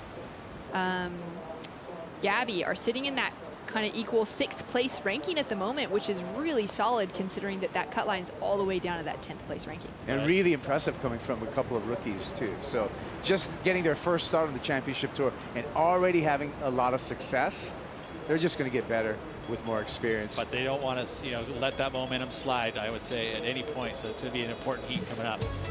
As we take a look at the heat recap, we saw that from India Robinson on her backhand, chasing in that 3.5, and then Tyler Wright just gaining momentum and control, finding a great two-turn combination and looking for that end section as well.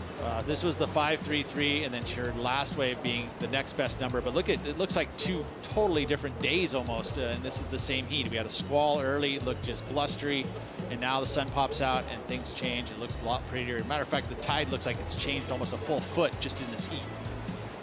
Tyler Wright just throwing it up for those single maneuvers, matching, you know, the scores of that earlier one where she had those big two turns connected together, a wave that really stretched out and offered some length to it, Kaipo, compared to the scores of those single maneuvers on something with a little more size. I mean, we saw it coming this morning from our head judge when we were looking at today's criterion scoring, is that high risk progressive single maneuvers will be rewarded, and that's what we're seeing in the numbers that Tyler Wright's able to put up.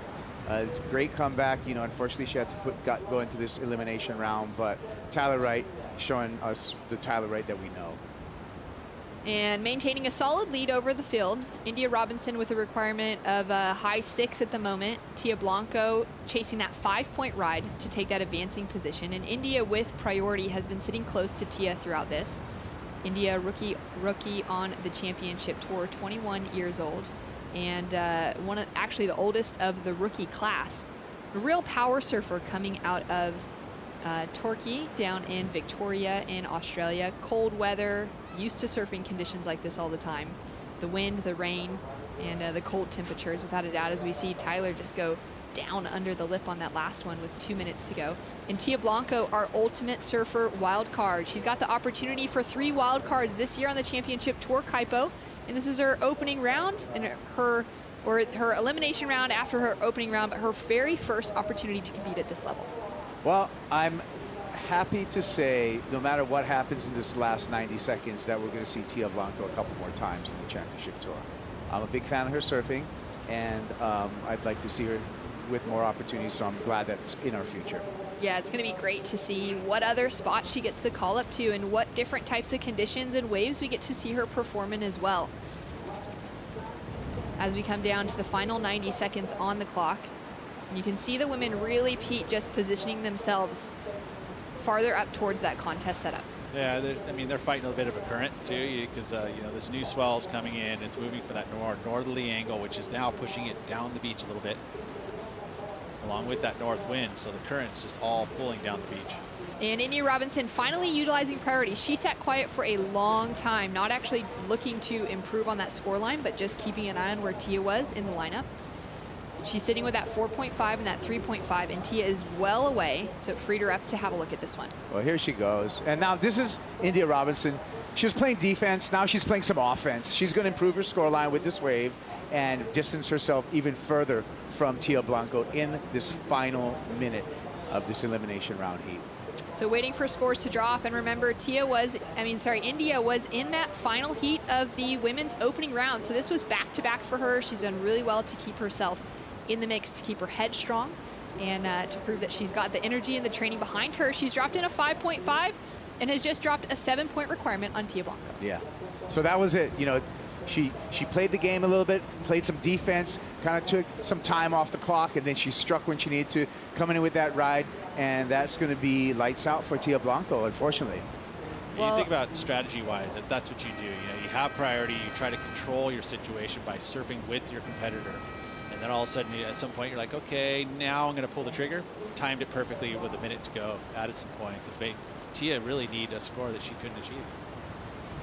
Well, a great performance from Tyler Wright and India Robinson, advancing through into the round of 16. Unfortunately, out is the ultimate surfer in Tia Blanco. We'll be right back with more action. Elimination round heat number 2 right after this.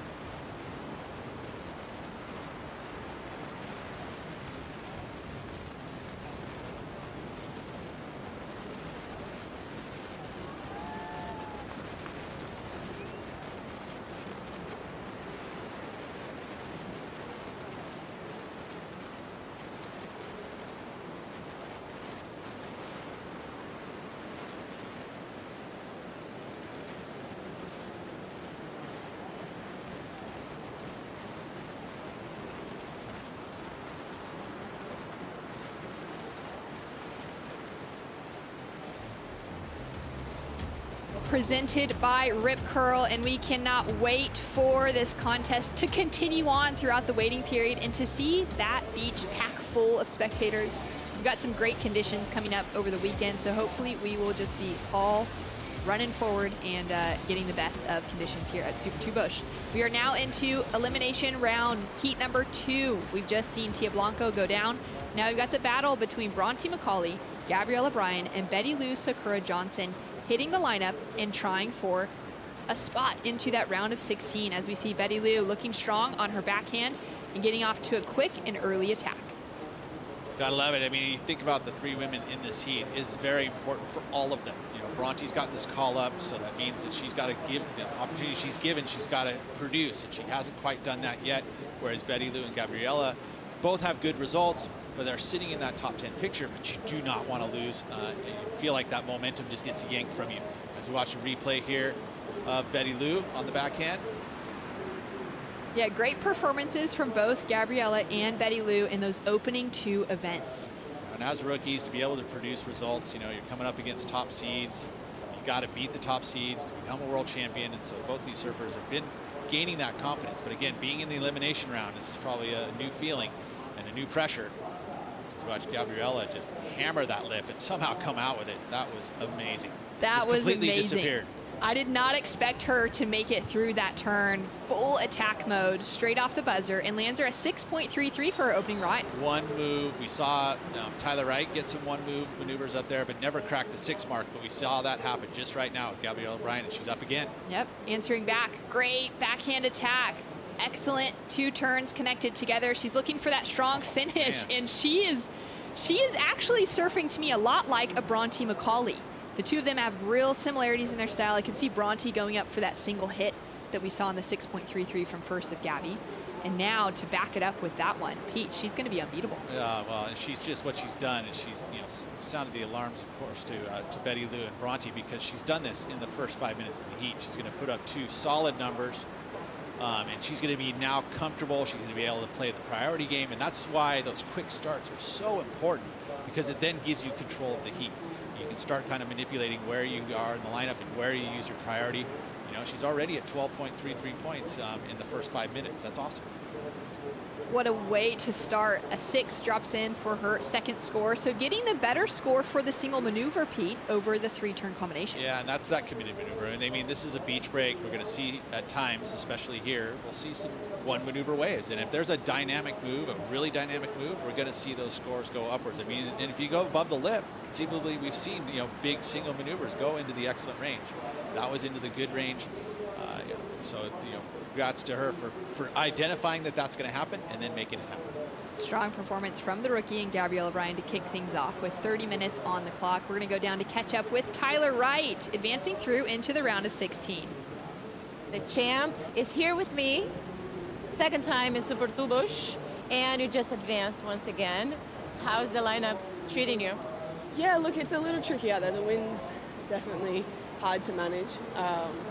And so it's one of those days where really anything can happen. So you really kind of got to make it happen, essentially. So that's kind of what that was a little bit out there. And but yeah, there's plenty of opportunity. It's just it's trickier than it looks. If I'm not mistaken, I think you're the only athlete that picked a basketball player. I want to know. I'm sure everybody's curious to know how the basketball crossed your surf and how she inspired you. Yeah, so I picked Sue Bird. You know what, I've only started watching the WNBA the last few years, and I'm absolutely obsessed. I think what they do on and off the court is absolutely amazing, from social issues to fighting for racial justice and human rights and equality.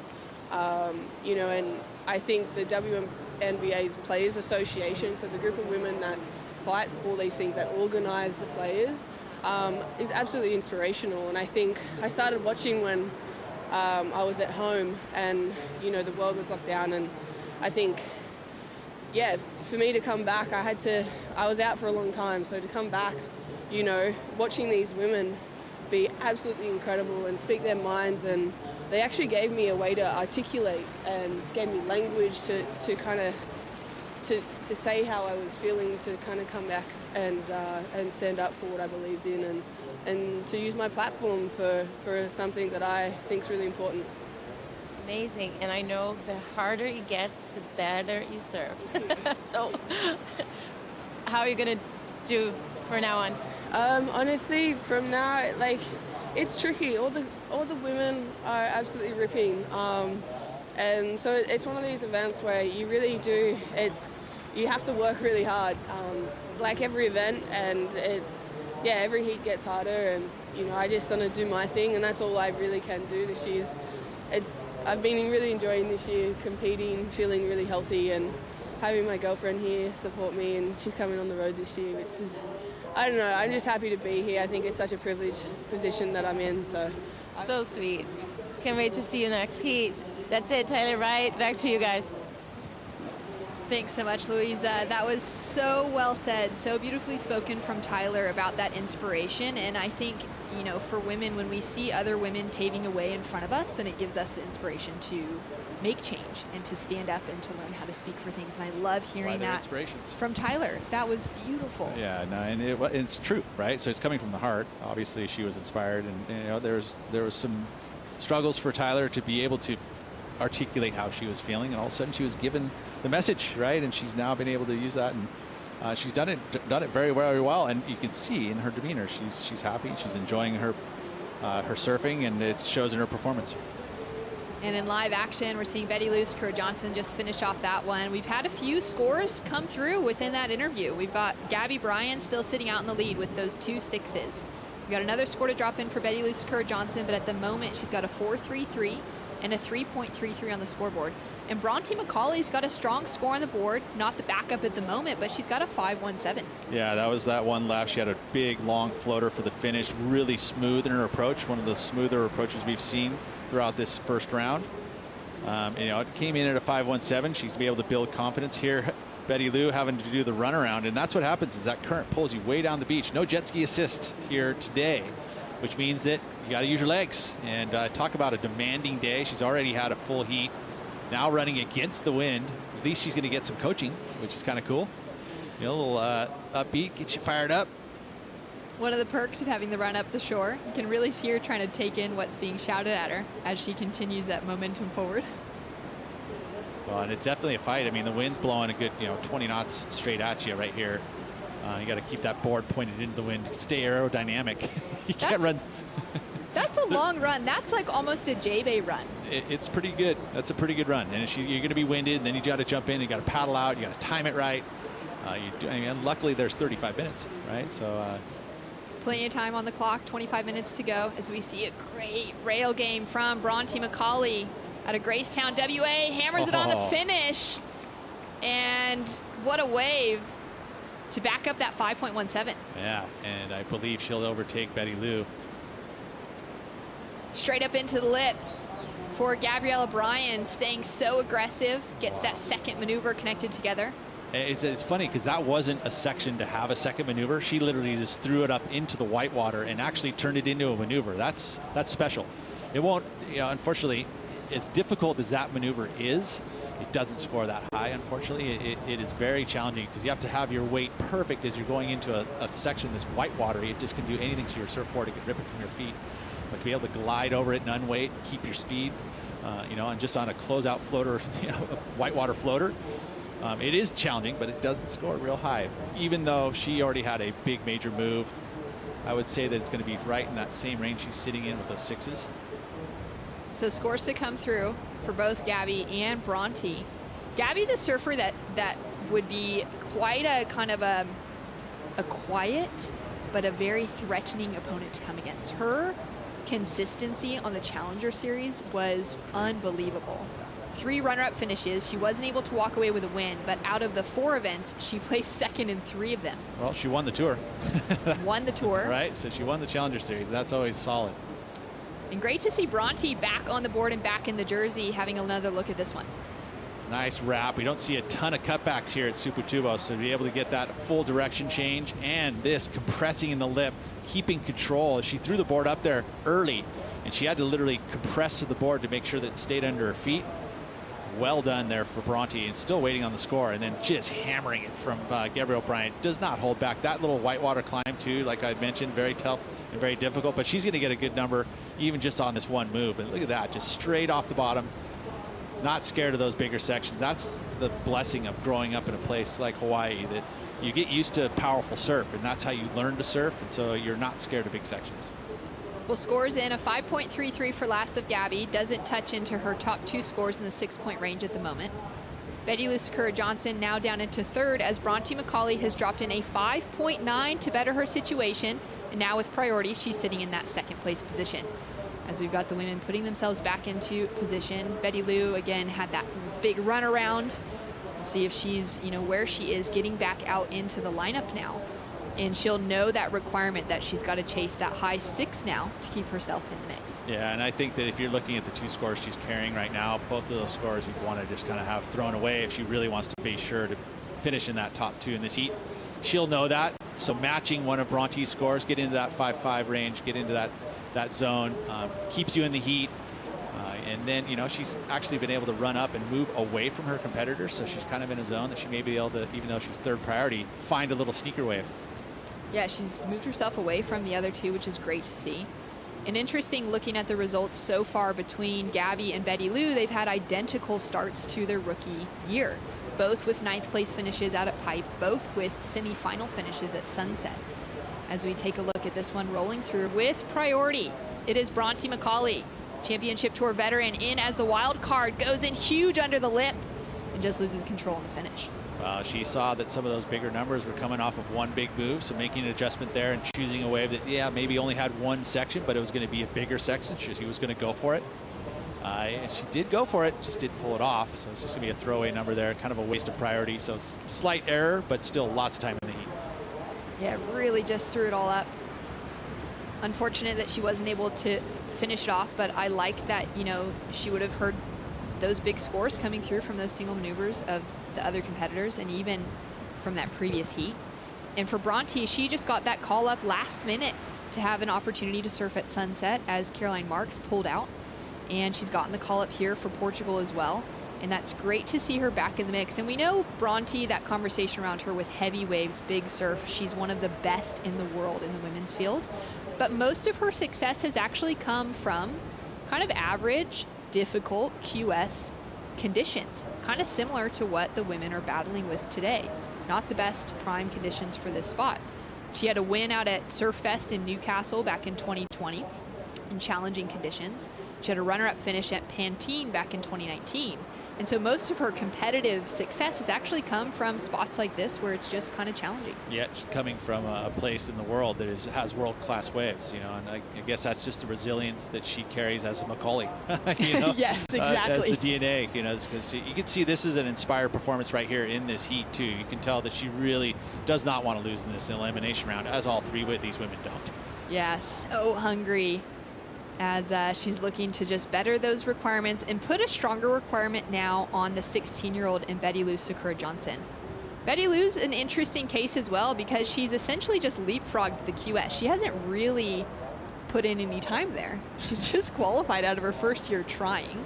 Most of her qualifying series events have actually been in Hawaii and Tahiti, similar to Gabriella Bryant, but Gabby's got a couple years on Betty Lou, as we see Gabby with a two-turn combination putting tons of power into that finish. And I think that what comes from that is you think about all the youth organizations or the events that are actually put on by some of the local communities that are in Hawaii that give you this experience of surfing a heat, surfing in between time constraints, and learning how to do how to get two scores, and obviously watching webcasts. I mean, you can learn a lot just from all of that.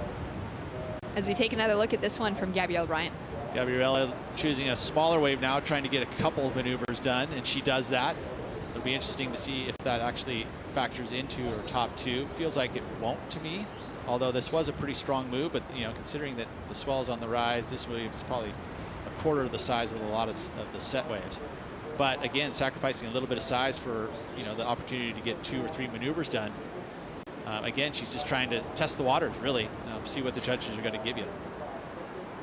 Scores to come through. 18 minutes on the clock. And it's been a big day of surfing so far of women's competition, and we do have the men's opening round that'll be hitting the lineup after this. 4 heats, and Mr. Kelly Slater's in heat number 2. I've yet to see if he's actually on site yet. He might be just watching the webcast and staying warm. We saw him paddle out with some booties yesterday for his evening sesh, and found out he took them off. He wasn't really that interested, was he? Yeah, well, I mean, there's a couple ways just to test him. Decided, you know what, it's not that cold. I can get away with no boots. But that's the thing. It's like, you know, if you were to sit here all day and surf 2 hours, your feet are going to get cold. So, you know, you got to manage that. And that's the whole thing about managing it. I really admired Kelly for what he did before the pipeline event. I mean, during the pipeline event, there was the day off when it was pumping pipe, and it was a complete day off, and he decided, I'm saving my energy because I know I'm going to be competing tomorrow, and it's going to be a big day. Knowing that in his head, going, okay, you know, you can break a board, you could, you know, but holding yourself back, which is tough to do. You know, as a surfer and you see perfect waves, it's really difficult to not go out there and surf all day long. But just having the ability to manage all that. And as we see Betty Lou, nice quick snaps on her backhand, going for that third and looking for that little pocket to finish off with that critical section on the inside, linking together. Doesn't ride out complete on that one, chasing that 6.74 or looking to maybe just replace that 4.33? Yeah, at this point, I feel like it's going to help replace the low score, maybe. Then you had the fall at the end. I'm going to have to take a look at the replay real quick here to see how high quality her first maneuver was. You know, towards the end of it there, it just seemed like she was placing the board. So the judges take note of all of that, right? They're like, if you're actually pushing through the lip and attacking the lip, or are you just placing the board up there? They can't be fooled. They're pretty sharp up there. It's a very sharp panel up above. So first maneuver here, nice snap. I mean, it wasn't digging in. Again, these turns, that was a little bit better there, where she got the release out of the tail. And then this inside section, yeah, she's just going through the motions here. But this is going to be a pretty good number for her. It is going to go into her top two. I feel like, you know, even with the fall on that last move, it will be her best wave. And there it is, a 4.2, so it's just shy of the 4.33. Requirement remains as at 6.74 with 16 minutes on the clock. Gabriella Bryant taking the lead. Bronte Mccauley sitting in second with a couple of good scores on the board. We've got more to come. We'll be right back right after this.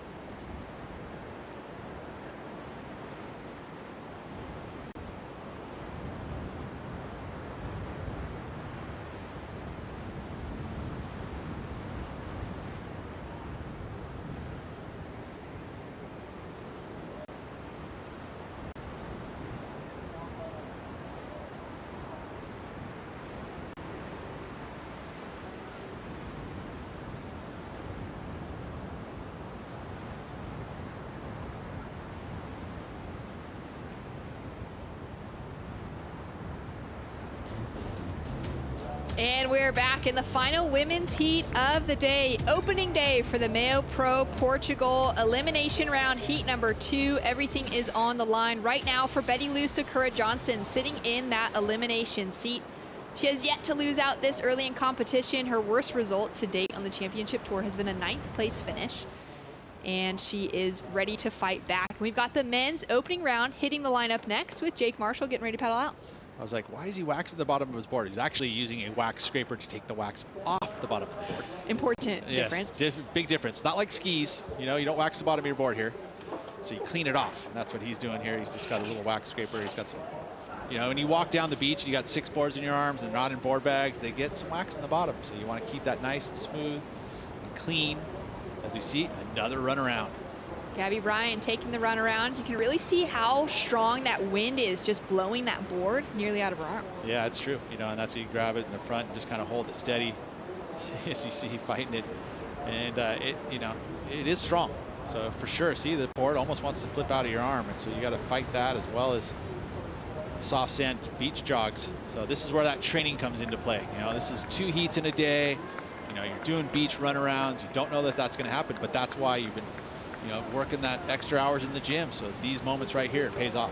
Yeah, it really does pay off. And for Gabriella Bryant, I mean, her Challenger Series campaign paid off so well that she won the Challenger Series, which was a goal that she set early on.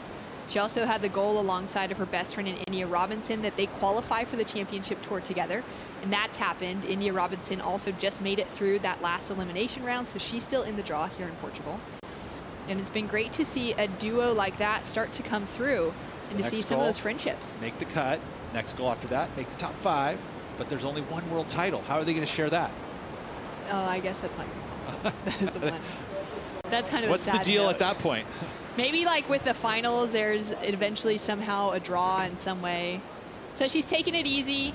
Coach Reynos Hayes there. Slowing it down, right? That's good. He's got some pace involved there. That was something where like, hey, this is catch your breath, some nasal breathes, you know, get some oxygen into your system, and then before you paddle out. There's Papa Smith. Jordy Smith getting ready to head out.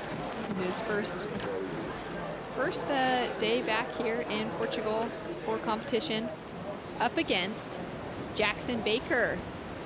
repping the Tyler Wright jersey. I was going to say, he didn't steal her jersey. He's actually representing international. It caught me off guard for a second. Did, huh? Yeah, totally did. Did he grab the wrong jersey?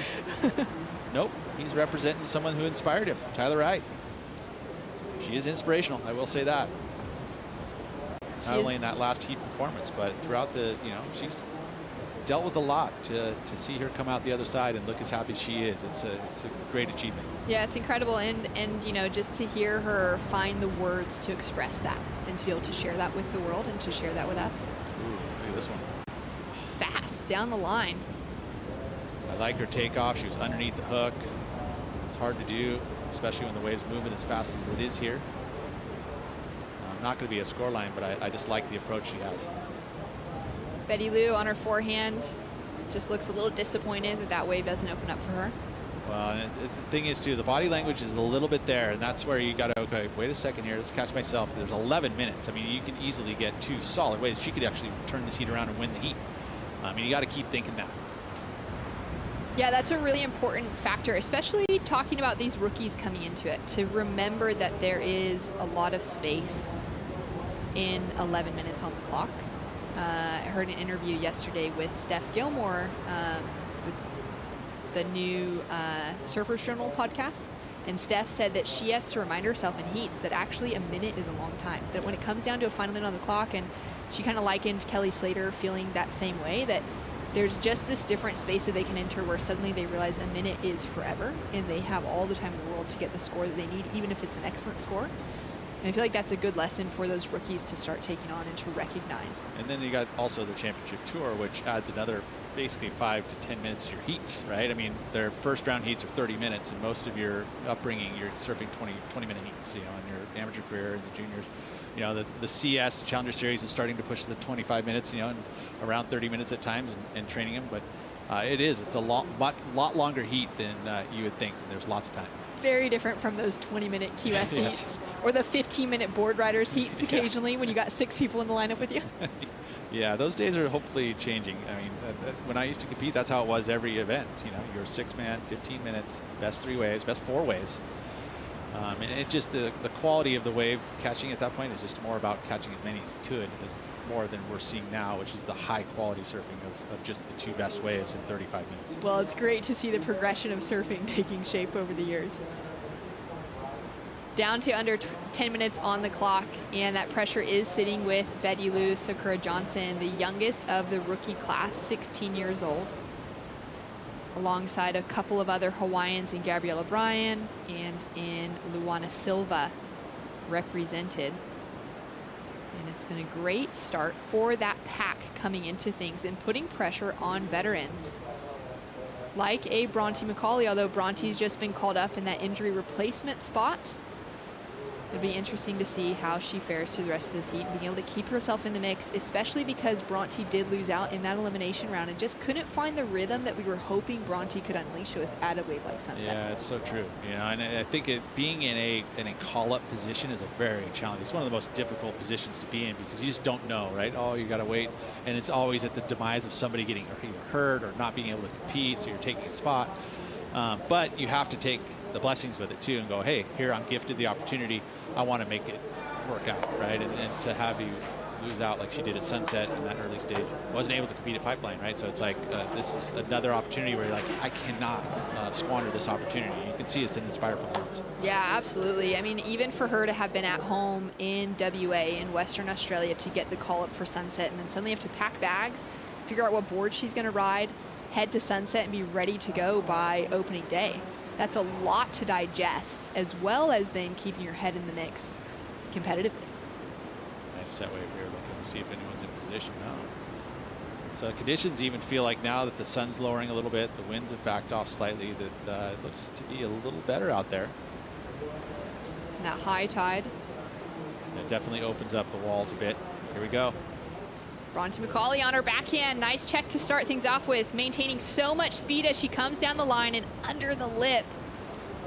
That was a golden opportunity. And you saw off the bottom on that second maneuver, there was a little stuff with the rail, which slowed her down and got her late to that section.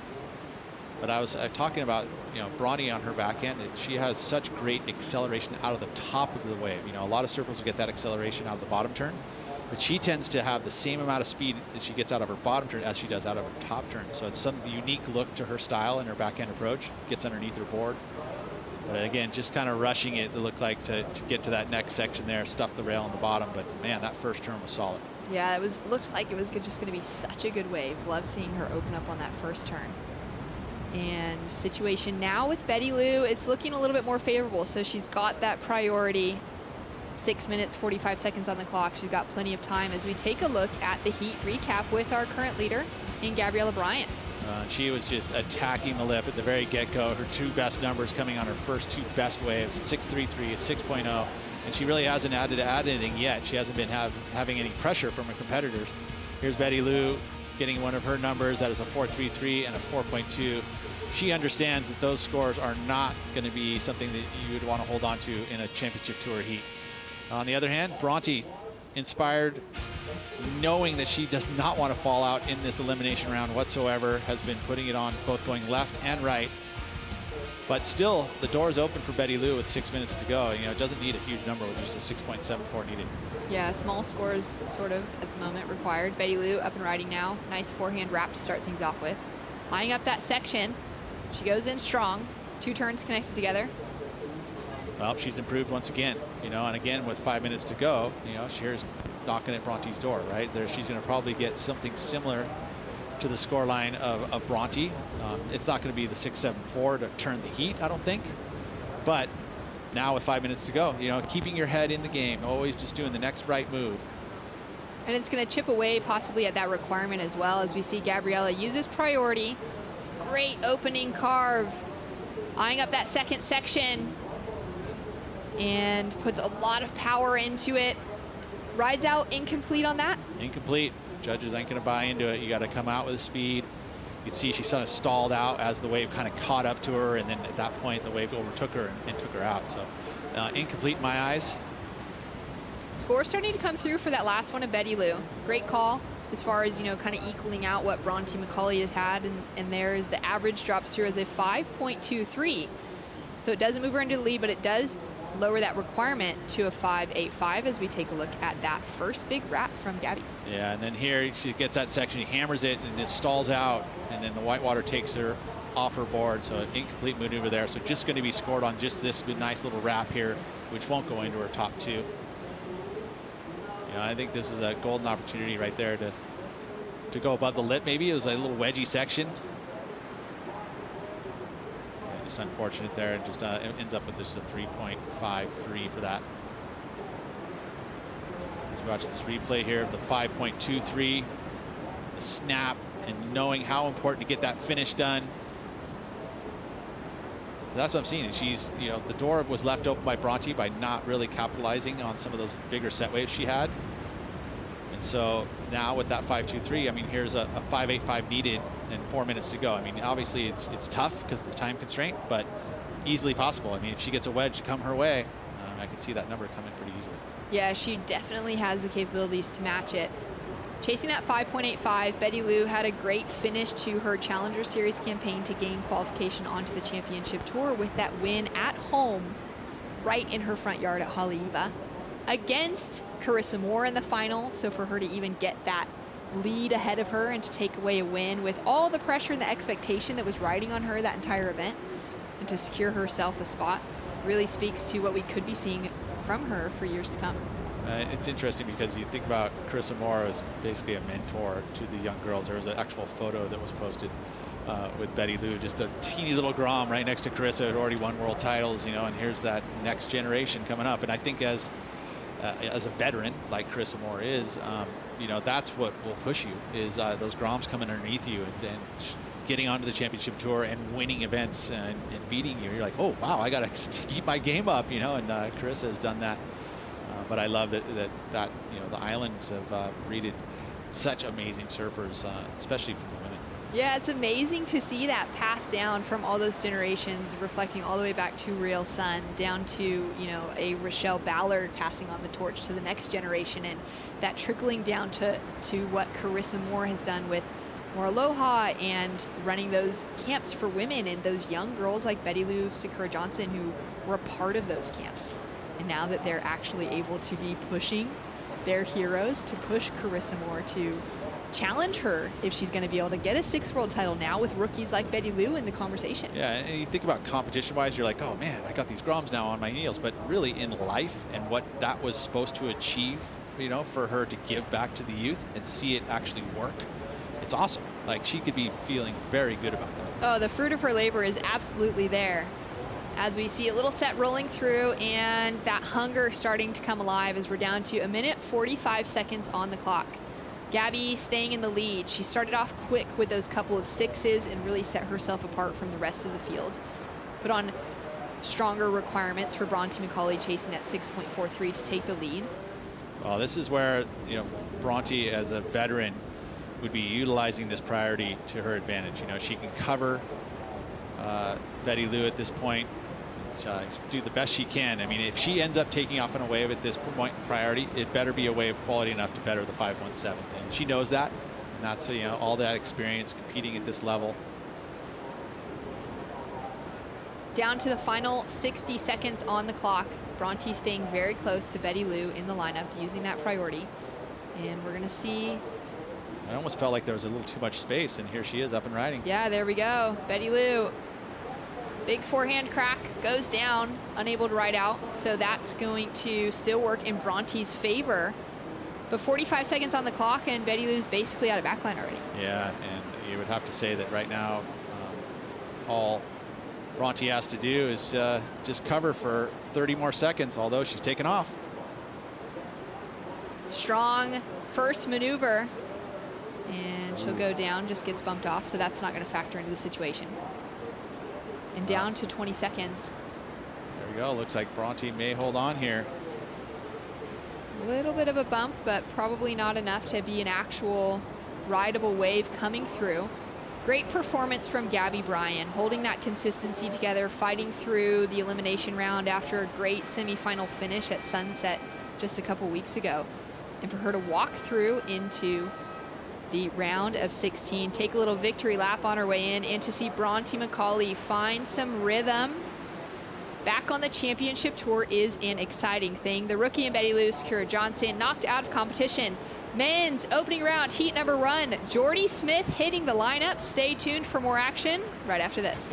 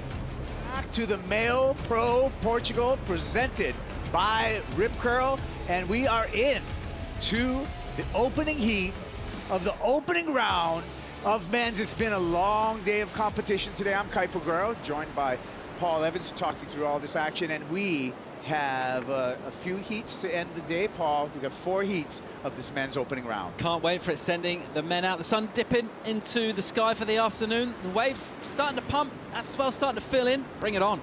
That's right. We're expecting the swell to continue to fill in through this afternoon, through the evening, even bigger surf tomorrow. And we're starting you off with a cracker of a heat Jordy Smith out of the lineup, along with Jake Marshall and Jackson Baker. Again, same story. Top two move into the round of 32. Third place relinquished to that dreaded elimination round, Paul. Yeah, absolutely. And straight into it on the first day. And a question already asked of a couple of rookies. Slightly contrasting fortunes so far in the season coming into this. We think about Jordy Smith, of course, and the pedigree he's got out here, the 3 finals that he's made, and he's one of the outstanding surfers at this event. Yeah, we had some action right off the buzzer. This is Jacko Baker. Baker hitting it nice and vert in the pocket. Wave goes a little soft, and he'll look for a finish on the end. He'll do that really nicely, just making sure he finished off, but just squeezing the juice out of that end section. Really nicely put together. And we'll be waiting for that number. Paul, you alluded to the 3 runner-up finishes over here from Jordy Smith, who's the top seed in this heat. 2010 took runner-up to Kelly Slater. 2014, Mick Fanning. 2019, Italo Ferreira. So a man already with a great track record out here at Super Tubos. We'll see what Jordy Smith has as we await Jordy's opening ride. Let's catch up with the last heat winner. Gabriella Bryant is with our own Strider Wazalewski. Thank you, Kaipo. Intense heat. You don't want to go down in that heat. You find yourself getting beat up by the waves and having to do a run around. How do you feel? I'm super tired right now, but yeah, that heat is probably the most stressful heat ever.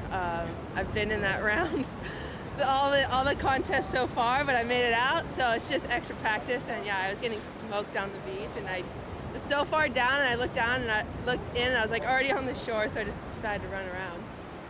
Well, you had a great result at Sunset, even though you were in the elimination round, so it must give you some confidence that you can still do well.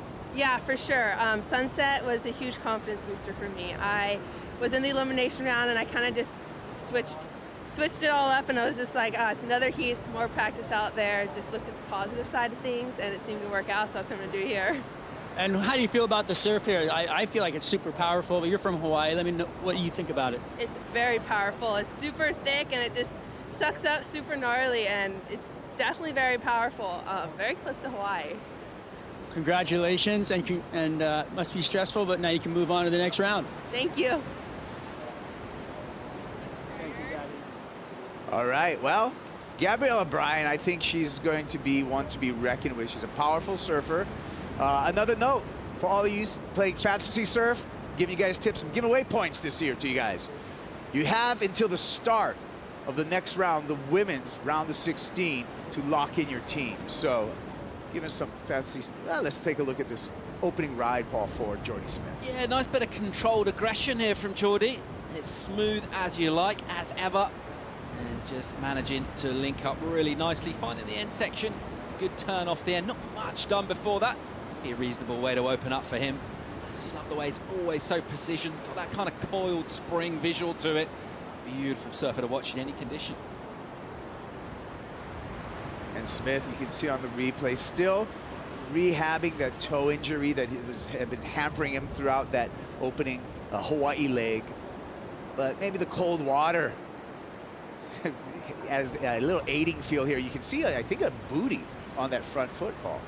Yep, I'm hoping obviously sort of rehab on the job.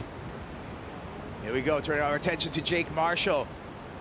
Under the lip, glide there, and Super Tubos gets the best of Marshall. So he goes down. That's not going to factor in his top two. We're down to 24 minutes, and the scores are in. A 4.5 for the opener for Jordy Smith. A 6-point ride, a flat 6 for Jacko Baker.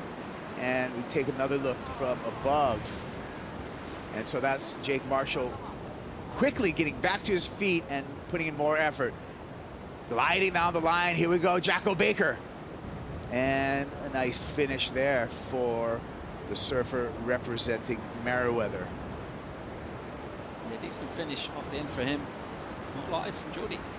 Jordy just up, out, and not seeing any opportunity there. He'll continue to make his way back out into the lineup. Some current definitely a force today, as well as the wind picking up, Paul. Yeah, absolutely. There's a lot going on out there. Gabriella Bryant mentioning the power. It's all sorts happening, and particularly the higher tide. Well, we're about an hour off the high tide now, so it's starting to ebb back out, but still all that energy just kind of dials into that one spot right on the inside, and well, sometimes we get fireworks, we get explosions. So we talk about tides here, Paul. Give me a little bit of insight, because we have quite a fluctuation in tides. 9 feet, about 3 meters. We'll get to that because we got a replay first for you to talk over. Yeah, that's kind of classic Jacko Baker. That wrap and turn that he does off the top, he does it so smooth and just manages to kind of dip the tail as well to show a little variety as he finishes. And he's very polished indeed. Looking to get a result here, coming off a couple of 17ths in Hawaii. He knows he's got more in the tank than that. This is really nicely done. It's smooth, it's technical, and he makes it look easy. Yeah, heavy-footed surfer in the way of Jackson Baker, but well-suited for Super Tubos. Here's a replay of Jake Marshall. Yeah, Jake just working it over backside. We watched a left prior to that where he went down. This one made sure he got the finish, manages to squeeze in 2 turns on the ends. And that's nicely done from him. We'll get another look here. This angle will show us the steepness of the finishing section. Didn't get a huge finish. All importantly, he did manage to ride out complete. Yeah, rode out to a flat 5 for that performance on that wave, Jake Marshall. We're all caught up and flying through here. We got Jake Marshall representing on the back of his jersey, celebrating International Women's Day, and his inspiration comes from none other than tennis star Serena Williams, Paul. Yeah, well, you know, doesn't need much introduction, really. Her accomplishments, unbelievable, absolutely outstanding athlete. Very much worthy of inspiring our athletes in the surf. It's cool to see where some of those crossovers come exactly, and some people opt in for board sports, other people go for tennis. Really interesting to see. Jordy Smith working this leftover, and tidy little finish there for Jordy Smith. So he's going to go into first with that performance. There will be waiting for the last number of Jordy Smith. And it looks like the judges also owe us a score for Jackson Baker to set the situation, Paul, at 21 minutes. Yeah, a little frenzy at the beginning, and just saw the way weighted his turns there, not trying to do too much. He knows he's got 1 number on the board, and he had a quick throwaway. And then this one just made sure he finished and post up a number. And off the bottom, off the top. It is super smooth again. You see him just finishing off there. Pretty technical. We talked about the power of the wave, and there are some wobbles coming through as well. And manages to make it look clean. You can just see how much he kind of liberates the bottom of his board, that rail line out of the water on the first turn. And just belts it on the end, climbs up over that white water. Here's the other side of the peak with Jackson Baker, Paul. So Jacko coming from behind a little bit here. A little crumbly first section, and then a nice fizz, nice spark. It's a little combination of turns, and then finishes again, similar to the last, but just with a little more oomph. A similar turn, but just done with a little more aggression. I like it. So we're expecting that to go north of that 5.7 that he currently has in his scoreline. Jackson Baker. Here we go with Jake Marshall. Just up and out, maybe a little bit of repositioning there. Not much on offer for Marshall, so 2 important scores still owed to us by the judges. Yeah, we were just sort of chatting before about tides a little bit. We had the new moon yesterday, of course, so we get our biggest tides normally 2 to 3 days after the new moon or our full moon. And yeah, we're in a pretty big part of that tidal range, like 3 meters, 10 feet, something like that. It's going to affect things, you know, throughout all of our days of competition. Tide will be a huge factor. And when we look at Super Tubos, are we thinking, does it prefer a high tide, medium tide, or low tide? Generally speaking, mid to high, which is kind of, you know, that's pretty standard for these kind of steeper, like more wedgier beach breaks. At mid to high, it does favor. Obviously, if you get a small tide, it kind of like stay like mid tide all day, that sort of thing. That's what it likes out here. Well, for more on the sand and the tides, let's throw it down to Oz. Wave now, just taking a look down the beach, see what we got here. Bango! Wow, what a slam into the lip that was. Another one to finish. Oh, couldn't quite hold it down. Just wanted to get a little insight down here on the beach as we see another wave coming in. Little flyaway there. There's the power of the waves down here, how intense this current is and how radical it is to get through these waves. So tomorrow we're supposed to see waves, you know, maybe 3 times this size. And even today, the surfers are getting pounded. You know, Gabriella Bryant was telling me how hard it was to get back out. She had to do a runaround. I talked to Kelly Slater about this. He said you could be 10 feet away from blue water trying to paddle out, and these waves would just pound you. They're relentless, and you can't get out, and you're just like screaming at yourself to get out there, and you can't get through it. So these waves, super powerful.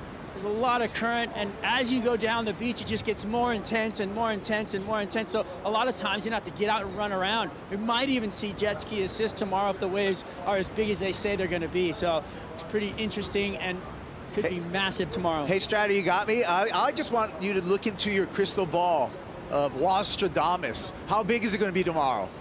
Ooh, well, it depends on if it shows up the way it's supposed to be, but they're saying it could be 8 to 10 feet Hawaiian tomorrow, which is about 20-foot face. And, well, Kelly Slater was talking about having a good time out here when it's bigger and heavier, so I'd love to see it, but he's coming up in the next heat. Let's see how he does.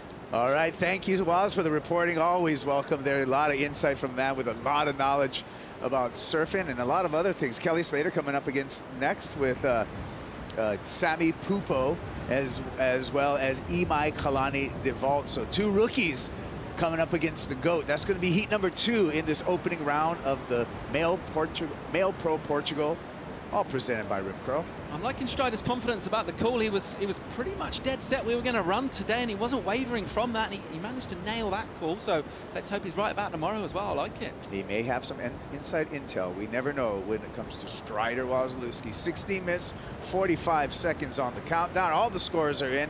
Last score for Jackson Baker, a 3.9, a 5.6.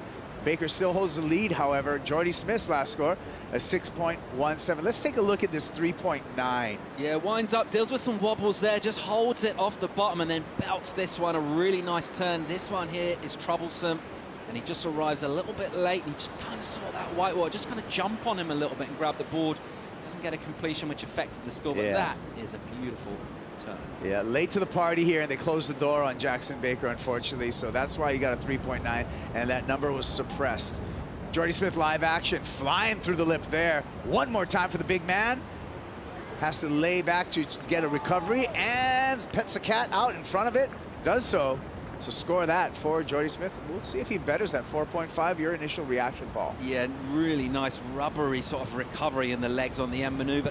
Felt slightly two-stage on the end maneuver, so maybe not going to go, you know, massive on the score, but staying really light on his feet, and he looks like he's in really good form. Let's get another look here. And he puts it up, keeps the speed going, and looks at this turn, just kind of uses that lip line, does hang on. I don't think the judges are going to be overly enthused, particularly by that, but nevertheless going to be a decent number, and it'll probably improve. And look from above, and we're seeing it. I mean, it's impressive. Think about, it's got that 4.5 early on. Let's see where this one goes. So I'm watching his feet right now. So it's right, he's got a front foot booty and just the rear foot natural. So that tells me that the toe still is going to be a little bit of a factor, but it's giving that extra grip right there, looking super rubbery, super planted on his board. Still waiting for that number for Jordy Smith. As we look at the career results for Jordy here at Super Tubos, we can see that runner-up in 2010, 2014, and the last time we ran here in 2019. Made the semifinals in 2016 and quarterfinals in 2013. So pretty consistent in his performances here, Paul. Yeah, absolutely. And you think about like his kind of skill set and what this wave's going to require, and it absolutely kind of matches it. He's just been kind of unlucky in some of those finals he's come up against surfers. I think last time out, Italo is basically in unbeatable form, right? He wrapped up that 2019 season. He was just kind of untouchable, and Jordy just kind of came up against him in the final. But hey, he's gone really, really close. It's still early days yet, but you wouldn't bet against him for a win. All right, well, Jake Marshall has priority. Jake needs a 5.68. Can he get that? We're going to find out when we return to the end of this heat number 1. And heat number 2, that guy's going to be in it, Kelly Slater.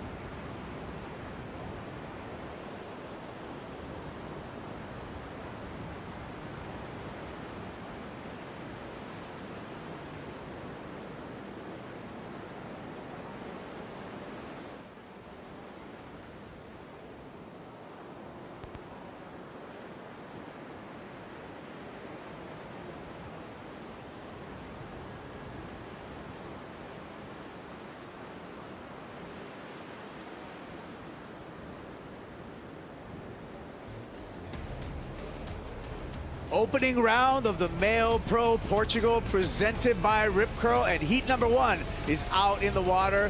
The rookie Jackson Baker with the lead over Jordy Smith and Jake Marshall. Jake Marshall with priority, needing a 6.11. I'm Kuiper Guerrero, joined by Paul Evans, talk you through the action here as we started this men's opening round. It's been a long day of competition here, and the train continues to roll. Yeah, nice sort of frenzy of activity at the start of this one. We haven't seen one of those like real big sets in this one that we saw in the elimination round for the women, so that longer period, just waiting for those bigger sets to fill in. But from what we've seen, good surfing all round, and you know, we think when Jake Marshall gets a backup score thrown in, it's going to be pretty evenly matched. Yeah, the rookie Jake Marshall, just 23 years old, from Encinitas, California.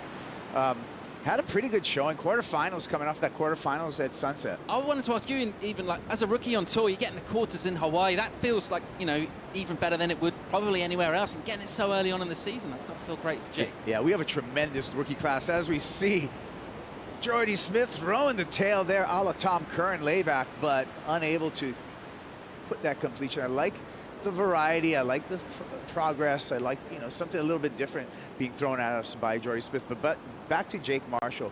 I think Sunset really was a wave that suited Jake's strong points in his surfing. But check this out, Paul.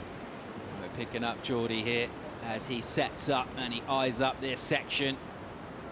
And almost goes kind of lay back above the lip. As you said, that Tom Curran-esque, wasn't it? A J-Bay hanging on with the front foot. He held on to it for a while, laying back in the whitewater. You wouldn't count him out for riding that. Eventually, the whitewater does just get the better of him. He has to succumb, so it won't be a huge number, but love the variety. Yeah. So just a 1-point ride does not change the situation. A patient Jake Marshall still on the water, and Jackson Baker waving to our on-site announcers and wants an update.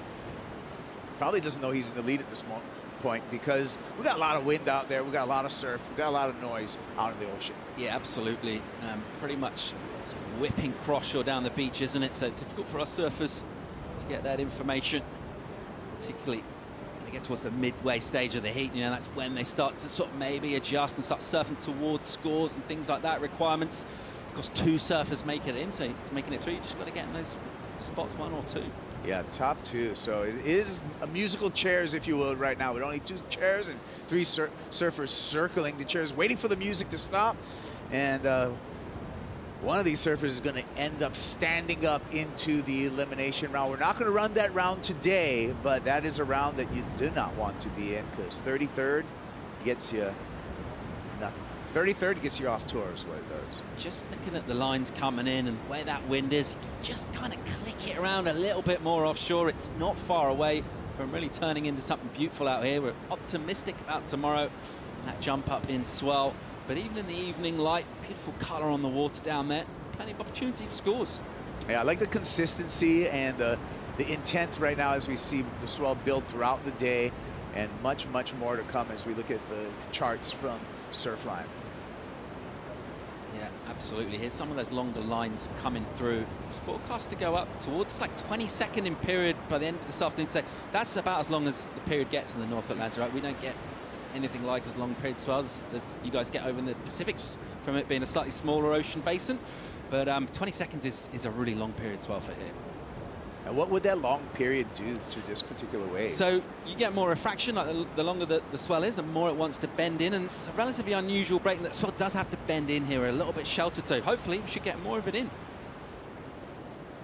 Jordy Smith looking for a ramp, has to skip that section and does not find the ramp, but you can see him kind of forecasting, projecting down the line, taking a look at something for the air show going into the wind there. No harm, no foul for Jordy Smith, however, in 3rd priority. Thought he'd just take another swing at it.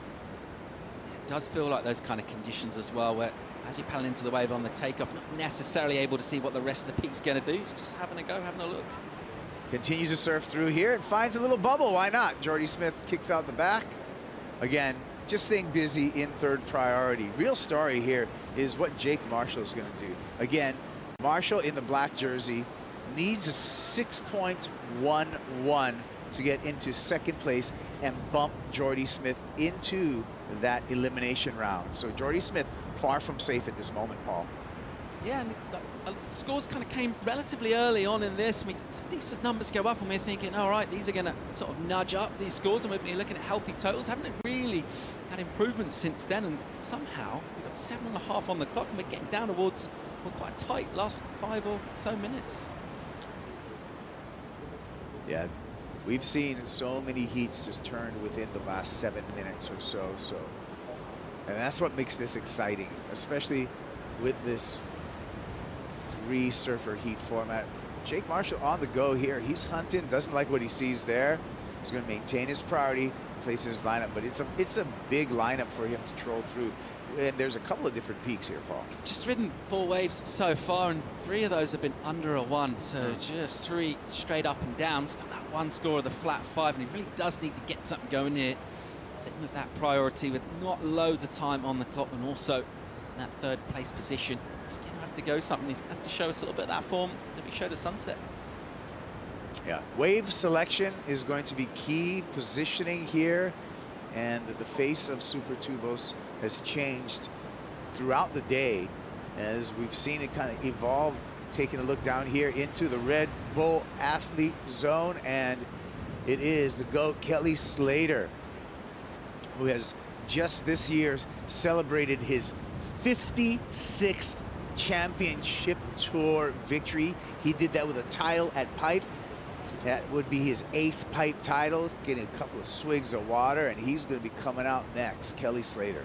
Yeah, what an unbelievable story. What start to the season overall. That Hawaiian season, other than the fact that, I mean, the surf, particularly at Pipe, absolutely amazing, Kaipo, but just having Kelly right back in the mix, looking super dangerous, and all sorts of motivation for him. This is fascinating. Interesting to see. He's got a thruster, and it's a swallowtail. So Kelly, always known, you know, for his very forward approach to equipment and to surfboard designs. Always curious to see what's under his arm here. Throughout the North Shore season, riding a lot of quads, but this one you can see 3 fins and a swallowtail on that board. Massively popular surfer with the crowd here, as at any venue, and as ever with Kelly, you're never quite sure whether you'll be seeing him again next year out, so fans making the most of coming down to watch Kelly and seeing what he can do out here. I'm looking forward to seeing what he makes of it as well. I wonder, you know, personally, whether he was hoping maybe he would hold off with this, but we have got the decision to run, and he's got to go and get it done. Yeah, well, this is really, really interesting to watch Kelly ride up the beach, run up the beach, and you can see the wisps of sand getting cast there, and that's an illustration of really how windy it is right now and this strong side shore wind, Paul. Doesn't look like a particularly fresh wax job, so yeah. Oldie but goodie, maybe. Oldie but a goodie from him, but yeah, that equipment looks super lightweight. We saw a few warm-up waves from him this morning. A couple out there look pretty crisp. All right, so heat in the water. We're down to 4 minutes and 20 seconds. Jake Marshall still hanging on to priority. Jake Marshall still needing a 6.11. This is Jordy Smith. He wants to hang on to 2nd place. Just a little repositioning there for Smith as he kicks out. Definitely the proverbial staying busy has been the tactics that's paid off throughout this, and when it's not a super defined peak, just put yourself, as you mentioned, a slightly different place in the line. How many times have we seen in these kind of conditions a surfer get a score while they're making their way back out, while they're getting that reposition? What you don't want to do is do the dropping of the anchor, and that's what Marshall is kind of looking at the moment. We looked at Kelly Slater with that thruster swallowtail, but he's got a backup board on the beach, and Waz got some information for us. Well, yeah, it's his birthday present. It was a birthday present, and we had a big 50 GOAT golf tournament, and all the boys signed the board, and it was for the wall, basically, but then he wrote it, and he loves it, so he sprayed the clear coat over all the signatures so they don't rub off, and he's got it down here as his backup board. So kind of a cute little note for a birthday present. He's ready to ride it here at Super Tubos. Hey, Strider, give us the dims. Can you see the secret dims there? Give us the numbers. The dims are kind of secret, bro. I'm not going to tell you. Wow. Okay. No, I'm just kidding. It looks like a 5'10", actually. No, 5'9", sorry. And it's 27 liters, so there you go. All right, thanks for keeping some of the mystery in there. Strider Wazlewski reporting from the beach with the birthday quad. He's got to be careful. He doesn't want to get unfriended, right? So he doesn't want to give too much away. All right, down to 2 minutes, 45 seconds. Jake Marshall patient in his approach out here. We've seen different approaches. We see Jordy Smith, who's already ridden 8 waves in this heat. That was number 9, catching up to Jackson Baker, who's our heat leader. We'll catch a replay of that. But Jake Marshall has set anchor and now is committed.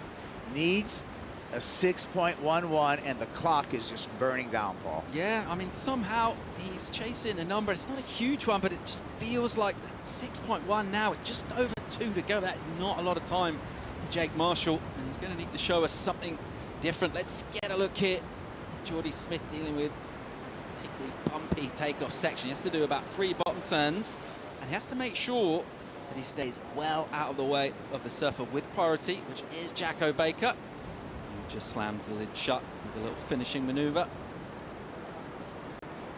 Up above, and this is going to be it. Jake Marshall pulling the trigger here. Under the lip, hooking it.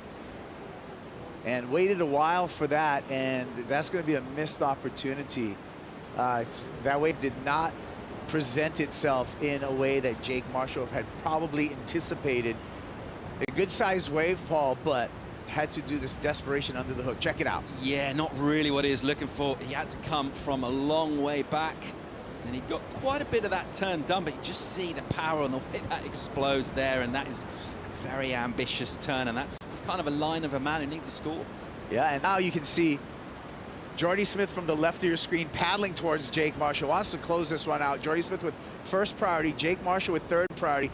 Smith's on the hunt right now. The veteran knows exactly what to do with just 58 seconds. All over him like a cheap suit, and he will keep a very close beady eye on the American Jake Marshall and use all that experience and just say, you know what, I got the P next to my name.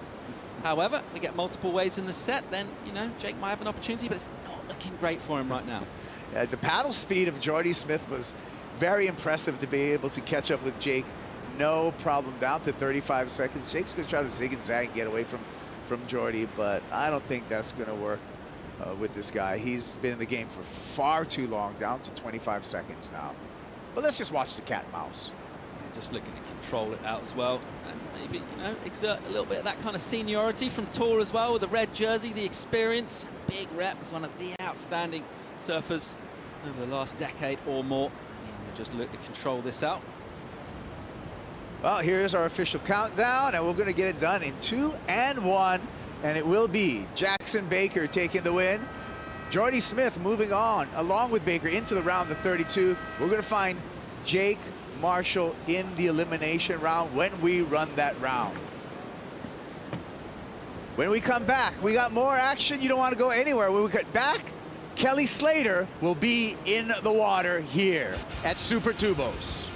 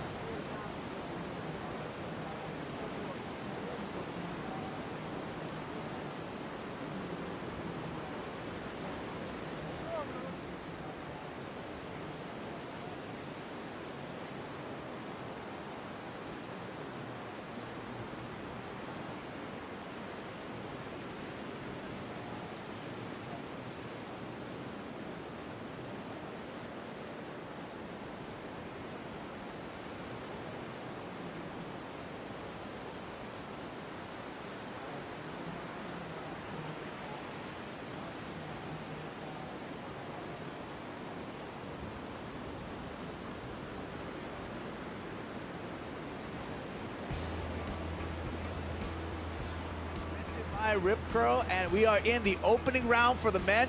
Heat number 2, we got the goat in the water. Kelly Slater versus 2 exciting rookies, Samuel Pupo as well as Imai Kalani DeVault. And the day has presented itself. Swell continues to rise. I'm Kaipo Guerrero, joined by Paul Evans, and we just picked up another player on the set. Peter Mel's here to talk us through this heat number 2. Pete. Couldn't miss Kelly's heat, especially since they're up against some of the 2 youngster, exciting rookies. I think this is one of those heats where you can see Kelly get inspired by these youngsters in his heat. Does not want to go to the elimination round and isn't challenging Super Tubos. So this happened during the break, Paul. Yeah, nice and sharp stab in there from Imai. And managing just to get unstuck and get out of that turn and get a completion. Pupo getting a quick start as well.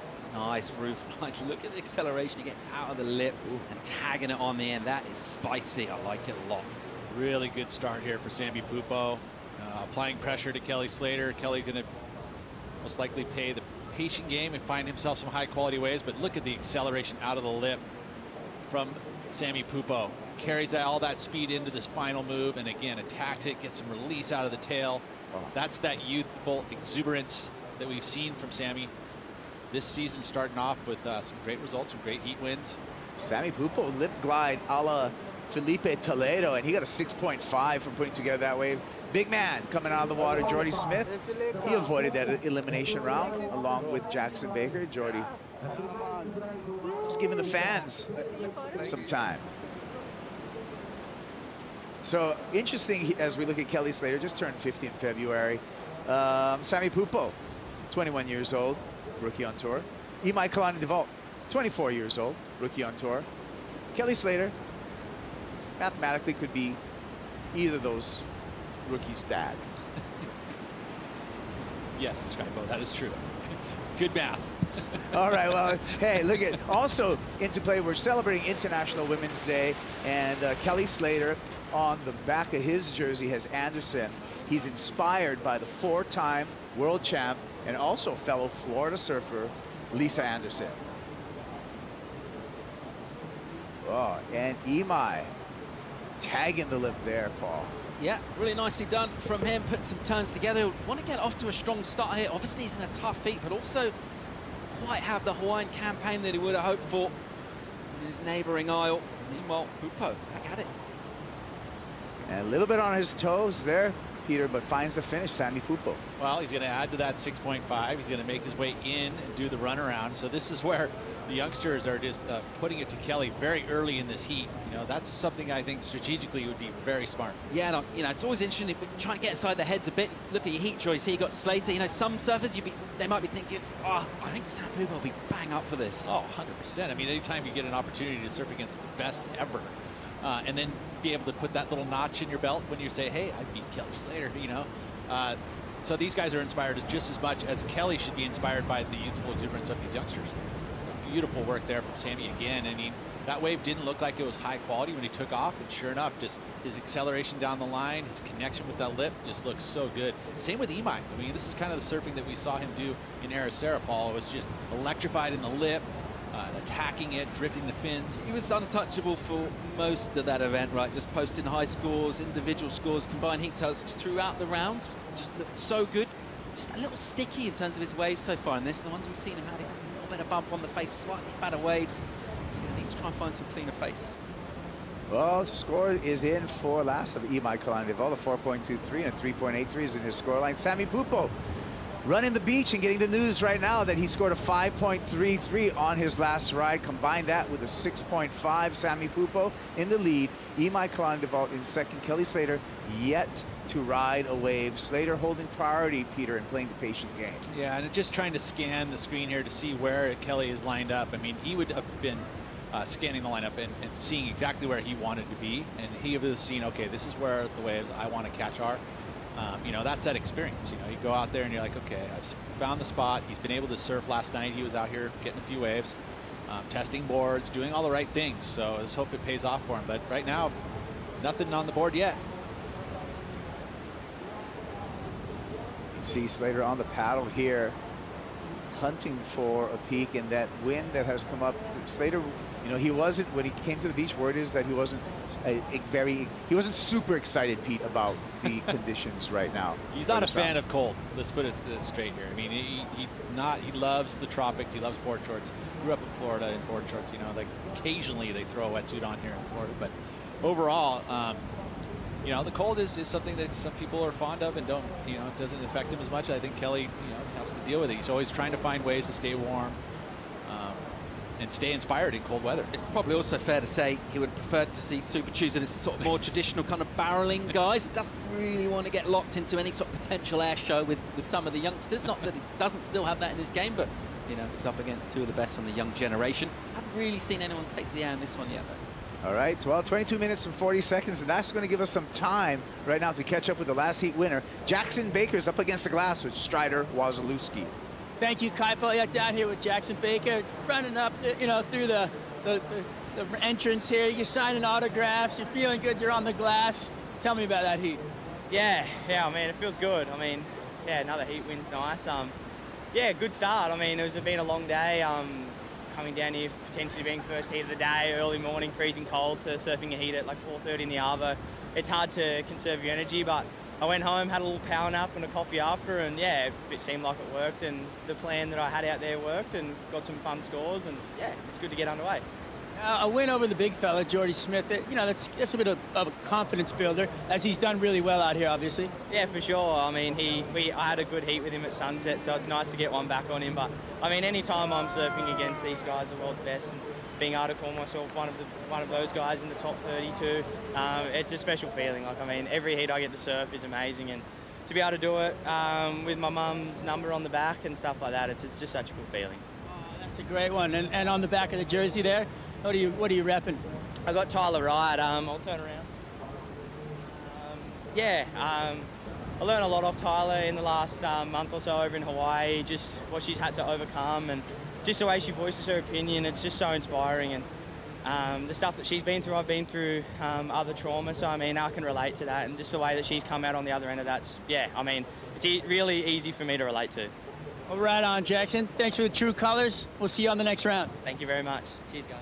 All right, great interview, and another look at the inspiration that we're taking. We're celebrating International Women's Day, and by that, all of our surfers are putting a name on their jersey of a female, of a woman that inspired them somehow in their life, in their sport, and I just think it is a great celebration that we're bringing here, Pete. It's so true, you know, and I think that, you know, the WSL has always been at the forefront of recognizing those special days. As we watch the replay here of Kelly Slater, which earned a 4.67, and when I heard that score getting ridden out over the loudspeaker, you can see Kelly did a little spicy kick to the water. It felt like maybe that was probably something where maybe it could have been a little better than that, because he surfed this wave well. I mean, a little drift of the fins. You see that, you know, tail out the back, unique carve too, variety, and then a good finish, 3 turns.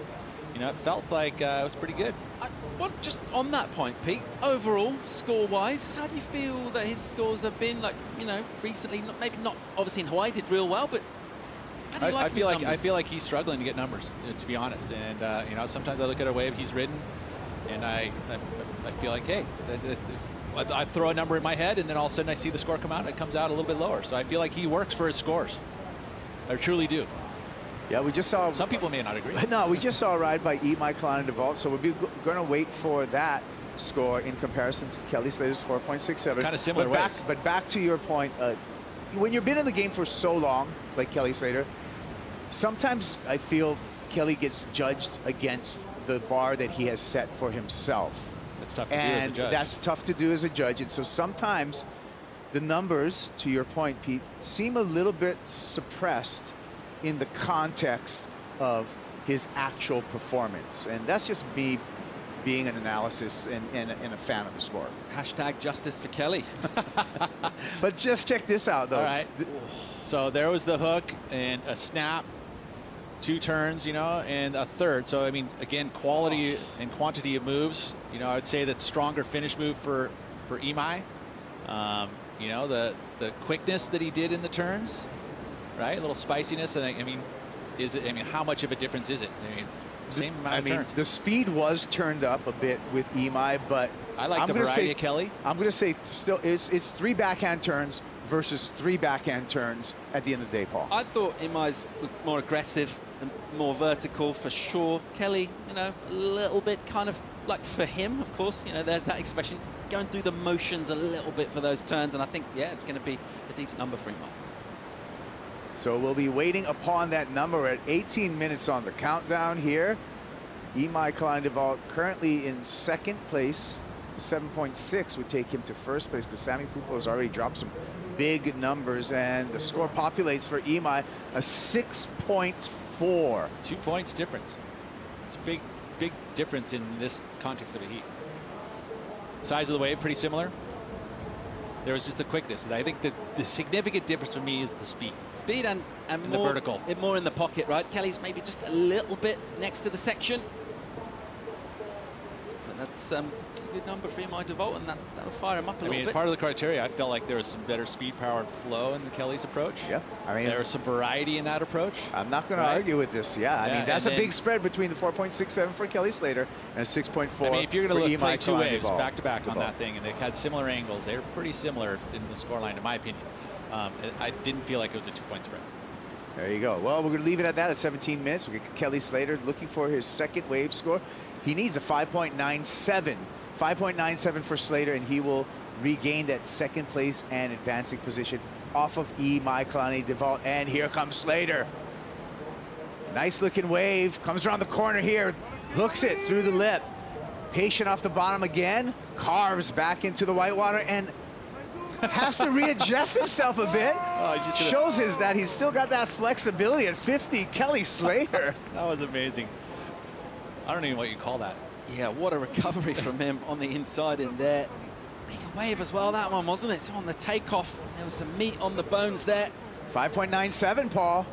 I want your initial gut reaction to that. Take a look at it again. Talk us through this. So he seems kind of fall out there, gathers off the bottom, he stings it, and then at this point here, the wave does go pretty soft, so we're really, you know, this not really points on offer for these recoveries at the end. So just really thinking about that first turn. Is it better than the 6.4 for Imai just for one turn? I'm not sure it is. What do you think, Pete? Here you go. At this point, I don't know. I mean, it's good surfing. Again, it's this turn is out in the face. It wasn't more vertical as you would have liked on that first maneuver he had there. And then this is this mistake. It seemed like he was a bit off balance, but amazing recovery. But so that shows a little bit off balanceness, so a little lack of control. Hey, that flexibility, knees and ankles and back right there by Slater, that was impressive, regardless of it being a non-maneuver, just to hang on. 5.23 checks in for Slater, not enough. He still needs a 5.41. Anybody's game at this stage, right? This is a close heat so far, pretty similar to the last in the way the scores. It wasn't a massive spread between everyone, halfway point. This could be anyone's. Hopefully we've got a lot of fun to yet to nitpick, come. right? I mean, this is kind of cool because there's a stark contrast. You know, there's 5 judges on the panel and one opinion, 3 opinions in here. Well, there you go. Imai Kalani-Deval floated through that first section and lost grip on turn number 2. So that is going to be a little bit of a miscalculation for the surfer from Maui. He's not going to gain on his 2-wave total. As we wait for the next exchange out here, we'll take a quick break. We got more coming your way. The conclusion of opening round heat number 2 right after this.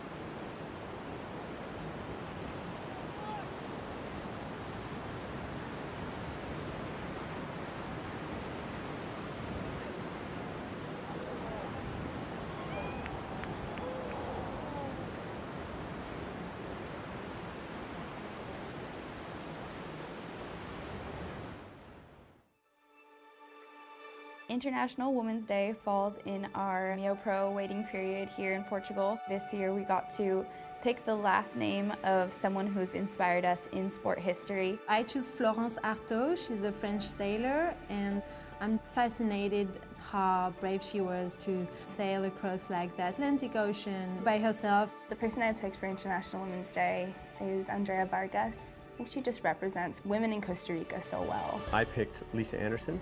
I wanted to surprise her and honor the work that she's done in surfing, all the world titles she's won. I decided to represent Naomi Osaka, and I really respect the way she's a really honest athlete. I chose Jessica Silva. She's a soccer player here in Lisbon. She's someone who I look up to. She works really hard to achieve her dreams. It's an incredible message that WSL is doing to highlight women. It's all about lifting each other up.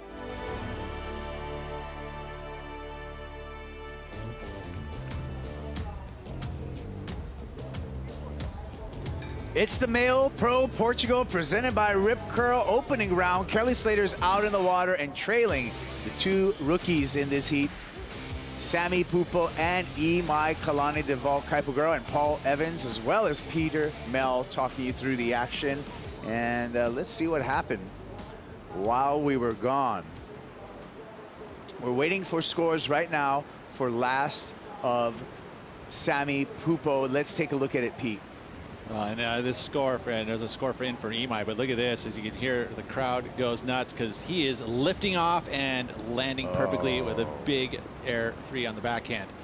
That was using the wind to his advantage, and of course all of this speed and the platform is which he's at right now. He's got an opportunity to put Kelly Slater into the elimination round, and he's doing everything he can to do it. Oh, he's counting the points. 10?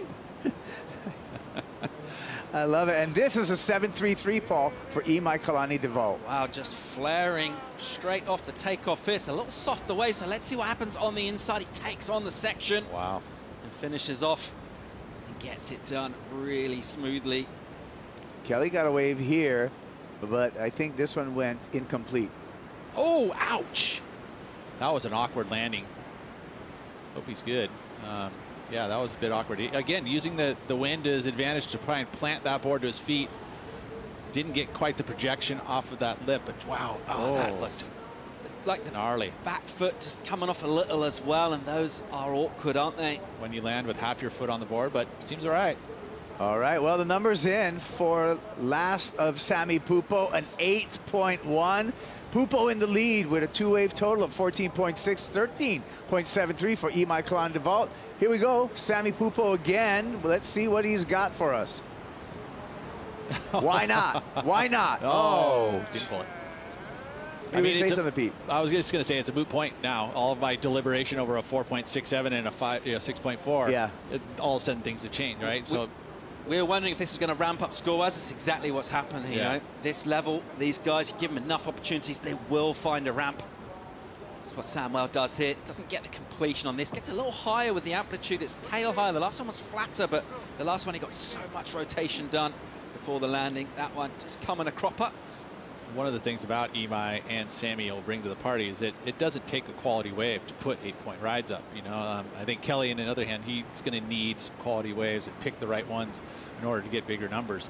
Whereas, you know, just to close out little, you know, tail whip reverse. Not that Kelly can't do that, but the consistency of the kids these days is just so high. Here we go. Imai goes for the full row, no problem. Stomps the landing. It's an air show now. And now, it has turned into an air show, Peter Mel. Yeah, and you know, and the scores are going to come from it because we saw that very early today. The judging criteria put some emphasis on, you know, progressive single maneuvers could get highly rewarded, and we're seeing that right now and play out in real time. Tons of speed down the line and just so whippy with that rotation. A little slightly awkward section to land it on as well. Got it done. No worries. I mean, it looked just like butter. As you see again, this is how quick that rotation is. I mean, even in slow-mo, he had full rotation all the way around the landing. Just easy as can be for Imai, and another big number. So we'll be waiting on that number, and we're going to probably see, let's see, Imai's probably going to look to put Slater near in a combo. More live action. Another ramp, another air, another landing. This time a little sloppier for Imai Klein-DeVault, but we're still waiting for that previous score. We're expecting something north of the 6.4 that he has in his score line to increase his distance from Kelly Slater. But the other danger, of course, as well, is once you've already got big numbers, well, let's watch live here, Kelly. Slater calculated his approach, looking down the line, and does not look enthused at the end of this ride. Yeah, not a lot of hole on offer there, but the number came in a little surprising to me from Imai, only a 6.23. Hey, I'm surprised. That full rotation backside air, 6.23. So the situation remains the same for Kelly Slater. Slater looking for an 8.5 to get into second and advancing position, Paul. I'm just thinking, you know, when you have already got those numbers on the board, they can afford to do that as well. These young guys, they will just keep looking for these runs. If they throw a couple away, it's not going to bother them particularly. They've already got some good numbers on the board, so it could be dangerous. There's still plenty of time left to go. Kelly up against it a little bit here. It's a pretty big number that he's up against. And this is the point where, for a Slater, Peter, that he'd want a big dredging double up barrel. And it wouldn't surprise me if the thing showed up out of nowhere, right? That's what Kelly's done his entire career. We saw it happen against, who was it against when he came back in the 9-point ride at Pipe? I mean, at the very end of it with literally 5 seconds to go. Yeah, Timmy. So it can be done, right? And Kelly likes to do it that way in exuberant fashion. So he always stayed glued to his heat just because of that reason. Well, 6 minutes, 25 seconds. The sun is getting low on the horizon, but we still got 2 more heats for you, so stick around because we're going to run through heat number 4 of this opening round and really set things up just for first day of the waiting period. So we're kicking it off with a bang at this year's MEO Pro Portugal, presented by Rip Curl. Imai Klein-DeVault with a quick kick out there. And Slater, who has had some good success here. We look back some of his history. We got Owen Wright coming up with Luca Macinas and Seth Moniz. That's going to be the heat number 3, and that's going to kick off in just under 6 minutes after the conclusion of this heat. Slater's early successes a long way back now. He made a couple of finals, didn't he? 2010 and 2011. Yeah. Did get the win in 2010. Runner-up in 2011. It's against D'Souza in that final. Yeah, a little bit of time has passed between now and then. Absolutely just lighting up this tour with that winner pipeline. Start off the season, and you know, we're all just waiting, kind of hoping that we just get real quality waves and we see the best of it. Well, the good news is we're not going to lose anyone in this round. So what happens here is third place goes to the elimination round. So if the situation does not change in the final 5 minutes of this heat, Pete, we're still going to see Slater surf again. This is true. And I would think that he would hope that it's in, you know, probably most likely tomorrow in some sizable surf. Boy, look at Pete. Let's just talk about that because we don't have any waves getting ridden right now. Your assessment of the forecast. I did just have a look at it. It's still pretty breezy. The angle of the wind is in that kind of northeast direction as we watch this recap here. Great acceleration from Sammy Pupo, and what a way to start a heat against Kelly Slater and Imai. I mean, just solid approach. Didn't have to go above the lip, but just built that foundation. Imai, so quick in transition. And that's one of his strengths. Has to be how quickly he is. It's his equipment. The KT epoxies just whip in and out of every maneuver. Here's Kelly Slater's best wave that came in at a 5.23. Beautiful first hook there. Little bobble and save for some dramatics from Kelly. But it's been, at this point, all of a sudden the air show started, Paul. Absolutely. And only one thing really going to happen here. We're looking at a massive punt coming up from Pupo. Beautifully done. Just absolutely stomping that full rotation. And it is crisp as you like. I don't know what this means, but I like it. Yeah. More of it, please. 8.1 for that full row for Sammy Pupo. Pupo on the lead. Imai Klein-DeVault in a comfortable second place right now as we're down to 3 minutes and 20 seconds.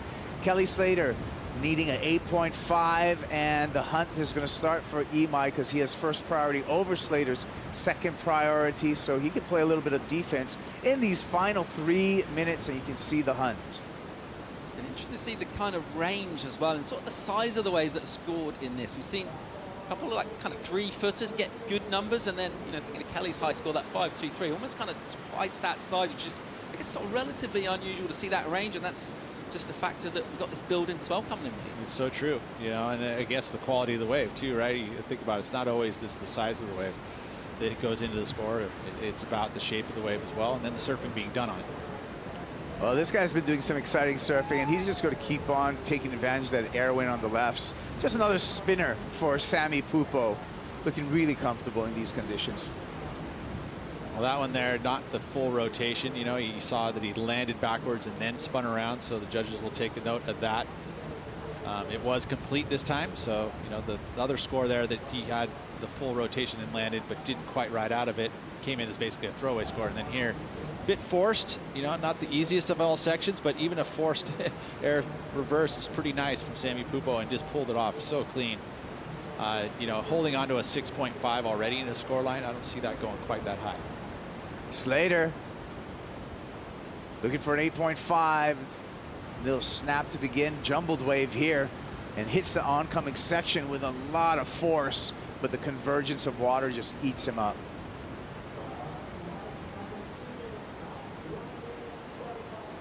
Down to 1 minute and 35 seconds, and that is going to look like it's going to be Kelly Slater into the elimination round. And with all that conversation on dissecting scores, the reality of it really to us is that heat was won by Sammy Pupo and Imai Kalani-Devault. Kelly definitely was in third place, so it didn't even matter all the debate about his 4.67. It was fun though, right? It was good at the beginning, and then what won that heat was basically aerials. Yeah, progression. And it was the aerials from the two rookies that were able to amass the points out of waves, you know, that they just maximize the scoring potential in it with progression. Here we go. Imai again. Another example. Bang. Just like that.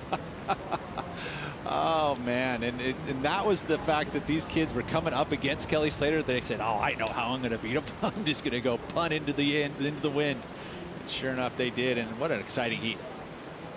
So we're down to 35 seconds. Let's take another look at Imai with this quick rotation ball. Yeah, look at that ramp that just offers him up. A beautiful sort of soft exit and a pretty soft landing too. The rotation is nice and crisp. And he manages to get a little bonus off the soup to kick out with as well. Let's see where that goes score-wise. 6.4 is his low number, but very much taken all of this in his stride. So Slater on the beach already. He is already acknowledging that he is going to go to the elimination round. He'll prepare himself for that as the countdown happens here. And the story in this heat number 2 of the opening round really was the story of the rookies. Sammy Pupo, Imai Kalani-Devault coming through with some brilliant progressive surfing. And there's the numbers: 14.6 for Pupo, 13.73 for Imai Kalani-Devault. Taking a quick break. When we come back, we got more action happening. Seth Moniz, Luca Macinas, and Owen Wright will all be in the water. Stick around.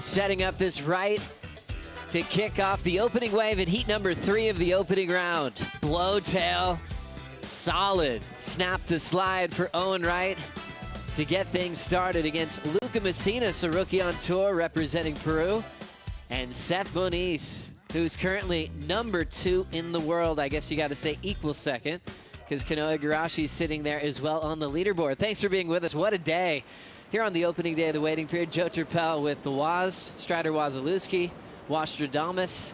I'm here. Wears a lot of hats. Hey, you know, there is a lot going on in the Waz's life, but you know what? In the competitors area, we watched Owen warming up, just dripping sweat on the bike, ready for it. The Thunder from Down Under went out there, and he went mental on his first snaps.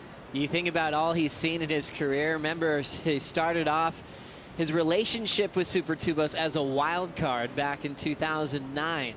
He was into the semifinals, blew his eardrum out, and wasn't able to continue on with the event, where it looked like he was destined to win. Back to action here, Luca Macinas getting a couple of turns off. We always knew that Luca would have a deadly backhand because of all those unbelievable lefts he gets to surf back home in Peru. Strider, have you surfed those before? I have.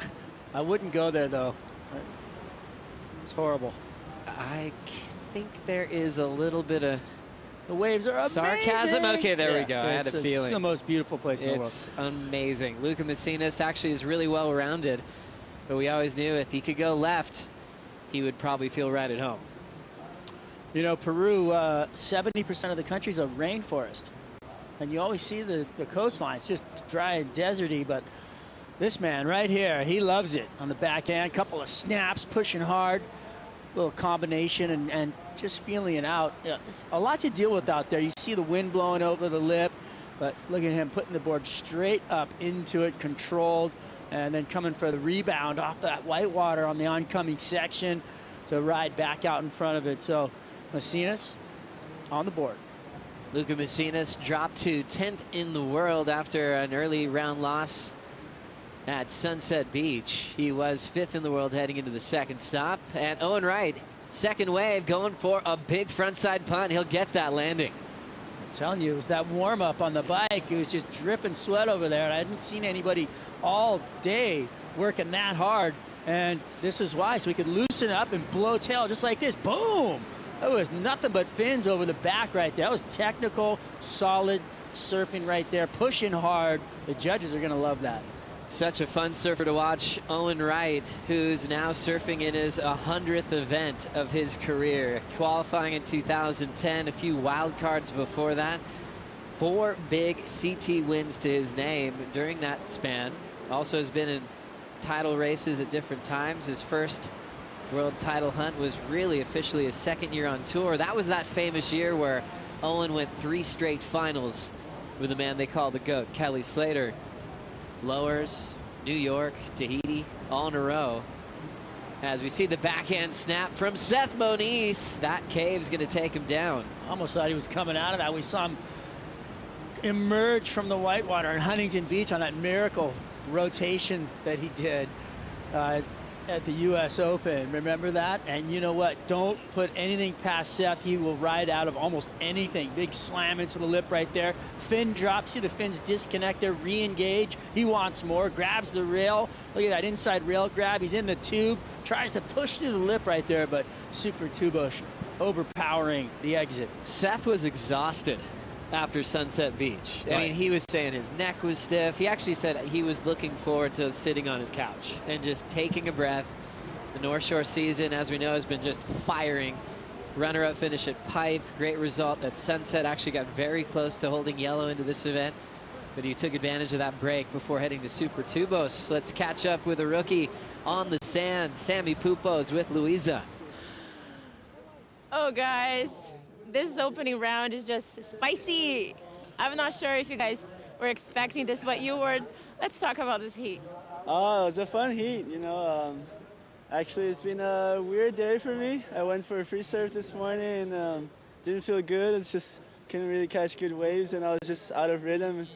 Found a couple things that I could have get better at in these conditions and managed to do it in the heat. Awesome. And let's talk about Naomi Osaka. this Japanese who have inspired you so much.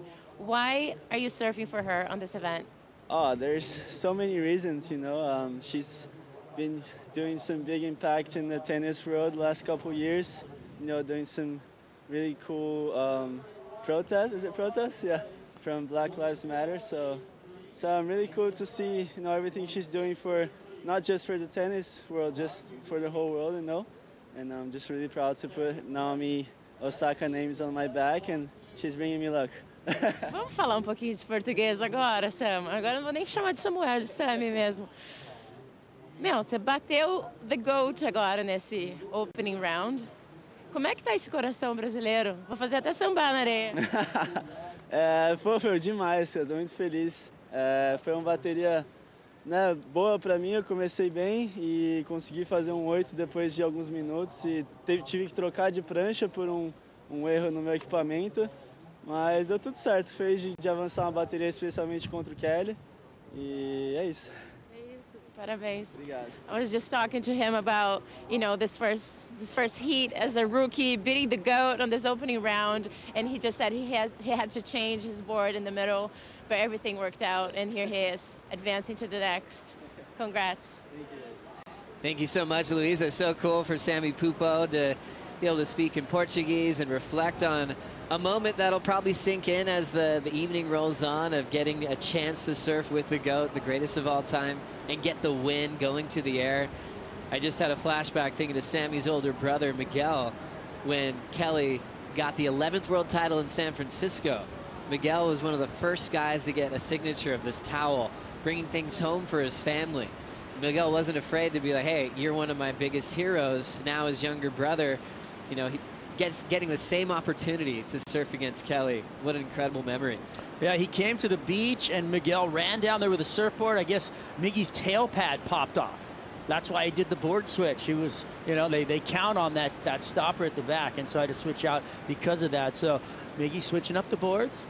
Mental space was still there, went out, kind of waxed the GOAT. Yeah, it was all about airs. I mean, for Imai, he was probably going, hey, I'm back on Maui. Just air wind all day long, big full rotation. Sammy Pupo led the charge as well, getting the big win. And it shows what you need at Super Tubos. Not just barrels, not just turns. Airs come in handy depending on what the conditions are calling for. And you get a little bit of everything. Owen Wright went to the air, got a 4.83. His best number, though, is a start. That classic snap to slide on the back end. Gave him the 6.33. Running after a ramp and punching the fins out. Incomplete is Luca Messinas. You know, just touching on the quick hit with Slater there, he was pretty vocal about not wanting to surf today. You know, because he wants those big, meaty barrels, but, you know, one pipeline. We know that's his strength. So knowing his strengths, you know, he was campaigning to not surf. But we have great competitive waves here. I mean, the waves are super fun out there. So it's actually a very common topic over the years of, you know, talking about the banter that can happen when they're making the call. You know, Mick Fanning, Joel Parkinson, a lot of the world champs were famous for putting in their 2 cents, trying to say when they might want to surf if they could. Obviously, Renato and the crew, they have to look at the big picture of the event. They have to look at the forecast. They have to see how many hours they have left to run, and ultimately making that decision to go today. Going for the snap and just throwing that one away. Incomplete for Lucas. He went for a backside air, checking out a right. Third priority, might as well just catch a lot of waves. Yeah, that was a really nice section right there, though. If he would have stayed over his board, maybe coming away with a mid-range score there to pull down some security in this heat. Luca Messinas right now with a 5.3 and a 4. Seth Moniz has dropped down to third, needing a 5.4. Coming off the dreamiest start of his career, an emotional moment for himself in the final with Kelly at pipe, as we look back at the 5.3 for Luca.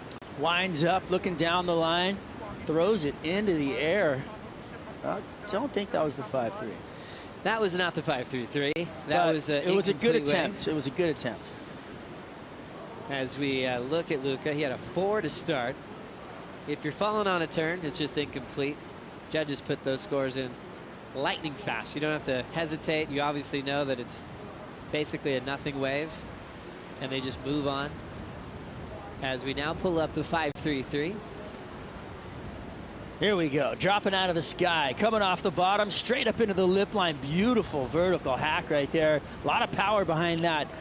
Great surfing second turn, finishes on the inside, blow tail reverse.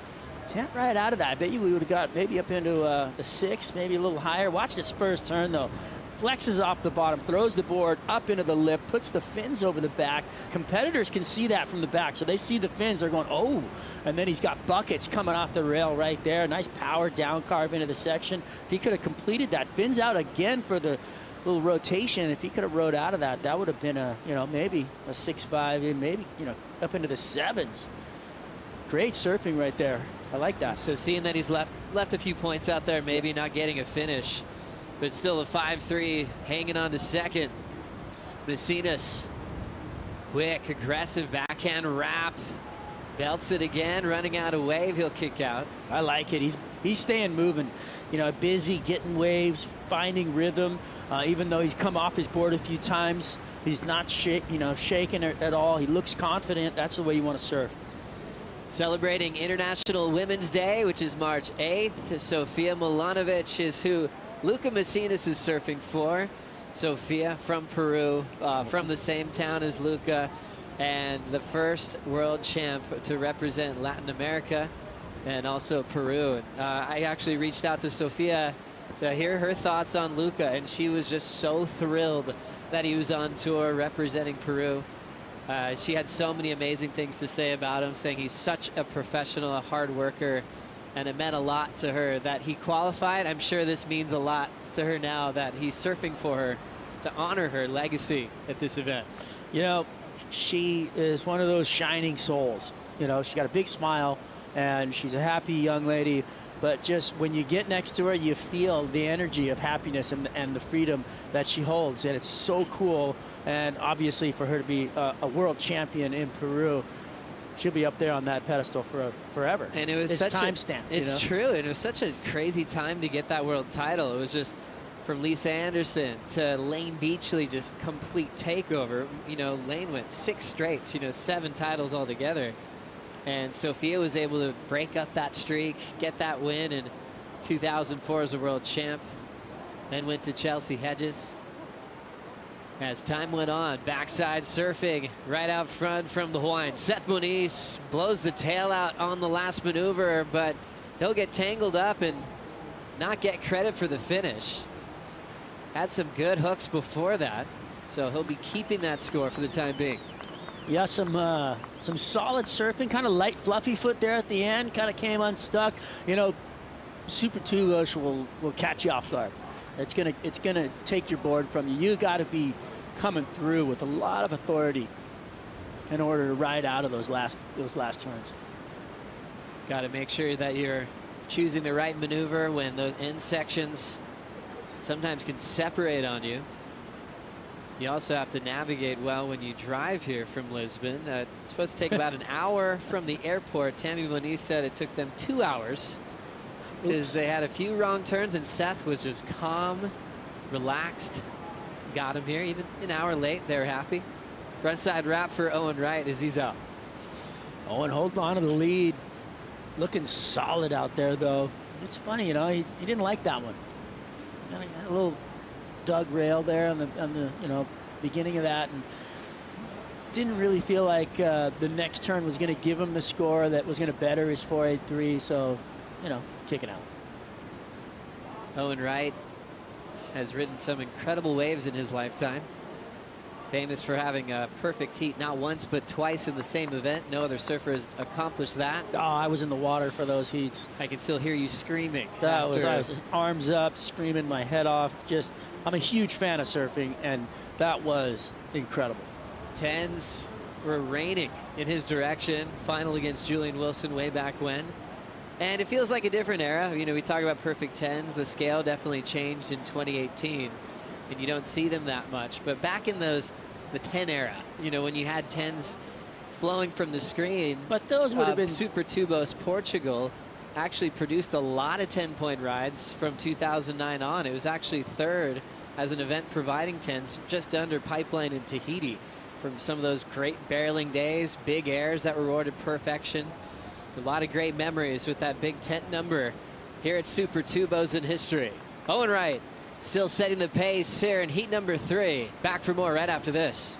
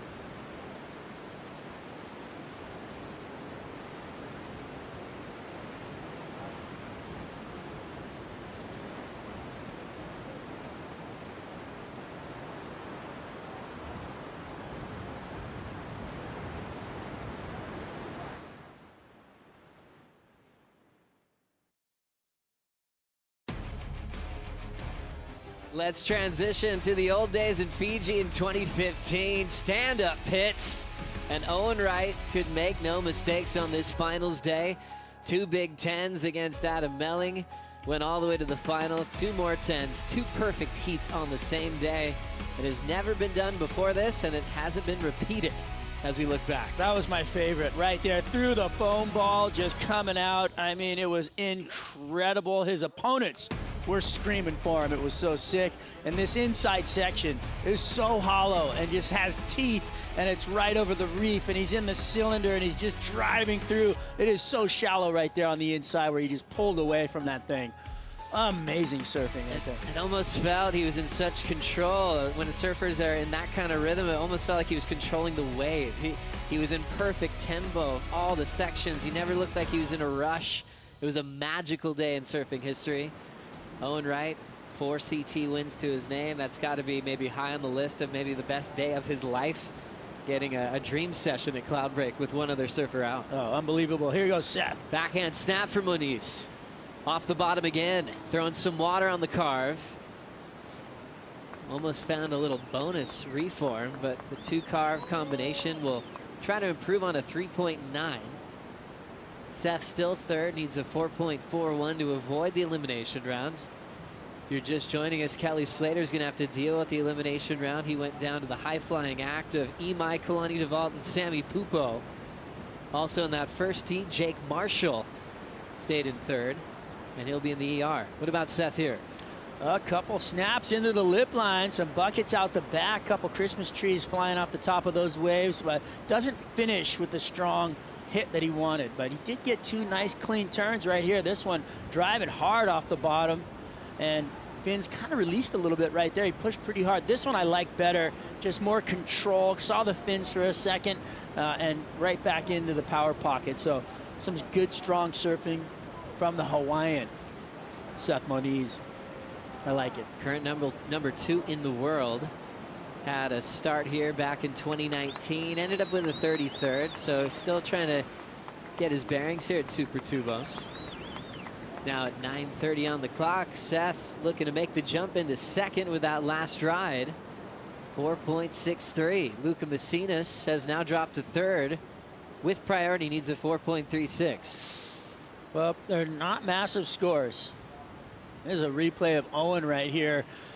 While we were talking it through on Seth, big slam and another beautiful tail wafting just snapola and the lip line right there.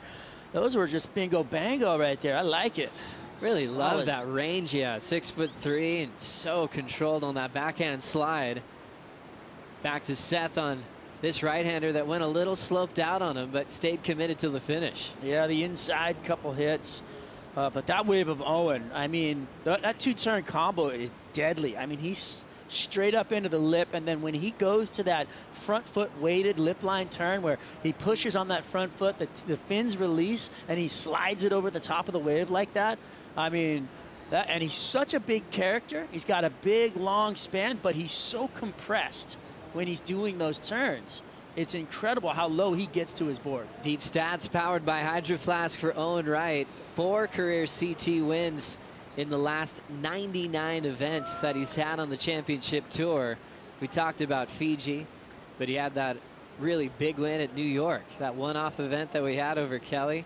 Incredible. That's where that winning feeling got started. I don't know if anything was more remarkable or emotional for people around the world on his comeback win, though, at Snapper Rocks, when he got the win starting off the year #1 in the world. I was bawling. I had tears falling, and it was worth it because it was one of those beautiful, emotional rides. Up and riding, Macinas. Macinas, backside air reverse, controls the rotation. And a pretty challenging landing.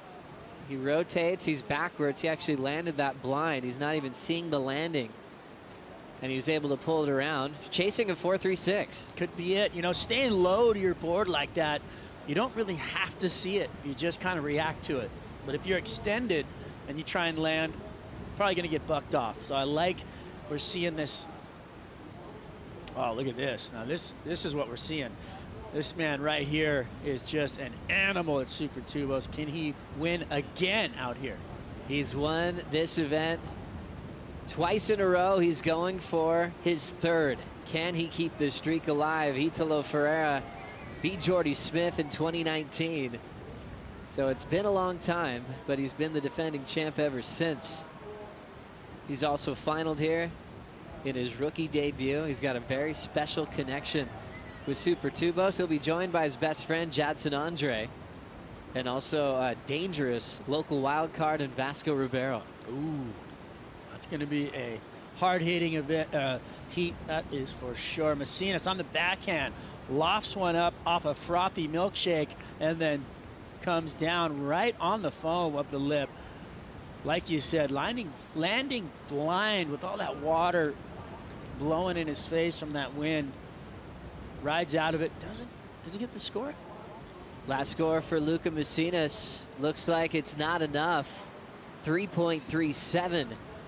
for that backhand reverse. As we see, no, that's not Jessie Miley Dyer, that's Jadson Andre. Jadson having a huge moment to honor Jessie Miley Dyer, who's the boss of the tour, making all those big calls and all those great changes for pro surfing, but also a world junior champion, longtime competitor. So cool for Jadson to really honor Jessie Miley Dyer today. Yeah, it's amazing.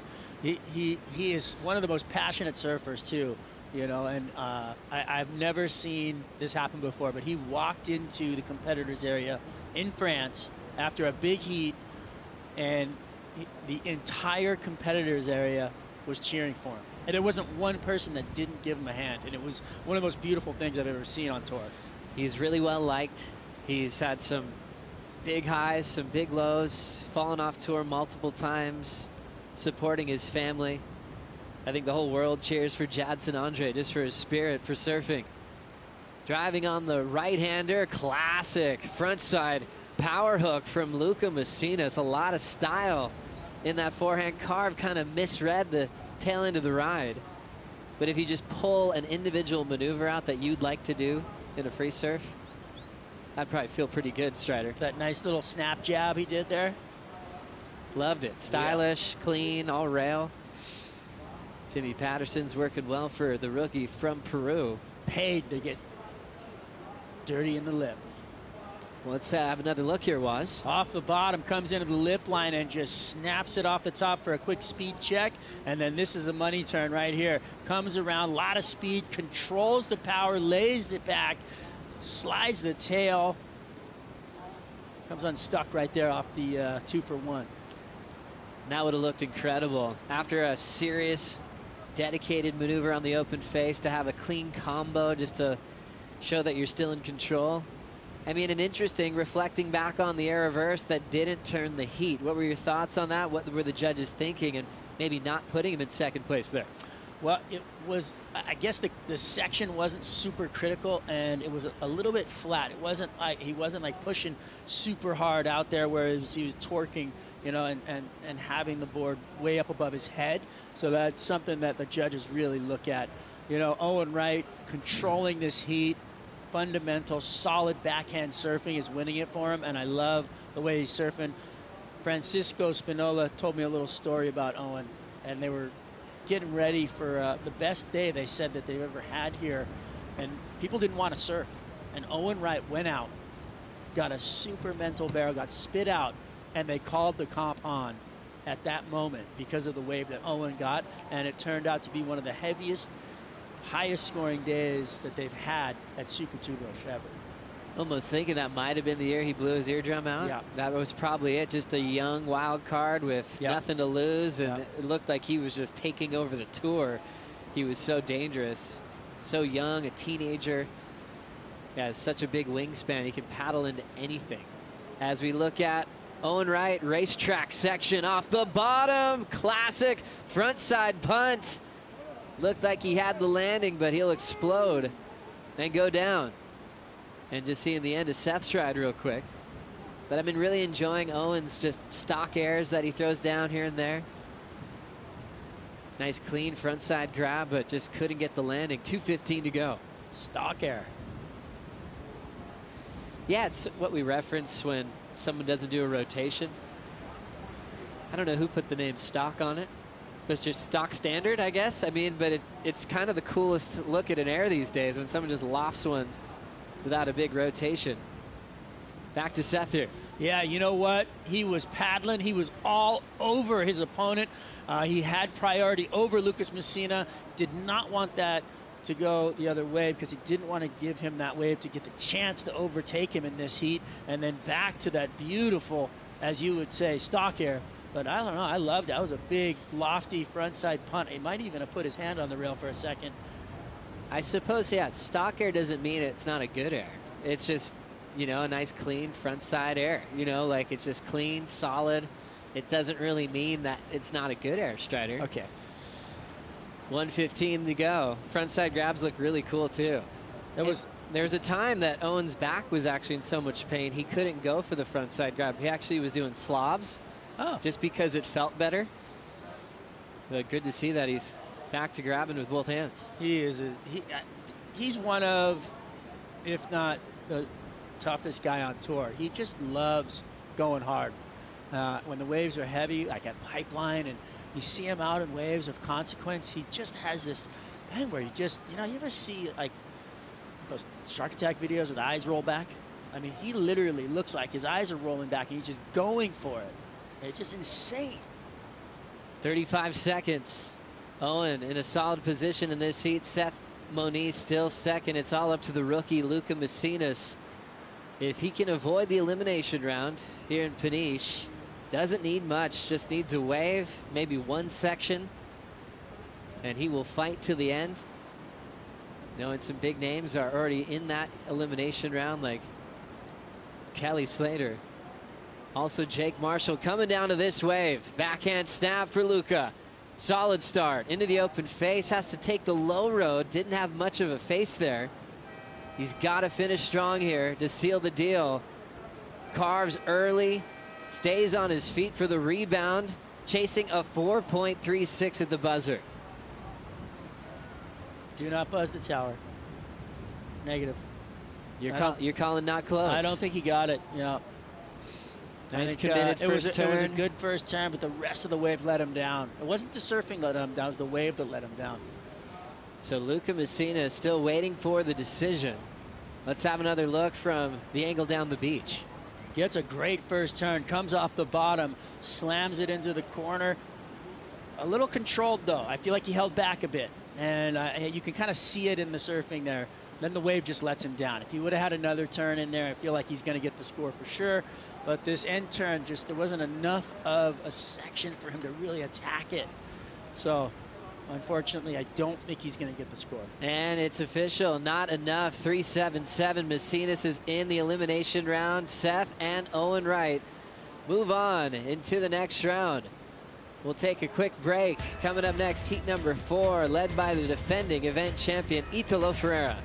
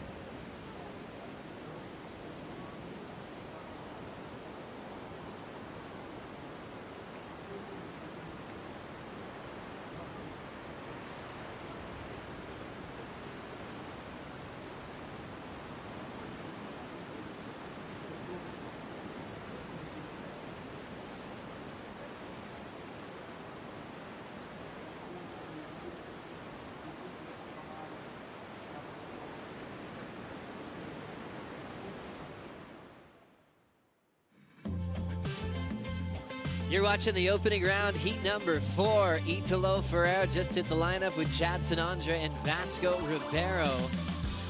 The goal today was to complete this heat. Before we left the beach after several holds, we definitely got our way there as we catch up to Jadson Andre. A bummer to see him with a broken board to kick off this heat. Already got a wave, and we'll find out in a moment what happened to that as we get into more action with Vasco Ribeiro down the line. The local power surfer looking to start off strong, and certainly does there with a few big moves to kick off with the best number. And some momentum back to Jaddy. He's actually going to save those fins. We'll see how close his backup board is, Rick Was. Yeah, somebody's got to be running down with it. There's a whole crew down there. So here's the wave. Jaddy winding up. Looks like he's going to take to the air. Big rotation, sticks it, and then in the impact zone, when he comes down, he's right in the apex where the thing flexed on him, and he went right through his board. Look at this beautiful control, full rotation, grabs the rail, comes down right in the impact, and right there, as soon as he hit the bottom with so much force, it just busted his board right under his feet. Then Vasco throwing down some power hooks on this way. Ribeiro in the short arm full too. It's chilly out there, but he likes that freed up feeling. Big fella, probably weighs around 200 pounds, but he moves like a lightweight. So cool to see how quick he got that start of 4.5. Maybe another ramp, setting up Italo Ferreira. Big front side, full rotation punt. He'll point to the judges. That's exactly how he left Super Tubos in 2019. And he's back to action with big full rotations. That's going to be a huge score. You know what? I don't care what the waves look like. When that guy's in the water, it's amazing. It just makes everything the next level. It just brings everybody surfing, everybody's energy, and everybody's, vibe to the alive. And it's so fun to watch. I mean, there's Jadson paddling back out. He wants to compete in the air as well. We saw him do that air. Beautiful rotation. Everything looked perfect. So I think he's ready to compete with them. But this one right here, into the air, full row, zero grab, nothing but control. That wind sticking that board to his feet, and a little bit of posturing to the beach. Really enjoyed that. 8.5 for Italo. And this was the 4.5 for Vasco.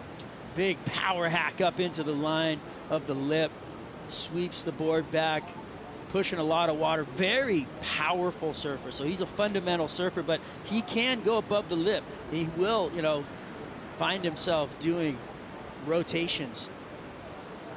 We'll see if he can do that out here. Going away on those rights, be hard to hit above the lip.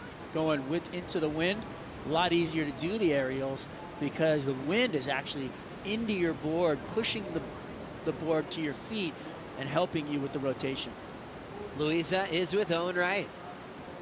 I am with him, and he's very tall. Owen, were you expecting this result today? I mean, it was nice to be here and get some waves. I just had my first surf here yesterday, so yeah, I was really just happy to be out there, and it was perfect little rights and lefts, so I was pretty happy. Everybody's talking about how windy, how cold it is, so how's the lineup there for you?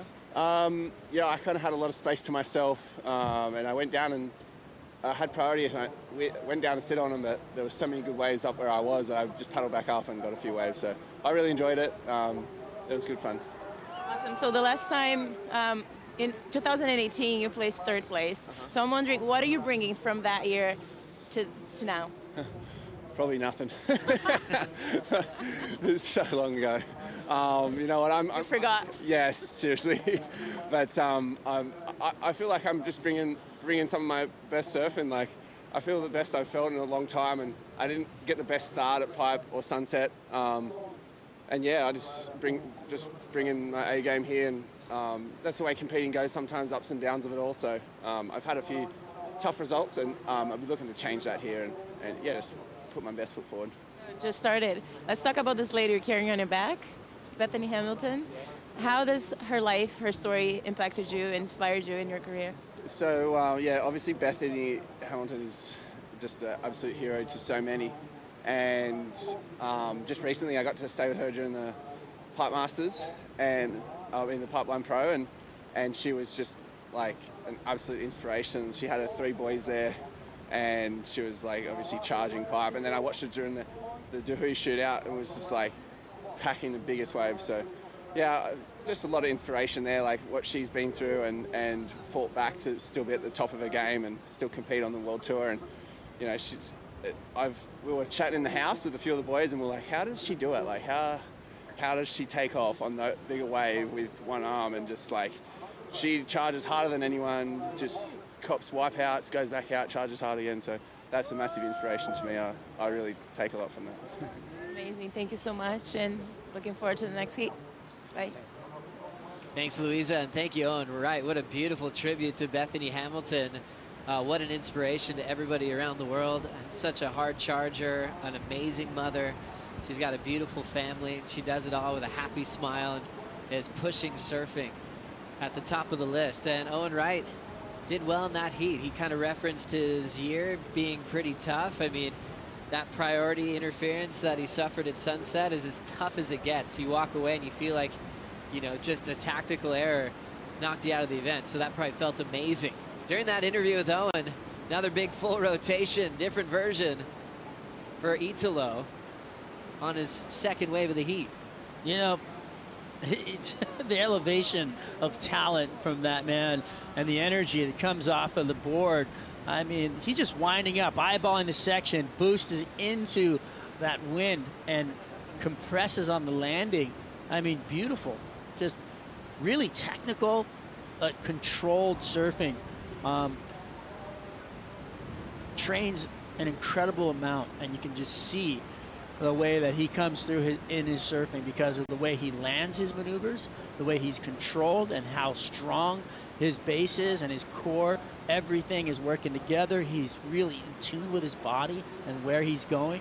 Really fun to watch. He came here very early as well. You know, when he did get knocked out of Sunset, you know, it was a tough start, result waves for Italo, but he just cleaned the slate and moved quickly to Super Tubos.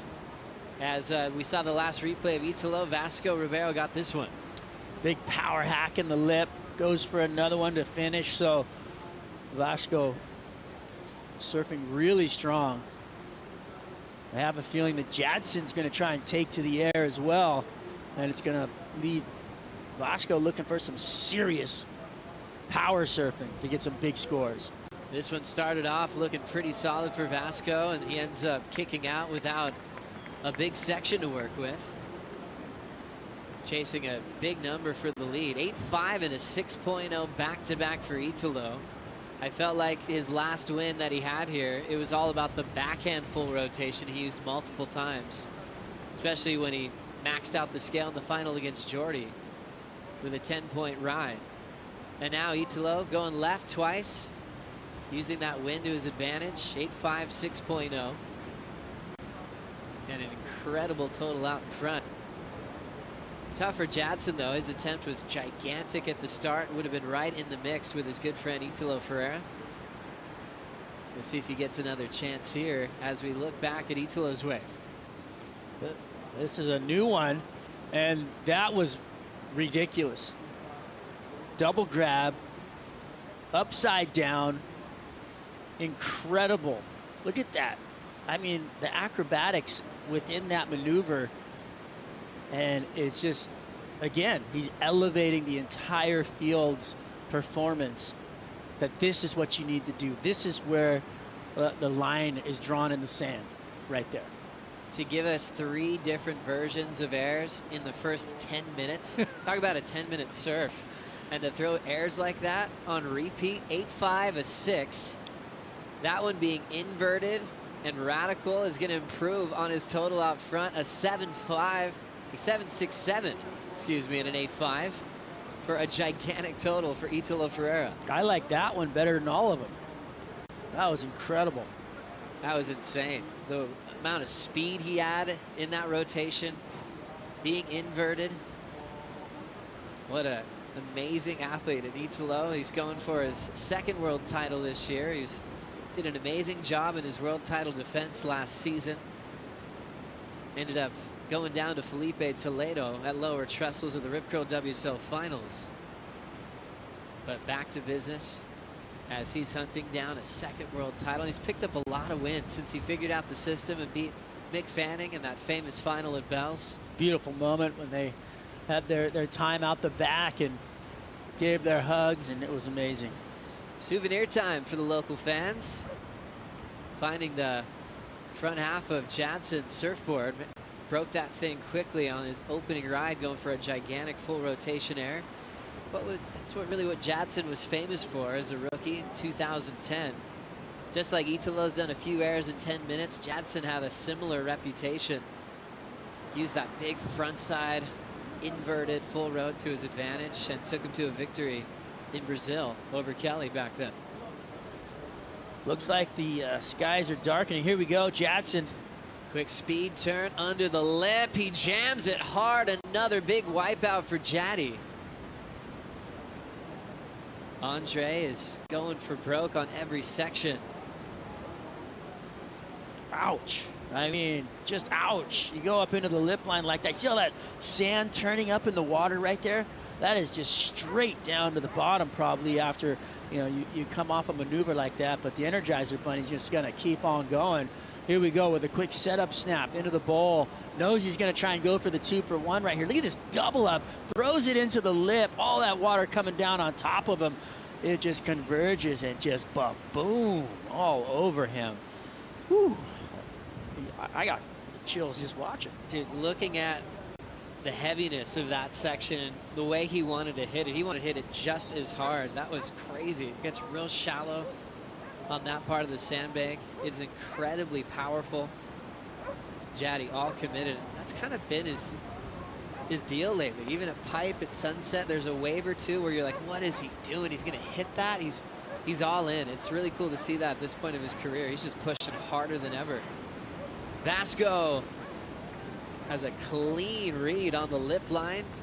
Nice finish. The 3.5 could be replaced. He's comboed for the win, but he's really just trying to build some scores against Jaddy here. Yep, this is a 2-horse race for second. Jadson Andre rolls in on the left. Now setting up his first turn. Not much there. He gets a little caught up in all that foam on the face. Hard to control the board through that thick foamy water on the white water on the face like that. Just makes it so hard to perform maneuvers. All that aerated water just trying to cut through it. Not easy to ride out of that. So he elects to jump out, get back out there. We'll see what happens. It's getting dark out there, Joe. It's cold, it's windy. There's a lot going on in the water. Yeah, it's about 6:15 local time. Jaddy just getting a little bit lost on that section. The wave really let him down. But he's got a lot of time for more. Yeah, it's interesting. You think about some of these surfers here on dark in the morning. Here for about 12 hours today. There's a replay. This little last hit right here. He projects out with the lip into the flats. Nice surfing right there. Vasco Ribeiro. We talk about Vasco's breakthrough performance here. That was his first start as a wild card where he did make it to the semifinals. Since then, though, he's had a few more starts. This is actually his 5th appearance at this event. Hasn't found that same success as he had in that semifinal. He's lost in either the 2nd or 3rd round since then. So he's trying to bring back that first energy where he ran all the way to finals day.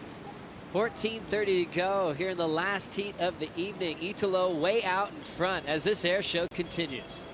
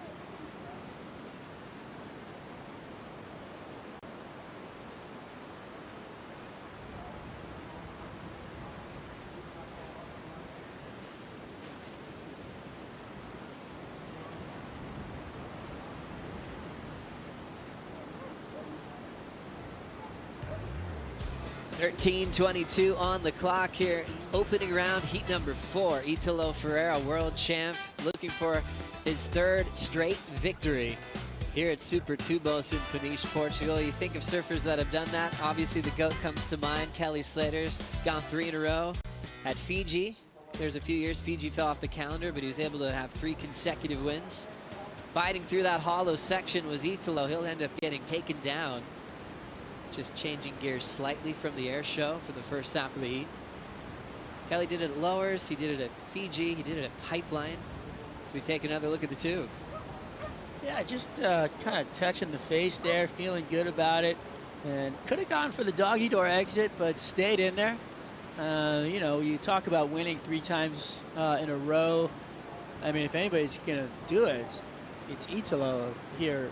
I mean, just by the simple example we've seen in this heat. Really impressive to see how in control he is. And we know he likes big, heavy barrels. And he likes a face gouge. And then he'll go throw 3 different variations, like you said, in the first 10 minutes of a heat. Yeah, someone gets in sync with a wave. I mean, going back-to-back's a big deal. Any CT venue, that's huge. You're owning an era. When you get to 3 in a row, becomes your wave. Mark Richards, a 4-time world champ, 3 in a row at Bell's back in the day. 3 in a row at the Bay of Plenty as well in South Africa. Tom Curran did it in Japan, where he had 3 straights. You look back at hot streaks in certain locations. As we take another look, Jadson Andre trying to avoid the elimination round. Comes off the bottom, finds lip line, vertical, blows the tail out. Beautiful power hack right there, and back up into the white water just for a little tap right there to keep the flow. Great surfing.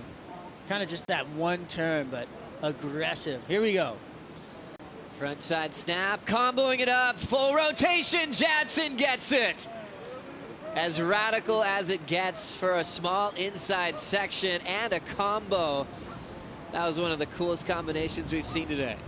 Super quick too, huh? He saw it, eyeballed it, and literally came off of his board.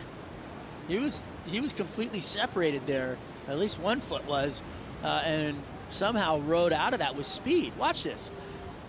Does the setup, comes down, snaps it, and then watch this. He's completely separated right there off his board as he does the rotation with his back foot and then sticks it back down. That was beautiful work right there. Jaddy, baby, holding on to it. Here goes the drone shot from up above. Quick snap. And look how quickly he transferred into that. It was incredible. So radical, and how quick that spin was. Also looking at Vasco on the right. Finding a lot of speed, open face. Snap, drops out of the sky, goes to another big hack, but goes over the handlebars. So not what he was looking for right there. Vasco's going to find himself in trouble, I think. As we catch up to Italo Ferreira, just kicking out of the inside, but there's a lot of hoots and hollers and screams at the start of that wave for Italo. Scores coming through for last of Vasco, 3.8. That didn't change anything. One number that did change the top 2, Jaddy, 5.67, but Italo got shacked. Comes out of the barrel, big power gouge back into the bowl. He's not done yet. Clicks off the top right there. Tubes, airs, carves. Looks like a winning formula to me. Here we go, grabs the wall, holds it tight, slowing himself down so he can get under the curtain. Beautiful read. Look at that front hand, just testing the water, making sure he's right next to that as he comes sliding out. Little shampoo on the way through. Beautiful, drops the rail down, pushes the fins hard at the end, and then looks down the line. You can see his eye line going for that lip line. Pushes it right up into it. Meets power for power to finish. And he's just kind of changing the read from the first half of the heat when it was all about airs. He threw a few different versions, and then he's been barrel hunting. We saw him identify a really hollow part of the bank, setting up on his forehand. He's got that cool kind of double armbar style, which is really fun to watch. I mean, Mother Nature saving the best for last for us. Jaddy, throw tail to the sky. He's incomplete there. Last score for Italo on the tube is 7. He's actually going to throw that one away. But that's what you expect from Italo in a lot of heats. He loves a lineup where he can just catch a lot of waves. He's never that guy who takes two and comes in. He likes to just freestyle. He likes to take over a lineup. He likes to work it inside out. Never really gets haunted by holding priority. He actually never even talk about Italo with priority half the time because he's just moving. Yeah. He's catching waves and putting on a show. And I noticed he's been really quiet to himself, you know, hanging out and just really keeping a small squad. And I feel like he's just kind of really focused, which is nice. Vasco pulling in, heavy section. Can he find an exit? And that one takes him down. Vasco Ribeiro needing a 4.81 to get back into second spot. A world junior champion who actually thought he was going through a career change a few years ago. I'll never forget reading this post. I was like, oh, Vasco's moved on. He had a suit and tie on. He thanked all the sponsors and support crew and said, I think I'm now looking at a new career. All of a sudden, he just entered an event, got a win, and all of a sudden it gave him sort of this second chance at being a pro surfer, and I feel like he's going to have a lot of longevity. Interesting. Didn't know that about him. Didn't know he was kicking out and then got right back on the peak. I think it comes down to backing. When stickers can change or come and go, sometimes you start thinking, shoot, I've got a family, I've got kids to feed. Maybe I've got to make some money.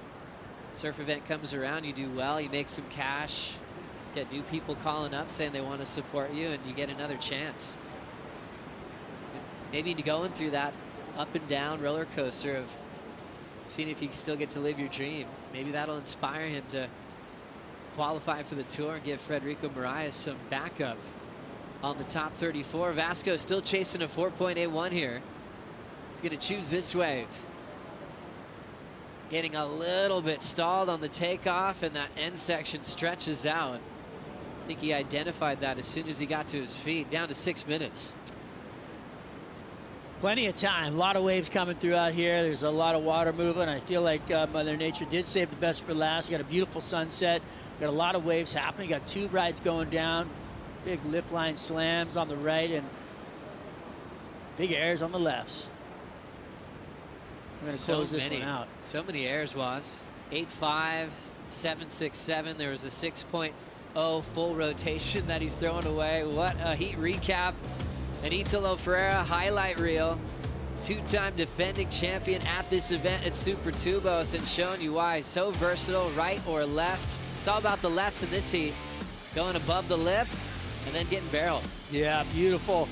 Just super smooth, and like we talked about, so in tune and in shape that, you know, he knows exactly what's going to happen when he's doing it and staying connected to his board.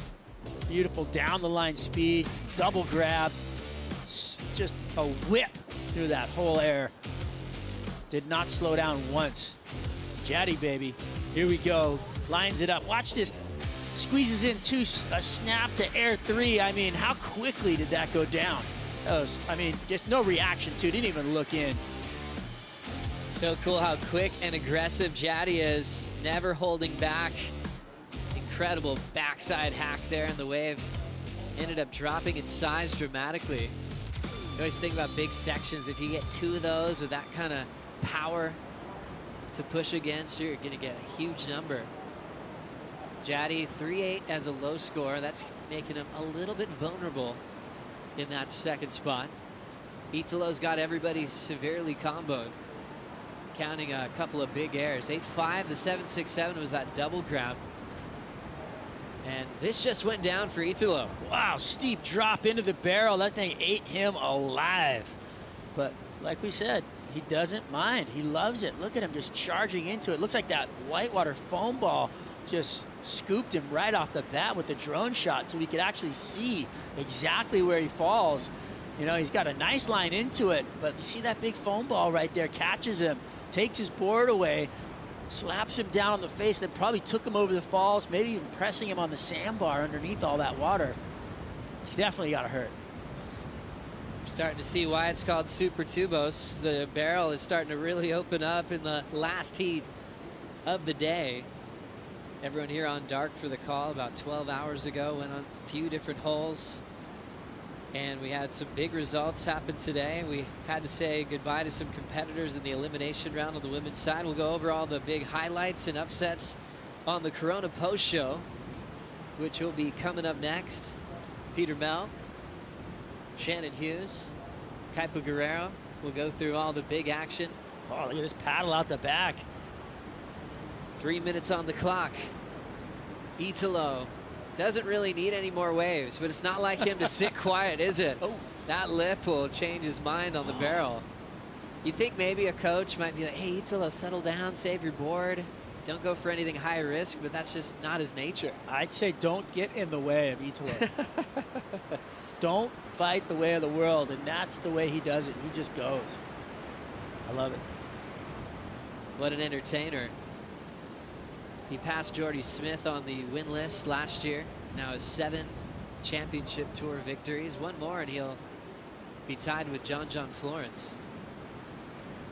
Just with CT event wins in your career. 2:10 on the clock.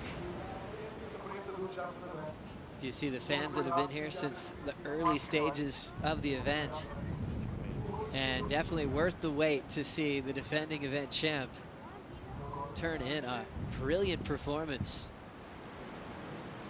I mean, it's pretty cool. You get to come down to the beach, watch the sunset, and watch the best surfers in the world put together video parts right in front of your eyes.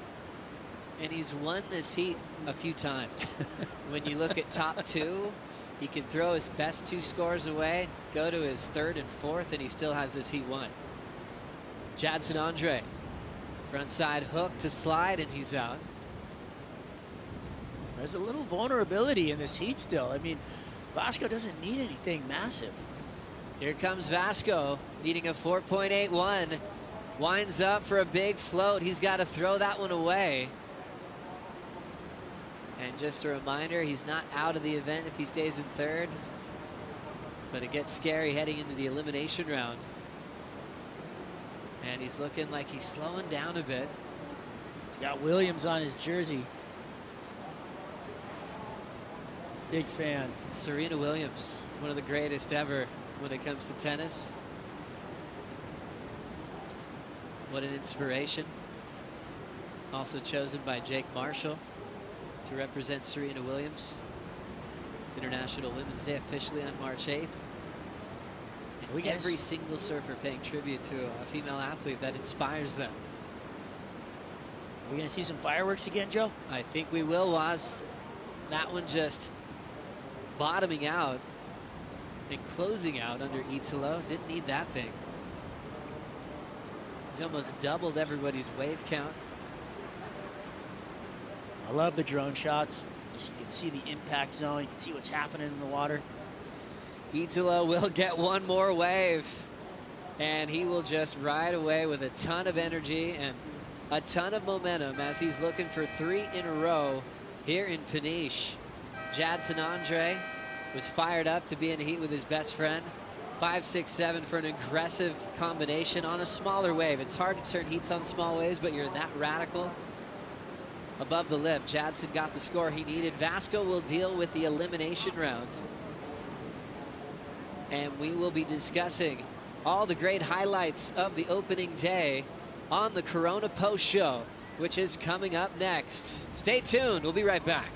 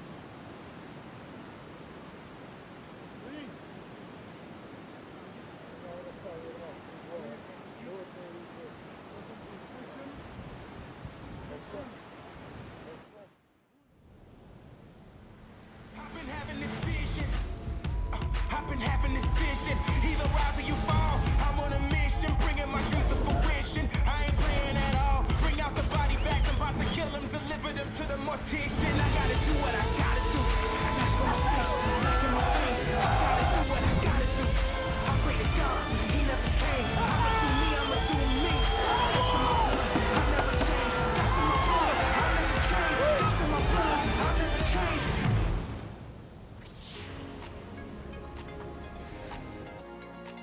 It is the Corona post show from the MEO Pro Portugal, presented by Rip Curl. And we had a slow start to the day. We were on hold for a little bit, but we got the action going. And you know what? Right here, it is muito frio. Frio pra caramba. It is very cold, but the action was hot out of the water. Kuiper Girl with Shannon Hughes, as well as Peter Mell, to go over this whole Corona post show. And Pete, nice ending to the day. Was some fireworks in that last heat. You know, Italo Ferreira went out there and did exactly what he did from the last final heat, the last time he surfed here. I mean, I'm sure he's had some warm-ups, but in competition, incredible performance. You know, the inverted double grab air, felt like that was the best air I've seen in that heat for sure. Yeah. Yeah, that was crazy. And Shannon, on the women's side, gosh, we went through the entire opening round, and we actually had 2 ladies eliminated from competition because we went through the elimination round as well. Yeah, it was a big day. Sad to see Tia Blanco and Betty Lou Johnson out of competition, but what a way to start things off, and some challenging conditions, yet we really got to see the women show their the diversity within their surfing and what they're capable of putting that board on rail. Yeah. Well, fresh out of the water, 2-time defending champ Italo Ferreira, and he's with Luisa. Let's hear what he has to say. Title holder, coming back from 2018. What are you bringing? Yeah, I'm so glad to be back in Portugal. I have great memories from here, and I'm so stoked to be back. I have been training a lot in the last couple of days, you know, and the last heat was super fun. I catch a lot of wave and tried to surf, and that's what I want. So just surf and have fun. Were you a little startled about the results now, as I was listening to you talk? It's a long journey, you know. I had like bad luck in Hawaii, and then I changed everything, you know, and start to think in positive, you know, right now. And yeah, that is a long way, and I'm ready. You have the best score of the day. Save the best for last. So let's talk about the lady you're carrying on your back, Ana Marcela Cunha, Brazilian gold medalist. How she inspired you?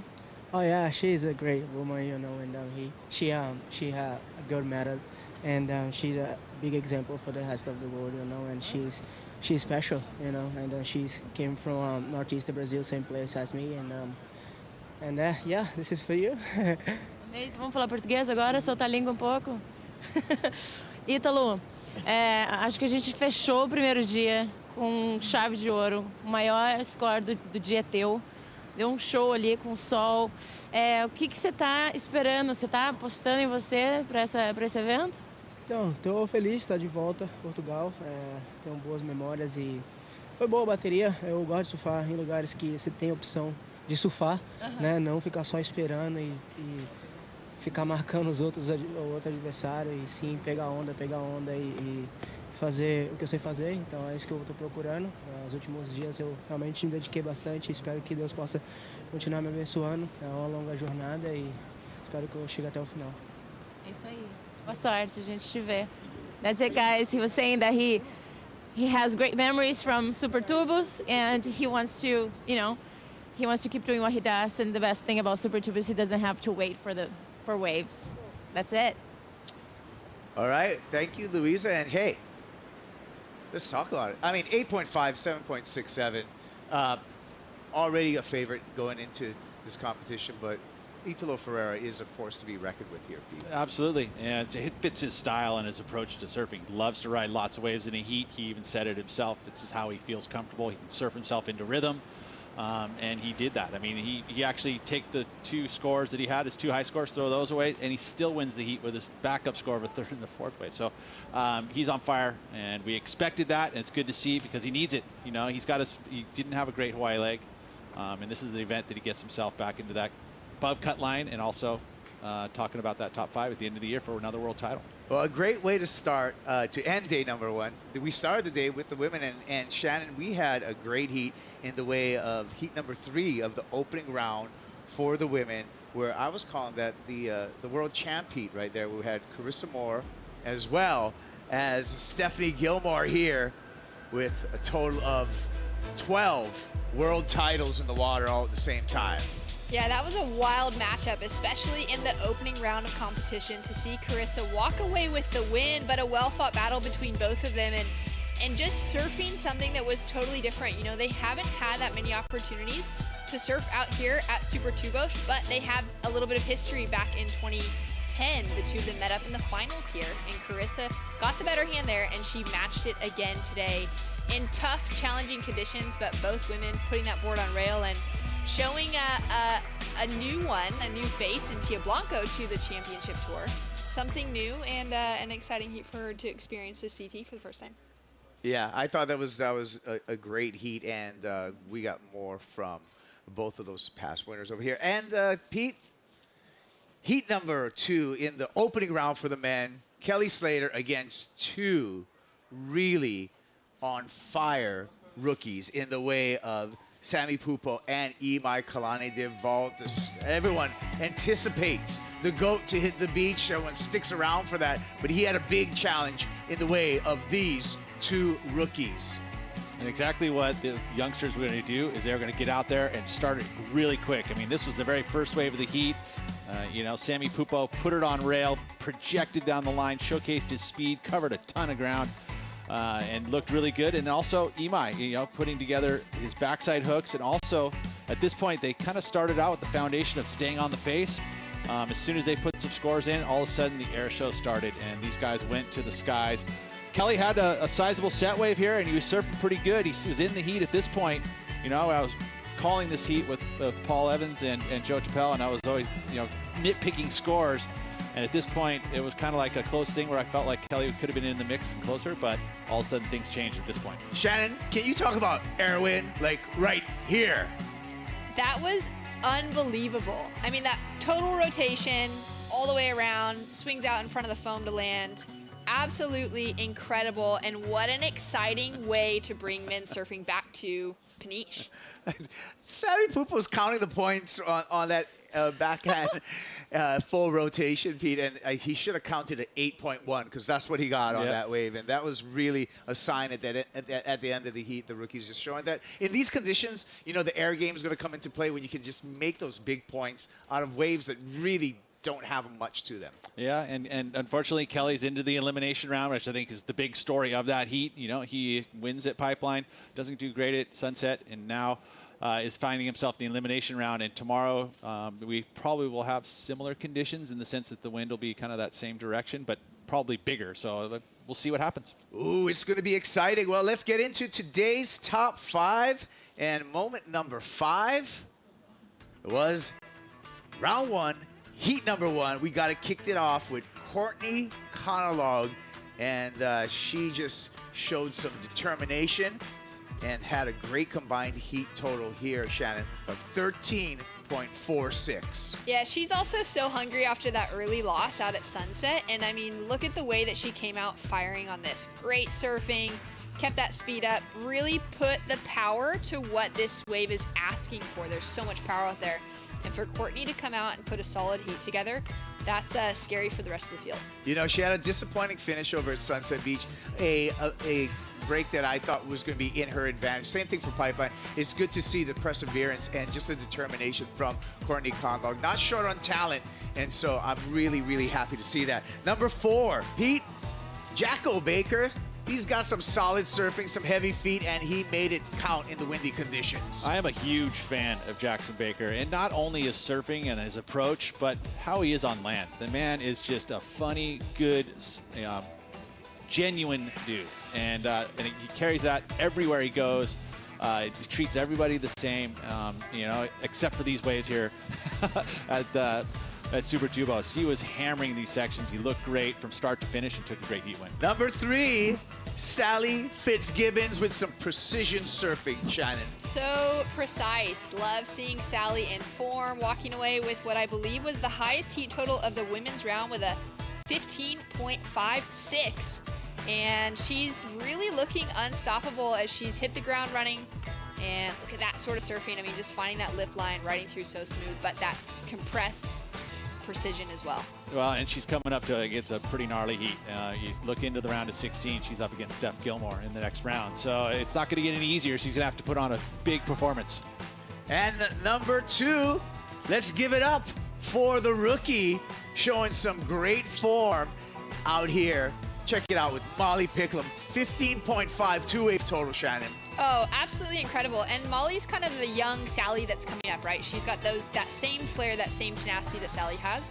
And to see her be able to step up in changing conditions like this and to be able to showcase the variety within her surfing, she had excellent power surfing in this heat, which took her through to a huge win. She also went to the air. And number 1, defending champ, Peter Italo Ferreira put on an air show, 16.17 two-wave total for Ferreira. Bravo. It was so cool, and he has that on the bottom of his board. You know, and we got to see it. We're probably going to see it a lot more as long as it stays in one piece. But this one is connected to his feet. I mean, this score didn't even go into his top 2. He ended up going for the full-on backflip. You know, the inverted air in this heat. This is going to be the section here, but just so entertaining.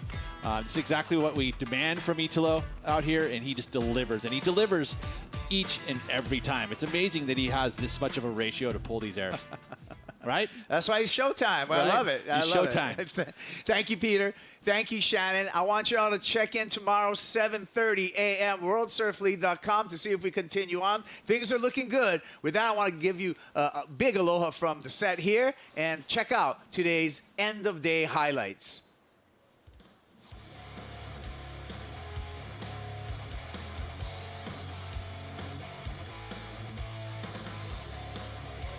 Presented by Rip Curl, stop number 3 of the World Surf League Championship Tour. Big hooks in the pocket for Conlard. They're making it look good, so thank you very much, and we'll see you on the next round. Frontside wrap using a lot of the open face for Bella Nichols. There's that bright yellow leader's jersey for Brisa.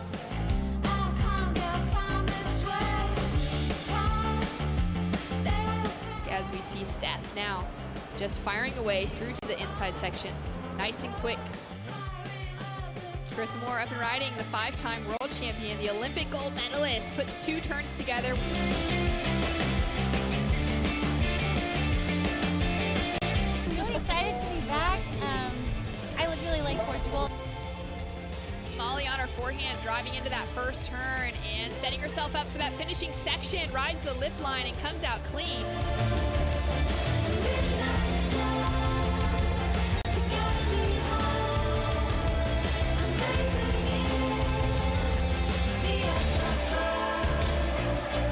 A finishing move for Fitzgibbons. Solid effort there. Drills that inside section. Best performance of the opening round. How's the heart beating? Yeah, the adrenaline's definitely going. There's a lot at play today. High performance action going down in the water right now. We're going to get all the way into the elimination round and be into the men's rounds today. Jordy Smith hitting the lineup.